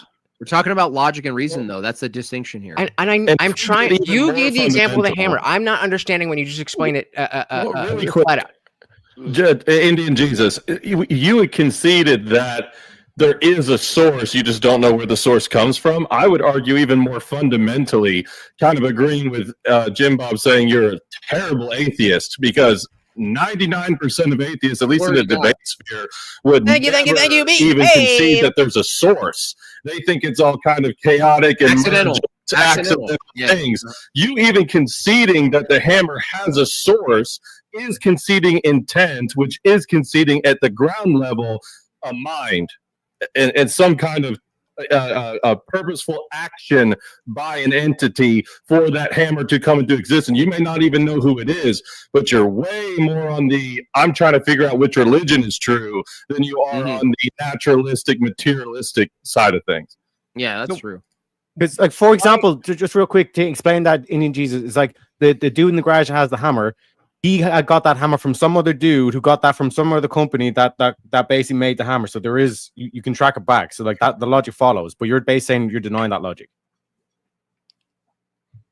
I'm not denying. Well, what do you mean? I'm saying that the guy with the hammer does not remember where the hammer came from. He knows that it's his hammer. He's been using it for years, but where did it come from? You're saying like, yeah, we could go. Wait. So are you specifically saying like the brand name on the hammer? We could call the company. Yeah, we're saying that the hammer did not spontaneously just happen to be in his garage. But nobody's claiming that. Nobody's claiming that. Some people do actually. They claim that an unguided process of evolution from non-life to life to then like sort of like evolutionary process produces consciousness, which produces reasoning, which is epiphenomenal. And they think that reasoning itself, the thing in question, logic and reasoning, is a purposeless thing that does purposeful things. That's crazy. That's irrational. Purposelessness producing purposefulness. That's crazy. Why is that? It's like the whole thing with Big Bang where something came from nothing. Sure, but why is that crazy? Because if I believe that there is no inherent contradiction meaning to the universe, that doesn't mean that I can't then apply my preferences. No. Does your brain have any purpose? No. No. I mean, within the body, yeah. Blink, I mean, blink. Yikes. Bro. So again, that's why I'm saying there's different realms to this. Is there an inherent a purpose to my brain specifically, or are you asking does the brain? So your brain has no purpose to pursuing logical truths, coherent truths. No, I would say that. So why would we trust your brain then, from your worldview? Dude, anyone's right about a lot of other shit. No. Right assumes trusting the thing in question, which has no purpose. If there's no purpose toward correctness, then your brain is a process of accidentalism. By the way, you have a contradiction under accidentalism. If you said there's no purpose and it's a product of accidental, can you define accidental without the term purpose? Spoiler alert. Accident would be... An accident can't not be the privation or mistarget of something directional, right? You can't purposely do something on accident. Let me think about it. He's so close. Just go to liturgy, dude. What are we doing debating? This is fucking bullshit. Just go to liturgy. Exactly. That was my point from the start. You've been asking like questions. You cannot point to hot without proving. Like you cannot define cold without pointing to hot. He knows. He already knows. Yeah. He just has to go. This is all just. That's what I'm saying. I was trying to just think about it for a second. You're asking, no, that's the answer. Dinner. All right, fine. This is like staying at dinner when the wine's gone. It's like you know. He's gonna walk up to the local priest and be like, "So I got this hammer." And so out of the where did it come from? Tell me where this hammer came from. Jimbob told me I need to know. Well, no, the beauty, Indian Jesus, is when you go to liturgy, all of this philosophical bullshit goes to the wayside, and you'll be surprised that almost none of it actually applies in the real time in your experience, which is the beautiful part about it all. Mm-hmm. So you'll come back to me and going, Jimbob, why didn't you tell me liturgy was just so beautiful and timeless, like you got into a portal and you transported time, space, and matter? Why didn't you tell me it was like that, you dipshit? Why are you doing all this philosophy bullshit with me? And I'm going to go, I'm sorry. I'm sorry. I told him this on Halloween. I told him when he said he was debating you, I was like, you better come prepared or you're just going to have your shit blown wide open. Here's the thing. I like I said in the opening statement, I was like, all right, well, we've got this coming up and let me, just go over all this stuff. But then I felt like it would be a Dunning-Kruger type of thing where it's like, oh yeah, I just read all this stuff again and try to get on that level. And like, I know that Jimbob knows this stuff better. So I didn't think that was a at least for the debate aspect. I didn't think that was that probably would have had me digging a deeper grave.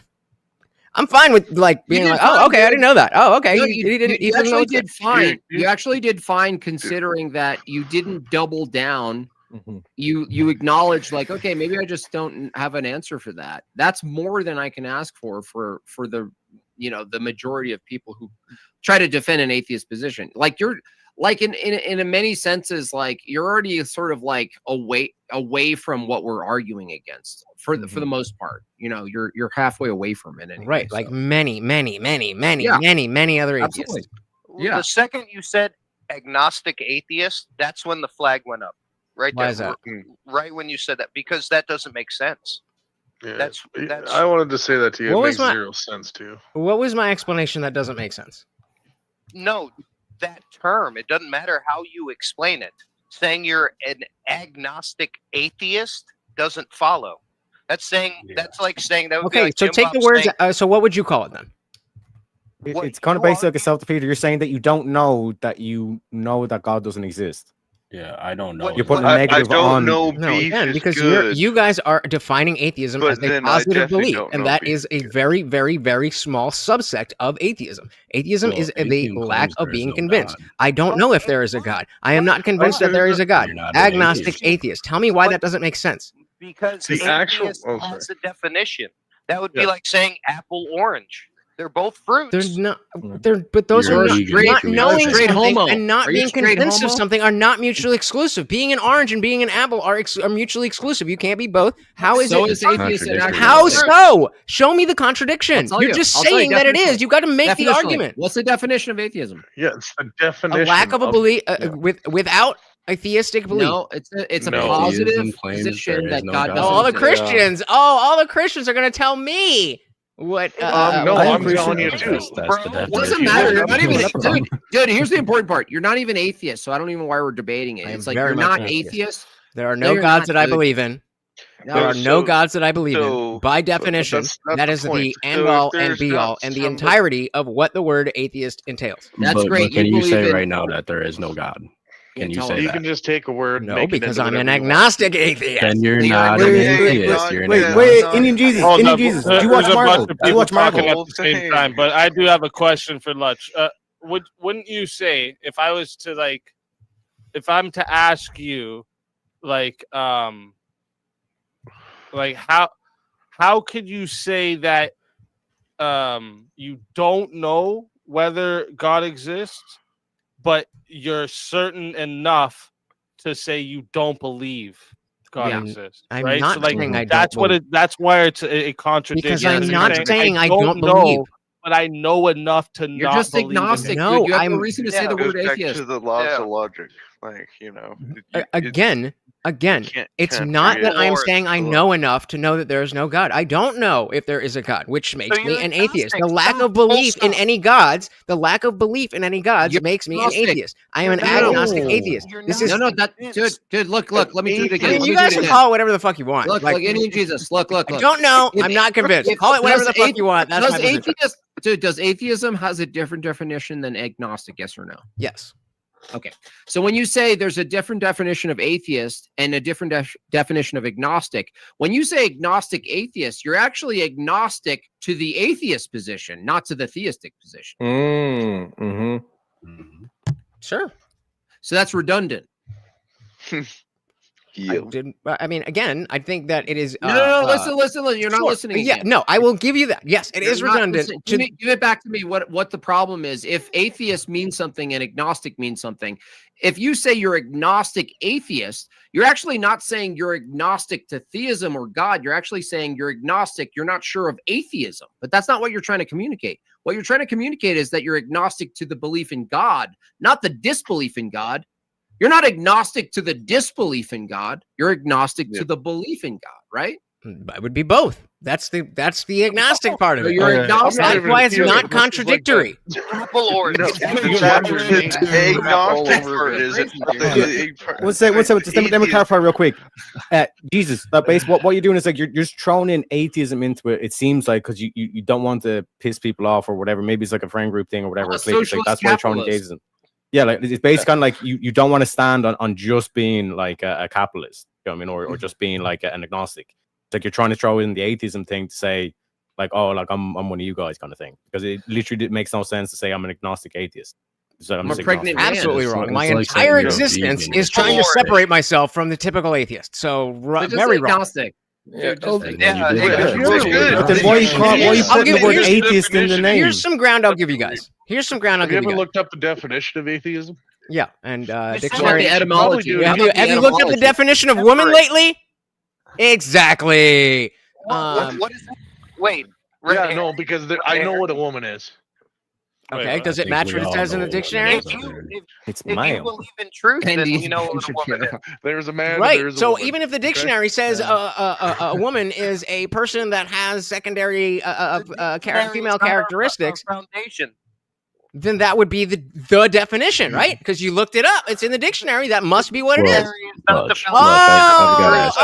get it. So sometimes the institution that write the dictionary don't align. You're just moving. You realize just the dictionary. It's a very simple point. No. You guys are using a dictionary definition of something that does not match the common parlance of how this word is used. Hold on. You are using a definition of this word without God. Dictated. Atheist. Yeah, without God. I am without a God to believe in. Exactly. So you're there we go. atheist Thank you. I am an agnostic atheist. No, that's not agnostic. You can hit on Oh my God. Indian Jesus, would it make sense to you if I said, like you asked me a question and I said, I don't know what the answer is, but I know enough to tell you the answer isn't yes? Yeah, right. Does that make sense? So you'd be agnostic in some sense because you don't fully know, but you have evidence to point you in one direction. So the direction. Okay. So I don't know. I am There's agnostic, only two answers, but the evidence that and I I've have ruled points out me in the one. direction that a God doesn't exist. That exactly follows what you just asked me. One second. Let's run through the mathematics. What's 2 minus 1? What's 2 minus 1 Indian Jesus? 1. Yeah, so if I give you a question and there's only 2 options and I take away one of those options, do you have more options, or is there only one answer to the question? What? If I give you a question, there's only 2 options and I take away one of those options, there's only one option to that question, correct? There's only one answer. What does that have to do with the math? Because what Easy just asked you was like, is either true or false? And I'm saying, like, I don't know the answer, but I know enough to tell you it's not one of the options. So there's only one option left. Okay, but that doesn't. But he said he doesn't know enough. So that's Easy's opinion. No. Indian Jesus. What you're now saying, you're still making the claim of like, I still don't know, even though you ruled out there's only one option left. Yeah. It's an affirmative claim versus an agnostic claim. You don't have a claim, so you can't have an affirmative claim and an agnostic claim at the same time. You have to have one. I agree. I do not have. I don't have an affirmative claim. Then you're not an atheist. We're just going in circles. Anybody else have anything besides the definition of atheist? Because I mean, I was bored of that fucking question 10 years ago. This reminds me, I was like debating on TikTok in the cesspools the other day against some atheists, and this chick, I do it. It's a guilty pleasure. But this chick was like, and I'm an Orthodox Christian. I told him, and she's like, "Well, you're an atheist too." And I said, "How do you figure?" She goes, "The definition of atheist says other gods. Do you believe in the God of Islam?" I said, "No." She goes, "See, you're an atheist to Islam." And I was like, okay, yeah, I'm an Islamic atheist, sure. I feel like you're doing some level of that to some degree. Sure, okay, but what's wrong with that? Here, Indian Jesus. Let me see if this helps. What I would say is wrong with it is that like it lets you. When you say agnostic atheism, it lets you deny the belief and avoid defending your denial. You just retreat into I don't know when you're pressed on your denial, right? It's like saying I'm playing hockey, or I mean I'm not playing hockey, but I'm keeping the score, right? That's what you're doing here. How so? You understand? No. Because you deny the belief, right? You say I don't believe in God, but when you're pressed say that I don't say I don't believe in God. I am unconvinced that God exists. That is a different thing. You're not an atheist. Sorry. Why is it? Wait, I just don't understand what you did the Dillahunty thing. I was just going to say he's a Dillahunty. Wait. Honestly, Indian Jesus, what do you get out of holding to both of the distinctions as opposed to just saying you're agnostic? I don't understand what the defense is here, other than what SpeakeaZy said, which is you don't have to defend the harder position, but you kind of hold it, but you don't really hold it, and you're caught in between. What if you just say, I don't know, I'm agnostic. I don't understand why you would have to add in the atheist part. I'm just wondering. So, I mean, here, I'll go here so you guys see. What do you get? What do you get extra from adding accuracy? And so I will give you this. Hold on. I will give you this because you make it more confusing. It's ambiguous. It's not ambiguous. It's more specific. But by the way, you're trans. You're trans atheist, basically. You're basically like, well, it's in between. I don't know. You're a trans but atheist for atheism. Wow.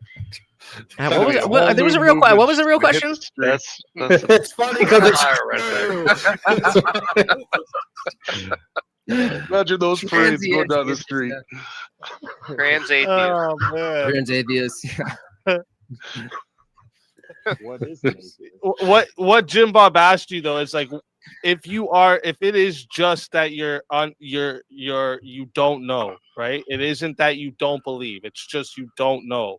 Then why add on the atheism part? It's just agnostic, right? It's not. I'm not disagreeing that there is a level of redundancy, but not all agnostics are atheists, and not all atheists are agnostic. It's not redundancy. It's a kind It's actually the opposite of redundant. I misspoke before. It's actually contradictory. They're Democrats either, but Apple orange. They're both fruits. We can't, guys. We're at a standstill if you're not going to accept that there's different types of atheism. I don't know what else to tell you. Yes, the leading atheist is not the leading atheist since Bertrand Russell have all been in agreement that atheism is not a positive claim. Is there a lot of different types of bachelors? No. Well, yeah. Exactly. Yeah. Are there? Yeah. Okay, but there's tall ones, there's short ones, there's white that's ones, right. there's black ones. That's right. Yeah, this is Okay. beautiful. Can you be a married bachelor? Yes. Yeah, but the thing is, you can have all sorts of types of bachelors, but you could never have a married one, right? Right. And so that's the same. You could have all types of atheists, but none of the atheists are actually agnostic. They're actually strictly atheist. So the only way I can square this with you guys is shout out to Alex O'Connor, the greatest. He was on Wow. I knew that would piss y'all off. Here we go. He was on a podcast and talking about I eat an egg with a spoon. I eat an egg with a spoon. Go ahead. He was on a male podcast British and version talking of about when AOC. it Yeah, comes go ahead. to atheism, then you do in fact have to be aware of the God that you're saying you don't believe in. And so he was saying that in most cases now he will say I am just agnostic. But when it comes to the God of the Bible or Allah, then agnostic atheism applies because both things are true. You don't know, you don't believe.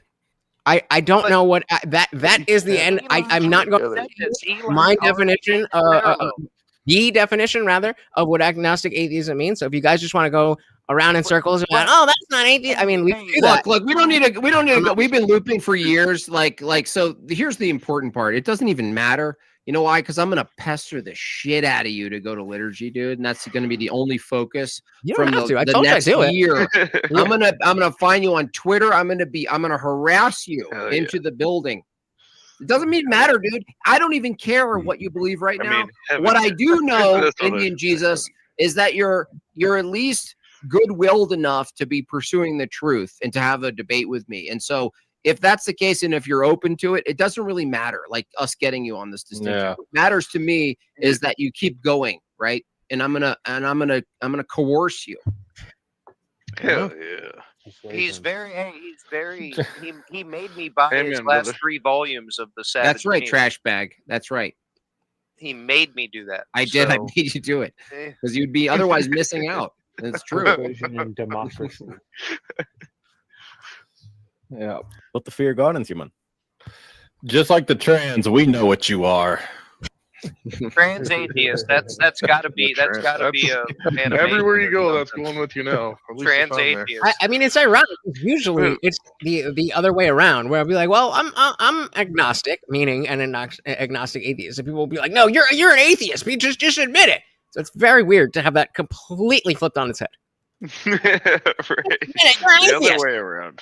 Like you Wouldn't just it don't be know. easy to versus, accept the cross like, of Christ? being accused the other side. Well, atheist is the hardest position to defend. That's why it seems like a cop-out to me when you say agnostic atheist. You're trying to soften the blow almost. How does that soften the blow, though? If I'm adding something that's harder, because you can say I can be convinced. I can be convinced. But I can. Should I lie to you? This is what I don't understand. Like you're acting as if this is a tactic when it's literally my. It's like saying I don't know if there's food in the fridge, but I know I believe it's empty. Yeah, that makes a lot of sense. If you haven't gone shopping in a while and you've never opened your fridge just to see what's in there and be like, I thought I had this or that, or that makes fucking perfect sense. That is exactly my belief with the fridge instead of God. Great job, SpeakeaZy. He's speaking to God. Can we move on from the definition of atheist? Dude, look, it's really simple. I know, I can tell from your energy that you actually have the intuition that God exists. It's like there's no fucking denying it. I don't care what you say. Okay. What causes change? What the fuck causes change? Because it's all powerful, it's infinite, and it's fucking omnipresent. Here comes the Irish. Kariak is fucking spooling up. Be careful. Be careful. He's spooling up. Well, not an atheist. There's 7 windows on his iPad. Be careful. So Lutch, what's your real hold up? What's your real hang up? Is it the fact that you don't know if Christianity is true? Are you trying to taste other religions, see which one might be more valid? No, so again, I grew up in I was born to the Catholic Church and then moved to the Methodist Church, was confirmed there, and then I was still a strong believer. Like I always say, I went to college in 2008, and we were still using AOL Instant Messenger, I had my freshman year, the first semester, I would always have a Bible verse in my away message. By the second semester, I was an atheist or an agnostic. Actually, no. That we definitely said at that point. I was an atheist.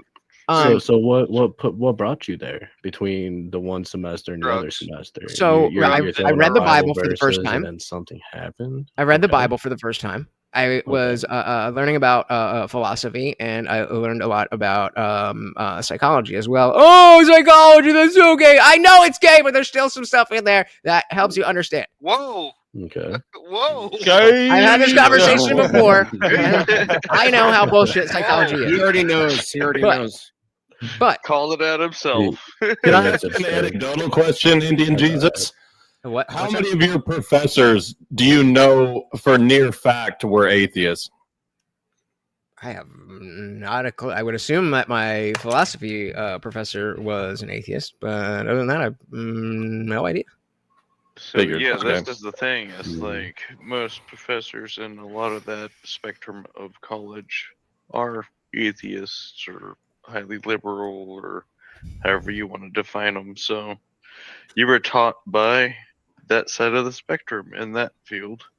So yeah, I mean, what was the crushing point though, Lutch? Where was that point to where you was like, you know what, maybe I won't post this Bible verse on my AOL status? Where was that? Where did that come from? I don't remember. I didn't have some like come away from Jesus moment. It was a slow, gradual. Well, there had to be one. There had to be I don't remember what it was. I don't remember the day. You went from posting to not posting. I don't remember the day. There had to have been a day that you stopped doing right, but that. in the same way, I don't remember like when Trump first came on the scene. I was never Trumper, and then I happily voted for him in 24. So I don't remember the exact day or the exact moment. Like definitely the Rittenhouse trial was a big red pilling moment. But I don't remember. I'm not saying it didn't happen. I just again, this is a big point to the fact that a lot of atheists don't really think about religion and stuff that well, for better or worse. And I understand for the most part, it usually is worse, and that's how they become leftist.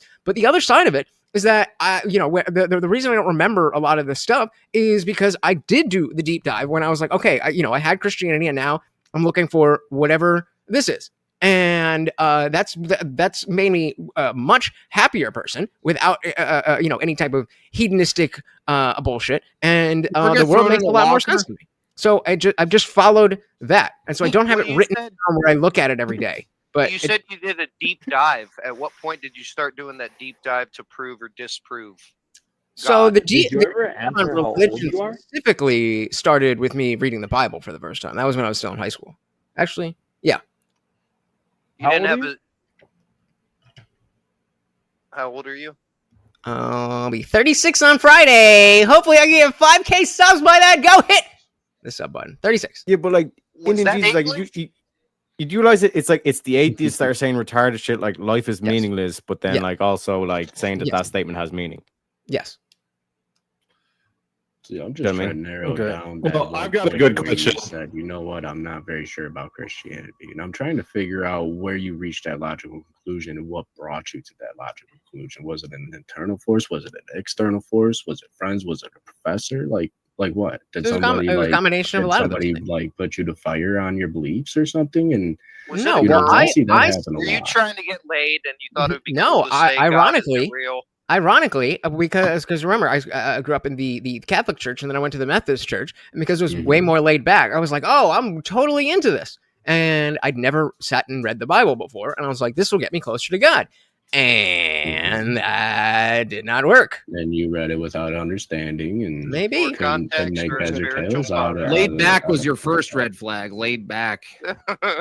Well, yeah, again, but I mean, I was in 8th grade. All right, mommy and daddy said we're going to this church now. I don't really have a choice there. Do you have siblings? There you go. Yeah, I got an older brother. I'm a middle child. Oh, fuck.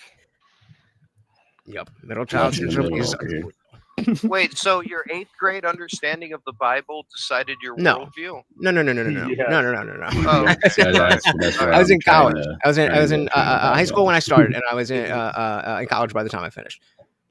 2010. So hold on. So between what was it, like 8th grade, and then you got what, 4 years, about 5 years it took you to read the Bible? No. So 8th grade is when I went to the Methodist Church. When I went to the Methodist Church, that one I was like, oh, I'm really into this. But because they were very laid back, and I felt like I wanted to be more involved and closer to God, I was like, all right, let me read the Bible for the first time. And it was very different than it was presented both in the Catholic Church and the Methodist Church. So then while I'm simultaneously learning about how the brain works and how we understand beliefs and how beliefs can be wrong and so on and so forth, and also that there's other philosophies that comport with morality and all that stuff, then it just like, okay, I like Christianity has a lot of great stuff, but it doesn't need to be the only thing that's in my arsenal. Oh, so you're a perennialist, basically. Arsenal. Hey, what? Once you come back to God, will you change your name to the Indian Ben Shapiro? Sure, absolutely, trash bag. I will do that. Voice, yeah. Well, you know, Israel is the best country in the world. The only reason I love America is, you know, I actually love Palestinian kids. I just prefer them in pieces, you know. Oh shit! Oh, we've been invaded by bacteria. If I remember, I wish I remembered the lyrics. Just to let the chat know, we got Leith Water Kai in the back. So if you guys want to boot a panelist, main debaters are off limits though. But if you want to boot a panelist for 50 to make room for him, you can go ahead and do that. I got about half an hour on me. You guys have a good night. See you, man. I got about, there you go. Never mind. We got room. We got room. Later, bro. Welcome, Joe. Long time no see. What up? Yes, sir. So I've come in to help defend JeSus. Let's go. I was supposed to debate him this last Saturday. I think he's been saying pretty rational things. So to act like you have access to a framework that you can't demonstrate seems kind of goofy. We're both saying we don't. Well, I'm saying we don't know. He's saying how do you know what's? So how do you know that there's no rational framework then if you don't know? You can't disprove a so framework. What we're dealing with is something that is reliable. So we rely on the information we have in front of us, and until we're shown that it's unreliable, there's no reason to reevaluate it. Oh, so you're taking a sort of methodological. So you're taking a methodological, like some sort of position that you have every reason to believe that you're interacting with sense data. That's what I said. I got 30 minutes in me, bro. I've been on for 4.5 hours. It's like dealing with hard hold on. Yeah, I understand. But the problem with that view is that when you say until proven otherwise, you're relying on the same thing anyway. I don't disagree with you at all. So that's not a meaningful statement. So so if you say it's called phenomenalism. It's this view that you have every reason to believe that you're accurately interpreting sense data until you have other reason to believe otherwise, right? Of course. It's called phenomenological conservatism. The problem with that view is that when you say until proven otherwise, you're still relying on the thing that you're saying is reliable. So you're not actually saying any distinction. You're saying everything I rely on is reliable until proven otherwise. But the proven otherwise part is still the same method. You're not actually making a distinction until proven otherwise. You're just relying on the same thing over and over again. Jesus. So tomorrow something happens where gravity is no longer reliable and I can let go of my pen and it floats upward. Yeah. There's no reason to reevaluate. Well, hey, the physics and logic I understand. If you talk to everyone who survived Russian roulette, they would tell you it was safe. That's survivor's bias. That's it's analogous. Wait, no, there is. The question tonight, Lethal Water Guy, is that the question isn't whether or not you think your senses and evaluations are reliable. The bigger question tonight was what justifies that you have that capacity to begin with. That, like, you're assuming, Leith Water Guy, that you have a mind that's interpreting the sense data, right? So we're asking a bigger question from TheIndianJesus. We're saying, from an atheistic view, we're asking, what is the mind? What is it? What's the status? Like, what justifies this thing you called an evaluator, a knower, right? From an atheist view, what is that, you think, from your view? It's literally sense data. So it's all the information that I take in. So otherwise you're dealing with hard solipsism, and I have to say it's unreliable. And I have to no. You didn't listen to the question. Sense data is pure raw data. that needs to be evaluated by something that's not sense data, right? Right. Okay. So the question that we're posing for an atheist is, how do you justify the thing that's knowing and evaluating the sense data? When I asked you that question, you know what you said? You said, just go to the sense data. Well, no, the thing in question is the knower, the evaluator of the sense data, not the sense data itself. So that's all gained through experience over time. We come into this world knowing nothing, not knowing how physics work, any of these things. These are things that are evaluated over time. I'm asking you a different question. You're granting yourself evaluation again. I'm asking, under an atheist view, what is the entity that's evaluating? Well, that has nothing to do with atheism, but yes, it does. You know why? Explain. You know why? I would really like to hear why. I'll tell you why. Because atheism, would you agree atheism is a position that's reasoned from a certain epistemic system? No, it's a lack of being convinced. Convinced being that you're convinced, being that there's an epistemic system that convinces you, right? Yeah, I would say so. Okay, so what I said is, if atheism is a position you land on like the game board from an epistemic system, let's say. Did anyone hear what I said? Evidentialism, I've seen this picture. like Hey, said, girl. Well, I don't believe in God because there's no thought I was evidence. muted. You're using an epistemic system to come to the conclusion, well, I don't believe in God because there's no evidence to believe in God. I don't see a physical God. I don't really experience an interaction or whatever like that. What I'm saying is that the viewer, the knower that's going through that experience, that's what I'm asking for under the atheist view. What is the status of the knower that's going through life and going, through my experience, me, the knower, is evaluating my experience and making judgment claims and epistemic claims about the nature of reality.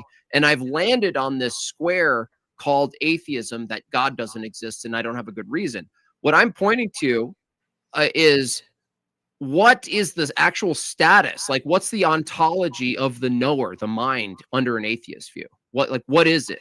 So you asking me to explain consciousness? In a sense, consciousness, but animals are partly conscious. I'm not actually asking about just that. I'm asking about, there's a level of consciousness that a human has, such that their evaluations happen internally as a knower. So they're evaluating sense data, but the knower that's evaluating sense data is in sense data itself, right? There's an observer, right? So what There's I'm a asking, consciousness. Yes. yeah, from an atheist view, how do you justify the thing that's actually evaluating, the top-down viewer of the game, so to speak? What does atheism say that is? Well, it's definitely not top-down, but I would say it's just from within your own frame of reference. Your we all have our own frame of reference. Dude, look, let me make it more simple. So when you say your own God, then? Your own. Hold on. There is no God. Hold on. Your own, Leaf, Water, Kai. Yes. Your own is assuming there's a person there, right? Not just a pure mechanism. It's not a pure mechanism, no. Okay, so there's a person, right? A being? Yeah, definitely a being. Okay, so what I'm asking for is, under the atheistic view, how do you justify the being if it's not purely a mechanism? I don't justify it, and it can be wrong. Well, no, it or you? Is it a being or is it an it? It's an it. Okay, so if it's an it, then there is really no will. It's an object. So you're saying, Leith Waterkai, you're an object that's mechanistically unfolding in reality, right? I can be, yes. Well, no, if you are a mechanism unfolding in reality, you're no different ontologically than a waterfall. I'm a natural phenomena. Yeah, that's right. Waterfall. I fucking forgot to share this with the Atheist for Liberty crowd. God damn it. They're true. They exist. No. Natural phenomenons, events themselves. They're not true or false. They just happen, right? They're not true or false. Oh, cool. They just happen, right? Right. Okay, so if natural phenomenons aren't true or false, and you just admitted from your view, you're defending that you yourself are just an event unfolding, your evaluations are also events. Therefore, your views and evaluations and propositions can't be true or false under your view. They're just mechanistically unfolding. They're just events. How can chemistry be true or false? There's no true boiling milk. There's no true chemistry. There's just the laws of nature and physics and neurology unfolding, which means that from that view, you've just made knowledge impossible because all events that just happen are meaningless. And yes, if these experiences aren't reliable, why would we think that they are true or false? That's right. No, it's worse than reliable. It's actually worse position than that. It's that if premise one is natural events, state of affairs in nature aren't true or false. Like, there's no true waterfall or a true tornado. They just happen. There's no true blade of grass. They just occur. If you think your evaluations are just events, they aren't true or false. They can't be. They're just events. So your worldview and my worldview from your view, they're chemistry. To say someone has false chemistry is incoherent. So it necessitates that something is not epiphenomenal, that isn't just strictly material. The reason is you have to abandon this is that if it's the case that nature itself and states of affairs aren't true or false, and evaluations and propositions are states of affairs, evaluations and propositions aren't true or false. They're just epiphenomenal events. You're speaking to Platonic realism, and I don't really want to subscribe to that, but we're all chemical events. We're all built up of chemicals. How can a chemical event be true or false? It just is. No, exactly. How can a chemical event be true or false? It's your worldview. It's not my worldview. It's the reality that I'm forced to contend with. Look, if you're no, hold on. If you're just a chemical event, then your beliefs are also just a chemical event. That is true. Because if I have a chemical imbalance in my brain, events that I perceive can be flawed. Hold on. Just focus. If you're just a chemical event and your beliefs and propositions are all chemical events, how can you have a false or true chemical event? It's true to me. It can be false throughout the rest of reality. No. How can a chemical event be true or false? I would say it could not. Go ahead. Your problem here. It's not a true or false statement. One sec. Let me explain. Water. Like, your problem here is that, like, all you're saying is all I care about is the empirical. But, like, then you're also saying it's like my sense data can be wrong. So then Jimbob's saying, okay, in that case, what are you pointing towards? And like Jimbob would say the logos, the logic, and all this kind of shit. But you basically can't explain that from just a pure material. Yeah, if my brain is just a brain materially unfolding based on the laws of physics, chemically producing epiphenomenal events, I call a proposition. If brain A states a proposition and then brain B states a proposition, strictly from a mechanistic view, just mechanics, how do you determine which proposition is right if propositions are chemical reactions? You can't say a chemical reaction is more true than another one. That's impossible. Exactly. I'm open to being wrong, but there are things that we presuppose. I will say there are certain presuppositions that we have to maintain. I would say, real quick, I just want to let the chat know real quick that if you guys want to let EOD or Rowdy Gowdy up, we gotta either kick someone off the panel. Main debaters are off limits though for 50, or if someone on the panel wants to drop. But we got EOD and Rowdy Gowdy that want. Someone's got a slight echo too. I wanna take it down to a more base level. How would you mechanistically prove that someone with schizophrenia, the voices they hear, weren't real? You can't. They're real to them. Well, then no truth is possible. Yeah. Truth is possible. No, it's not. It's that simple. Not from that view. You have no mechanism. So the same problem. When I say brain A, they're trying to proposition that's create something more complicated chemically so they can knock it down. Brain B spits out a proposition out of the mouthful that's completely chemically determined. What Trash Bag is asking in a different way is, how do you determine mechanistically, if everything's just mechanisms, how do you determine what the truth of each proposition is? What, maybe neither of them are true propositions. Maybe one is true. But the problem here is if you hold to a strict naturalist position, Water Guy, then you don't actually have access to truth or knowledge, because anything you came to that you thought was true would be deterministically. You would be deterministically as a mechanism to believe that would be true. You wouldn't know if it was true. You'd be farting out of your mouth. It would be no different. It'd be like yawning, farting, screaming, crying. That's great alliteration. But this is not alliteration. We are dealing with an argument. the information that correlates with the reality around us. Information is non-material, bro. Yes, it is. You're already really? Whoa, watch this. Watch this. Material, information. Can you point to a material thing that's identical to the information we attribute to it? The thing that we actually touch is the information. No, it's not.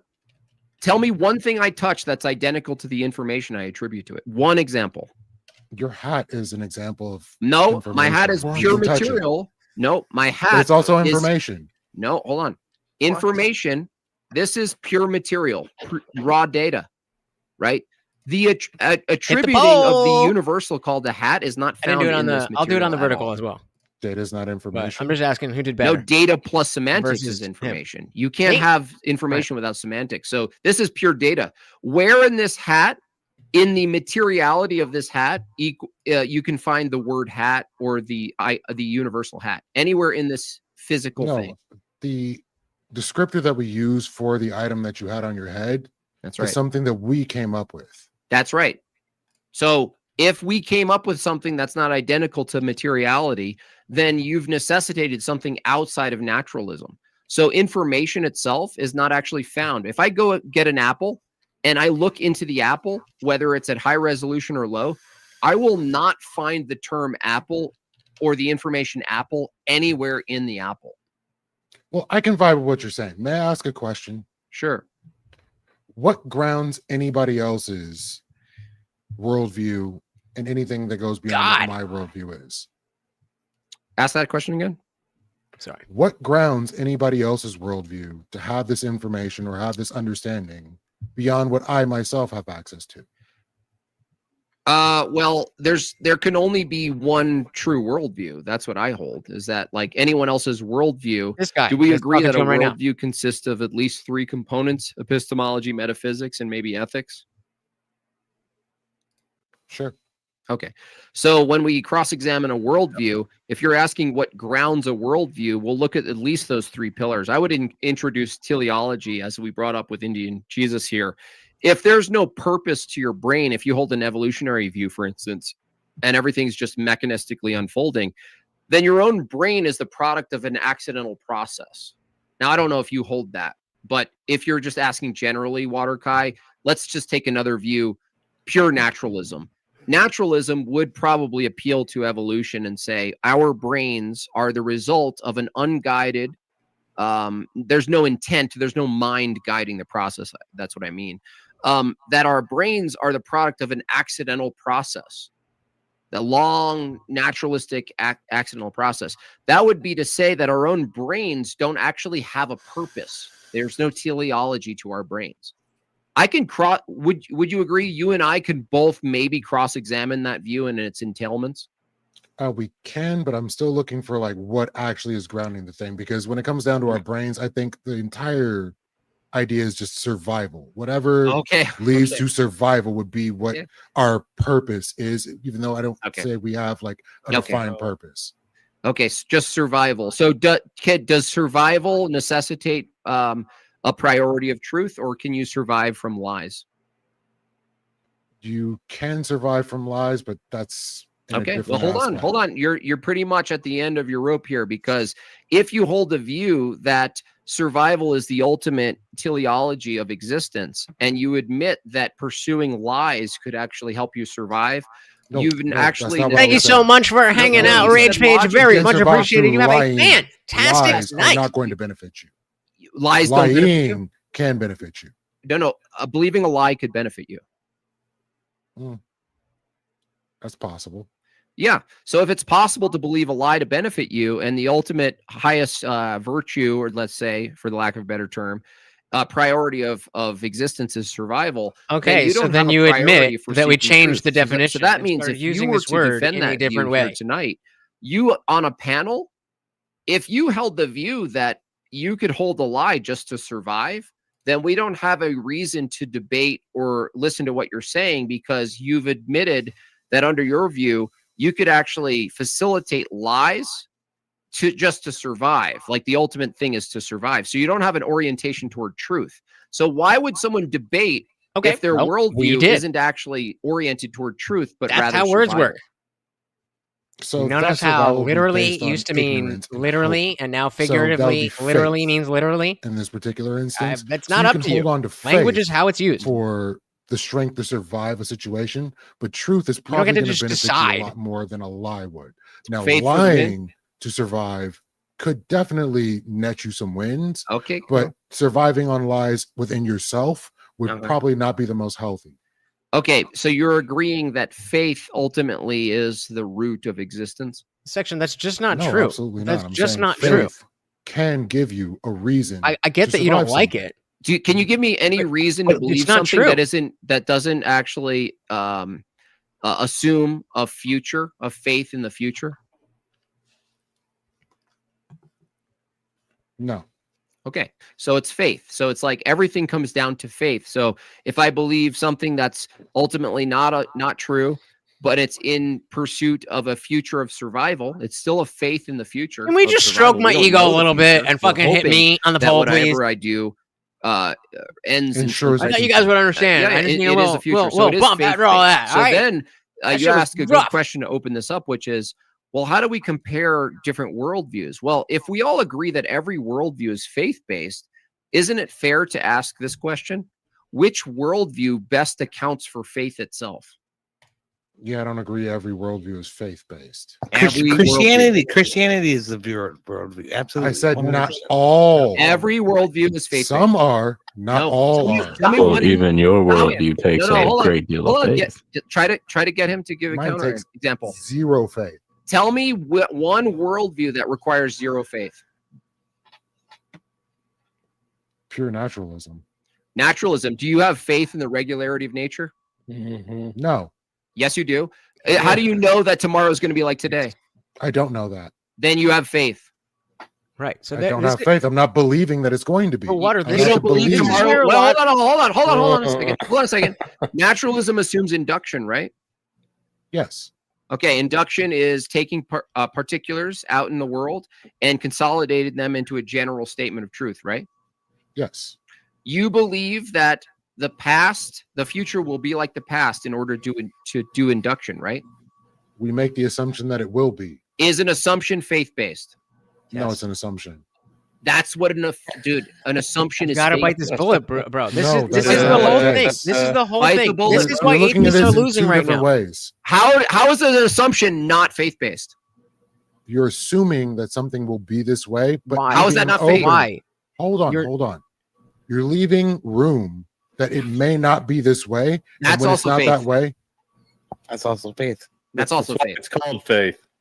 Yeah, you gotta bite. Literally, we all have faith in some things. That's true. That has to be something that we, as atheists or agnostics, or whatever you want to call it, we have to understand. Not all faith is. Don't give me the come on now. Not all faiths are equal. Do you have faith in your? Do you have faith in your? Maybe I have a different. Maybe I have a different definition of faith than you have. No, let me do some leprechaun magic. One second, Bob. Let me do some leprechaun magic. Watercoy, what's the difference between a dogma and an axiom? A dogma and an axiom? Dogmas are believed based just purely on to be true. Right. Whereas and axioms are the same thing. It's the same thing. Yeah. Axiom is the scientific way of saying it. Dogma is the religious way of saying it. Boom. Yeah, Nice. well, actually, Quine actually developed two dogmas of empiricism. They're well documented, the dogmas of empiricism, which are between synthetic assumptions of truth and analytic. But the thing is, hold on, Leaf Waterkai. The thing is, even I'm trying, like, I'm here. Obviously, you should bite the bullet to say, well, my naturalistic paradigm assumes that the laws of nature are regular and will be. Otherwise, I can't do testing. You have to assume that'll be regular. Also, there's something else you have to assume there, which is your interpretation and evaluation of sense data is reliable. I think so. I'm going to say, isn't that how you can notice change? This is the bullet that atheists need to bite. So the two different definitions, because I don't know if we're using the same definition of faith. We just don't have faith. It's so like an axiom is a fundamental principle. So so belief without evidence. That's what a dogma is. An axiom has evidence behind it. No, it doesn't. Axioms don't have evidence, dude. So look, well, give me one axiom. So axioms, like I believe the sun is going to come up tomorrow. There's no evidence that the sun is going to come up tomorrow. So you've got to bite the bullet that you have faith in the rising of the sun, but it's not the same kind of faith in a God, because every single day that you or any of us have woken up, the sun has risen. So there's different levels of faith, and there's different leaps of faith, if you will. We have faith in many things. That's what I'm saying. Faith is something that you never see. There's no evidence. It's not evidential. There's no evidence behind a faith. But when it comes down to an axiom, so close. I've seen the sun come up over and over again. No, that's bad. No. You've seen that's faith in your account of the history, right? You don't have evidence of your of the past. You're adding extra things. No, stop. Wait a second. You have an account of the past, right? Some semantic obfuscation. You have an account of the past. Oh, you just want words to mean what you want to mean, and not actually how they apply to reality. You don't have access. Language is how people use the sounds that come out of their mouth. I'm sorry you don't like that, but no, you don't. What that means. You don't have access right now to yesterday, correct? No. Okay, don't. so you have faith in your recollection of yesterday, right? So we already got to this. You're not going to answer. Wait, no, I will answer. No, what I'm saying is we have to agree on the presupposition that hard solipsism, that we have to already believe we're not brains in the back. We weren't born 20 minutes ago. We're not talking about solipsism. We're talking about your view of naturalism, which assumes the regularity of nature, which is faith-based.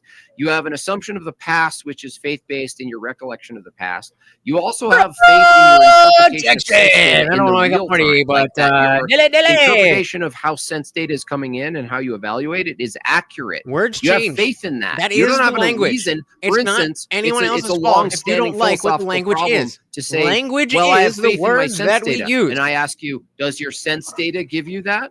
No, it doesn't. Double projection. You're not listening. You're not listening. You can't appeal. No, you're not. Yeah, you can't appeal to your sense data nor I for the veracity of your It is about how socially it is used. You don't. Neither of us has that. I can't agree to that option. General consensus. I can't agree to for pictures, any other information. For your personal sense data. Your personal sense data. You can't appeal to your sense data to say my sense data is accurate. What? That doesn't make any sense. Yes, it does, dude. It's well established, bro. It's like a half a, maybe more than a century, like maybe more than a millennia old problem. Like, yes, it makes sense. If I say my sense data is reliable, and I ask you, how do you know it's reliable? The answer can't be your sense data. This is basic. So I have to say I cannot rely on any general consensus that I get that my sense data is correct. Like if I were colorblind, everybody telling me. Nope, I didn't say that. So this is exactly what I'm getting at. I said you have faith. No, I said that you have faith. Just bite the bullet. The question, I didn't say you can't rely on it at all. I said that you can't appeal to sense data for the veracity of sense data, which means that you have a faith in the sense data, and we all do, and it's not a controversial position. For some reason, whatever background you have this allergy to the word faith itself. It's my understanding of the definition. Faith without evidence. Belief in things unseen. Cool. You believe human rights exist? As a concept, yes. Where's the evidence? It's a concept. I know. You believe in concepts. Yeah. So you believe in concepts, and you don't have evidence of concepts, right? I don't believe Spider-Man's real. What are you talking about? I didn't ask about Spider-Man. Dude, look, man. Spider-Man is totally fucking real. It's bullshit. Focus. Leaf water. Look. The word concept, right? Mm-hmm. It could be another concept. The term concept itself, can you hold and weigh and change and put die on a concept? No. Okay, so you believe things without evidence. There's no physical evidence of a concept. No. Okay, so you believe that things exist without physical evidence, right? No, Spider-Man doesn't exist. We can have concepts of things that don't exist. Bro. Shit, bro. No, you're missing what I'm saying. Spider-Man. Dude, you're making my life hard, bro. Talking about Spider-Man. Or is it an inch? Let's take an inch. Do inches exist? The concept of inches exist. Cool. In what way does a concept inch exist if it's not material? On a ruler. No.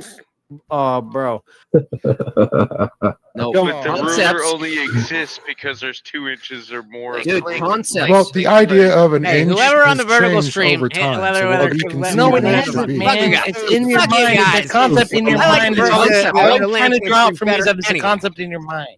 Yeah, that's Okay, all I'm no, saying it- is that concepts exist. Therefore, naturalism can't really fully exhaust Cool. reality. How are we because talking about naturalism temperatures right itself now? is a concept? Oh, so you're using if you agree that that in the concepts way that we exist, all use it. inches, year, the reality, even reality itself is a metaphysical claim. Reality, right? It's pointing to a collection of particulars.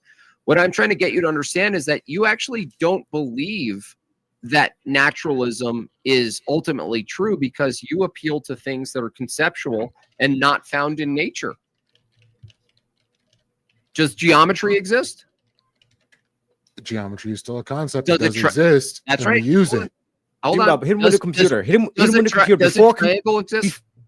Does a triangle exist? I'm sorry. Does a triangle exist? The concept of a triangle exists. Yes. Okay, you can't find a triangle in nature, though, right? You can find triangles. No, you in nature. cannot. No, you What we cannot. would identify as It's a triangle. a 2D. It's a 2D concept. No, This is a you 3D. can't find- You cannot find geometry, the thing geometry in nature. You can overlay your concept of geometry onto nature, but you can't find a triangle in nature. So what I'm trying to get you to understand, Leithwater Kai, is that nature itself, reality itself, is composed of material, trees, ground, sky, water, all of this. But also, there's no way for us to interact with reality without assuming what you would constitute as non-reality, which is things that don't actually exist in reality. Universal terms, concepts, language, mathematics, laws of logic, reasoning, information, meaning, mind. All of these things are a huge category that you need to assume before you engage with the real world. So if it's the case that reality is composed of immaterial, the conceptual realm, and the material realm, when we talk about worldviews, Kai, it's fair to say which worldview best explains or accounts for the nature of reality, being that it's conceptual and material. That's completely fair as a criticism against another worldview. And that's perfectly fine. And can you demonstrate why you know the I was gonna be like, what if a fucking bear fucking You cannot scratches a deny this, triangle onto Mordecai, a tree? because, Like, like, what for are we example, doing? everything What like are we computer doing? technology, I'm before so it over existed this. in the material, it was once an idea in someone's head. It was once a metaphysical concept. Yep. Yes, Video you can games. You cannot deny this. You cannot You can deny make change. concepts material. You can make some That's concepts right. material. But they exist before material, right? Exactly. You Yes. have to concede that they exist. So Before this whole thing material. of like the Big Bang where something came from nothing it's illogical. It's retarded. So you understand that they can exist in one This is what we talk about when we talk about like the etymology in one of God, state right? versus another Like, state, right? The ability to think in the first place proves that God must exist because somebody had to think of us before we existed. Yeah. Can you demonstrate the thing that thought of us before we existed? Yeah, I can demonstrate the necessity. Whoa. Like, do you believe, Kai, that truth is objective and universal? No. You don't? That's a contradiction.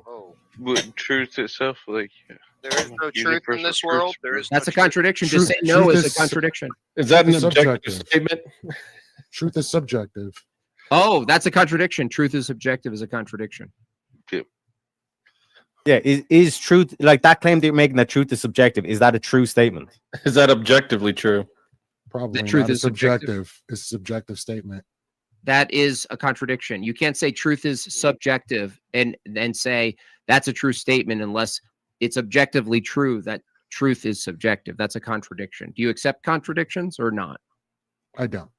Okay, so will you reject that statement? Sure. Okay, cool. So if you reject the statement that truth is not objective, it's subjective, we agree that it is objective. If truth is objective and universal, would you agree truth itself doesn't exist the same way a tree does? I would say that is the reality because we probably don't have access to objective truth. Well, that's another contradiction. We don't have access to objective truth would be an objective truth statement. So if truth isn't identical to a tree or a rock and it's conceptual and abstract, do you agree that abstracts and concepts are associated to a mind? Say that one more time. Do you think that truth and abstractions and concepts are habitually tied to a mind, associated with a mind? To describe them, yes. Okay, so do we as humans, as particulars, discover truth? Yes. If we discover universal concepts like truth, does it follow that they exist before we discover them? Yes. So if they exist before we discover them, does it follow, because concepts are associated to a mind, does it follow that a mind existed for these concepts before we discovered these concepts? No. No? So you're just going to reject the follow? Because no mind has been demonstrated to have done so. I just necessitated a mind logically. If it's true that concepts require a mind and that truth as a concept is discoverable, that means truth precedes us. That means if we can discover something, that means it existed before we discovered it. If truth existed before we discovered it and it's mind dependent, it logically necessitates a mind. That's a logical demonstration. So if an object doesn't exist before a mind conceives it and we create it, did it exist before that mind? How can the mind create it if it didn't think about it in the first place? That's retarded. Stay on the computer analogy. You know what I mean? Like this whole concept of the computer. Like that existed before we actually physically made it. So like this whole thing of like, if you're to claim that like this is a physical creation, then you have to necessitate there is a mind or some sort of metaphysical principle here. You cannot deny this. Yep. It precedes, by the way, science, the thing you're resting on, also in the philosophy of science, you'll notice that we have to assume a bunch of philosophical and metaphysical assumptions before we're able to do science. So it's another iteration of what Teriak is saying, which is conceptualism precedes actualization in every way we see it. Conceptualism precedes actualization in every way we look at it. So because what does PhD stand for? Philosophy doctorate. Or what sorry, I'm go ahead. looking into is what you're elaborating is a claim that a mind conceptualized everything that is currently in existence. I'm literally discovered truth, waiting for a moment to be like, Concept. okay, guys, I gotta go. Everything Anybody have you any last agreed with questions? follows Because I to don't want that to just dip conclusion, out by since the I'm way. the main, since I'm the debater. Get it, but- Life is a game, and there's objective I'll let rules them to the go, game. But then I'm gonna be like, all right, I gotta take one and out. universals, like any, actual categories of last-minute things that we can locate that aren't identical to the particulars. So the fact that we interact in an intelligible universe assumes that the universe comports with a conceptual overlay that we're able to discover. The alternative is actually brutal. The alternative to this is that we make up the world. We make it up in our mind. We invent it. Yeah. This is where you get Matt Dillahunty pegging some dude in a wig and pretending it's a woman. Or It's like ignore what you're doing. One sec. Because what you're actually doing is you're denying science itself. Because the science is saying that yes, it's chaos, but there's order to it. For example, the solar system is like a bunch of rocks flying through space, but it's ordered. That's why we have the canals kind of shit. So to deny that is literally to deny science itself. It's ordered. Ordered chaos. I got a question for you, Waterkai. So you conceded that truth is conceptual. And you also conceded that we discover truth, necessitating that it is something outside of us that we find. So where is that concept from, if not from us? It's only described by us. We have subjective truths within ourselves. Well, no, but you said we discovered it. So if I discover something, that means it was there before I discovered it, which you conceded to. So even if you describe it, Eli, if you describe something, you can't describe something that didn't already exist. That doesn't make sense. You can't describe things into existence. You're describing a referent. So Eli's question still stands. If conceptual universals exist before we discover them, like mathematical truths, octaves in music, and these kind of colors and all these things, if they existed in a particular way, not just materially, and we discovered the conceptual way they exist, then there has to be something that grounds the conceptual reality to those things if they're discoverable. It's a true dichotomy. The dilemma is either we're inventing illusorily, like we're just inventing an illusion that describing reality, or we're discovering an objective reality. I say the latter makes more sense than the illusory, don't you? I would agree. Okay. Well, if then at least we can get you to this point. If you've necessitated through this conversation that a mind precedes all of us, that grounds all universal concepts, and I just define that mind as a universal mind, I don't think I can get closer to defining God, at least as a type of being, than a universal grounding mind. Now, who God is a whole other panel discussion. It's just as important, but this is the bridge conversation to go, wait a second, they have a point. These things, if they're objective and true and they're discoverable and their status is conceptual and not material, then it necessitates that they have to exist in a universal mind. Who is this mind? Who is the mind? That is exactly what I was hoping you would get to. Thank you for finally getting there. So you're saying there is a universal mind that has grounded all the reality around us.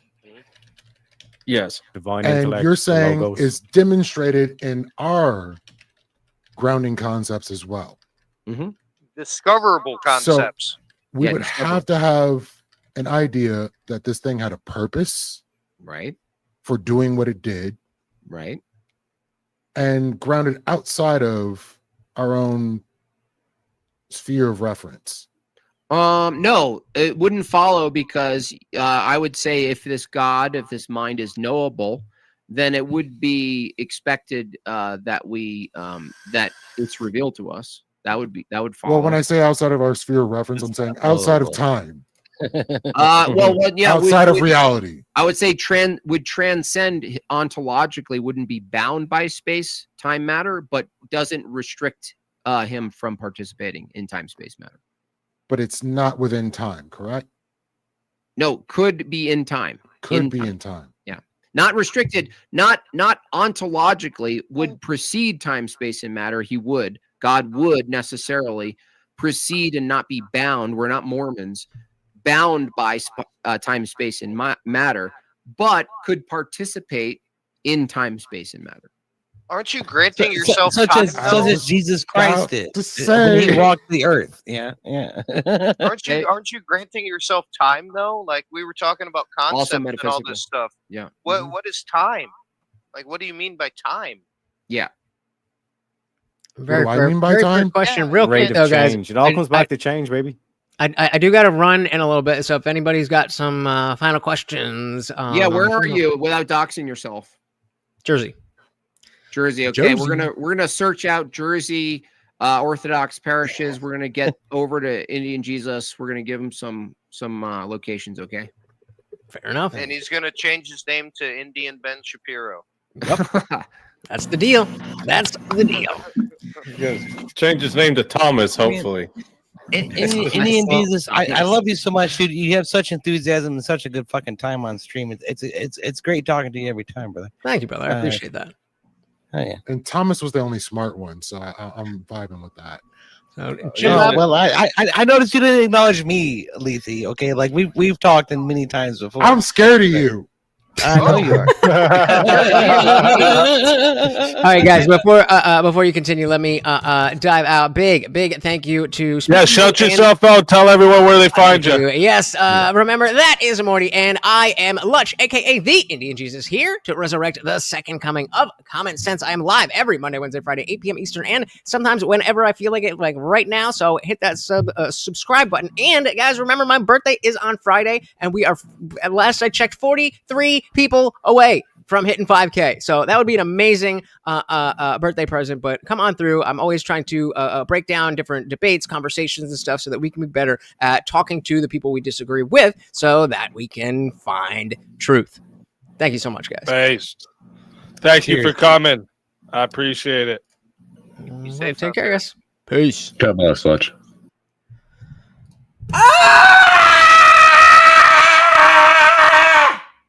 Holy moly. Oh my God. Oh my God. I know, bro. For real. I'm gonna assume that's to me. I'm saying depending on evidence. If you're not denying the possibility could exist means you're not atheist, but that's not what that means. Facts. All right. Well, I mean, we're definitely gonna have to cover that. Like do some fucking some game time fucking watching game tape. There we go. I'm a little out of it. Yeah, damn. So it's gonna be a King of Blackout. Thank you. Whoa. There we go. Thank you for coming through. Again, I did not expect to win any debate. It's very clear that the platform itself, and of course, Jimbob has a much bigger audience than I do. So that's just the name of the game. But it's very clear that was like I said in my opening, that is a necessary. I have no children. Wouldn't want to have children out of wedlock, but no, I don't have any children. Okay. Well, don't worry, because I'm here on my own on Thanksgiving. So we are doing a Thanksgiving stream. I'm thinking of like a 4 p.m. Eastern time, so that like if usually people eat early. We'll have some time to chill. We'll, spend some time and do whatever. John Q. Public, I am a dot, not a feather. Hey, shout out to Daedalus. Thank you so very, very much for the big 10. Of course, that comes with a treat for Morty. And he doesn't want because he wants. Where's the cum? What did you do with it, Morty? Oh, here it is. Here it is.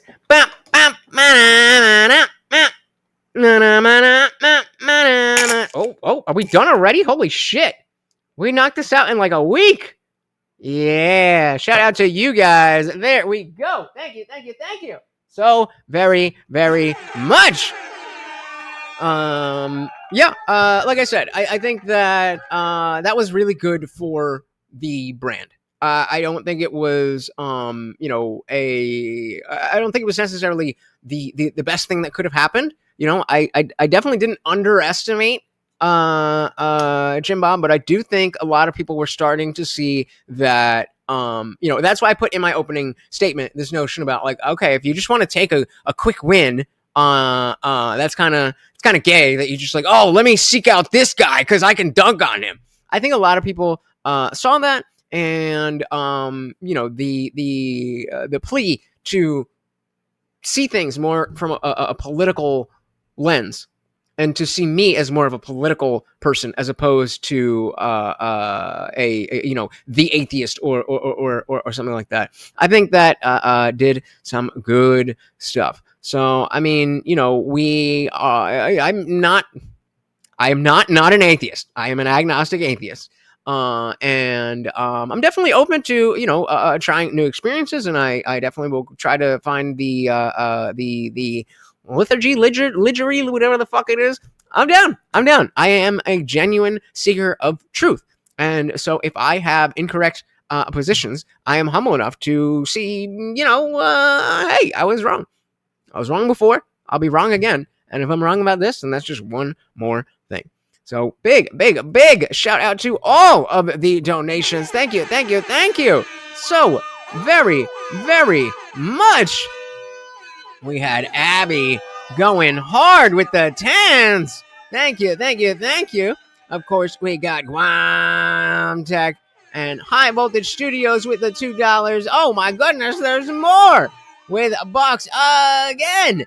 We got Vernat Daniel Z. Bucks again, and of course, you guys know it, the sponsor of the stream, Funk Master General, with 20 gifted memberships. Guys, thank you so very, very much. I cannot tell you how much I appreciate you being here. Again, I know that you guys could be doing anything else in the world, and yet here you are hanging out with me, especially as the panel is still going. So I cannot thank you guys enough. Very, very, very much appreciated. Look how much he loved that shit. And then right when he was done, he was like, okay, I got my treat right here. That is you guys. Thank you so very, very much. Again, guys, if you are new, please do hit that subscribe. I am live every Monday, Wednesday, Friday, 8 p.m. Eastern, and sometimes whenever I feel like it. So you know how YouTube sucks with those notifications. So don't just subscribe, hit the bell. And again, guys, if I wake up on Friday and got that 5.0, that would warm my heart. Maybe even make me believe in God. So, hey, try it out. Again, thank you so very, very much to each and every one of you for being here, and a big, big shout out to the donations. Thank you again to Jimbob and SpeakeaZy for having me on.